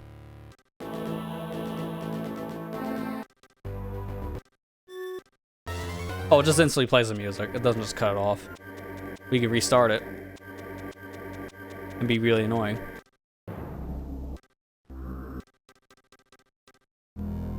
Where is Ridley's theme?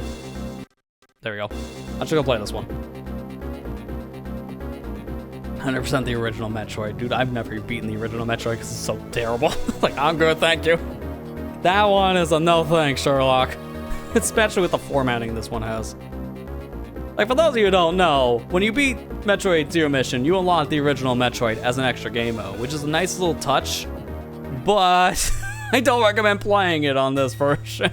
Because, for one, the format is wrong, so the game looks terrible. For two, this version doesn't work with some of the cheat codes because some of them only work on early versions of the game. So, like, no, I don't really, like, there's some screen crunch in this one too, so some of the UI doesn't look correct. It's like a weird version of the game, so it's just better just to play the actual NES one. Like, this one's just a nice novelty, but nowadays it serves zero purpose. I'm trying to remember how you leave. Okay, here we go. Get me out of this. But let me remember, what was the cheat code here?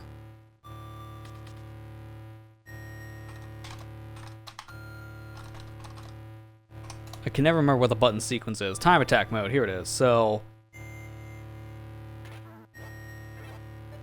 it was time attack, alternate game mode, and Zero Mission, set normal difficulty. It's unlocked by pressing up, left, right, down on the start game option. So it's here. There it is. With that cheat code, you get a new way of playing the game, which is not the same as New Game Plus.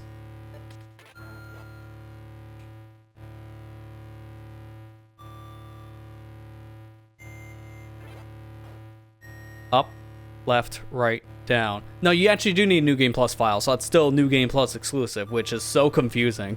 Because it's a cheat code. I don't know why they do this. Up, left, right, down. You unlock this, it's a whole different way of playing the game, and it is in the same like New Game Plus format. I'm obviously not doing it now. I'm showing it off because of something I talked about. It is a whole different way of playing the game. I don't know if people would actually be interested in seeing me just work through this in like a extra stream or something for when I'm getting the footage or not, because I'm just literally playing the game again. But this is the only other thing left I have to do in the game outside of get the ending screenshots. But it's the same idea as New Game Plus. You still have the same internal timer, you still have the same overlay for your items. From what I understand, you do get like a different ending screenshot when you beat the game. It actually tells you if you got like a record or not, so it keeps track of the actual time attack stuff. Like a proper like score tag leaderboard thing.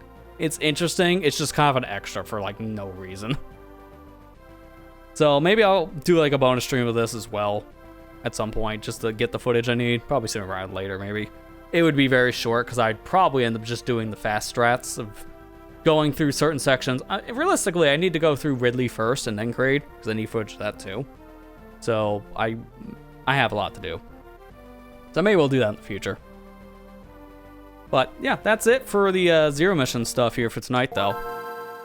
This was a lot of fun, but also a lot of difficulty, so I'm glad I beat the game in hard mode. I don't think I'll do it again, but I did it. So hopefully you guys enjoyed getting a little bit behind the scenes look of me just getting the footage in general. So now I have some extra stuff to work with in the future. Yeah, I'm gonna assume based on that, Matt, you never did the time attack in Zero Mission yourself. Because, yeah, this is like a very obscure thing. I only learned about it when I was starting to make the videos a few months back. Because nothing in the game tells you this is even an option. It's just a random extra that's in a cheat code. So again, I might just do this as like an extra stream. It might be like a 2-hour thing, if that. But we'll talk about that in the future. For now, that's it for tonight. We're back tomorrow for one more stream this week. I'm actually going to be looking at Super Mario Party Jamboree, Nintendo Switch 2 Edition plus Jamboree TV. Sorry, these Switch 2 Edition names make you out of breath fast. Like, I hate the names of these Switch 2 Editions. They're run-on sentences. We're back tomorrow with Mario Party Jamboree and the new stuff. Apparently, it was good I waited to play the game as long as I did, because it seems like the Switch 2 Edition actually got some updates for the original game on Switch, so it actually has its enhancements. So it seems like I waited for a good time period to play it. So we'll be playing that tomorrow. First time I ever got to really try it out myself. Maybe see if we can get some friends in on the board stuff. So it'll be an interesting time. But that's it for tonight's stream. Again, we might revisit the Metroid Zero Mission thing in the future for a time attack thing, but I'll let people know when that time comes. For now, that's it for tonight. Thank you for watching. Hope you enjoyed, and I'll see you back on the next stream. Take care and have a good night, everybody.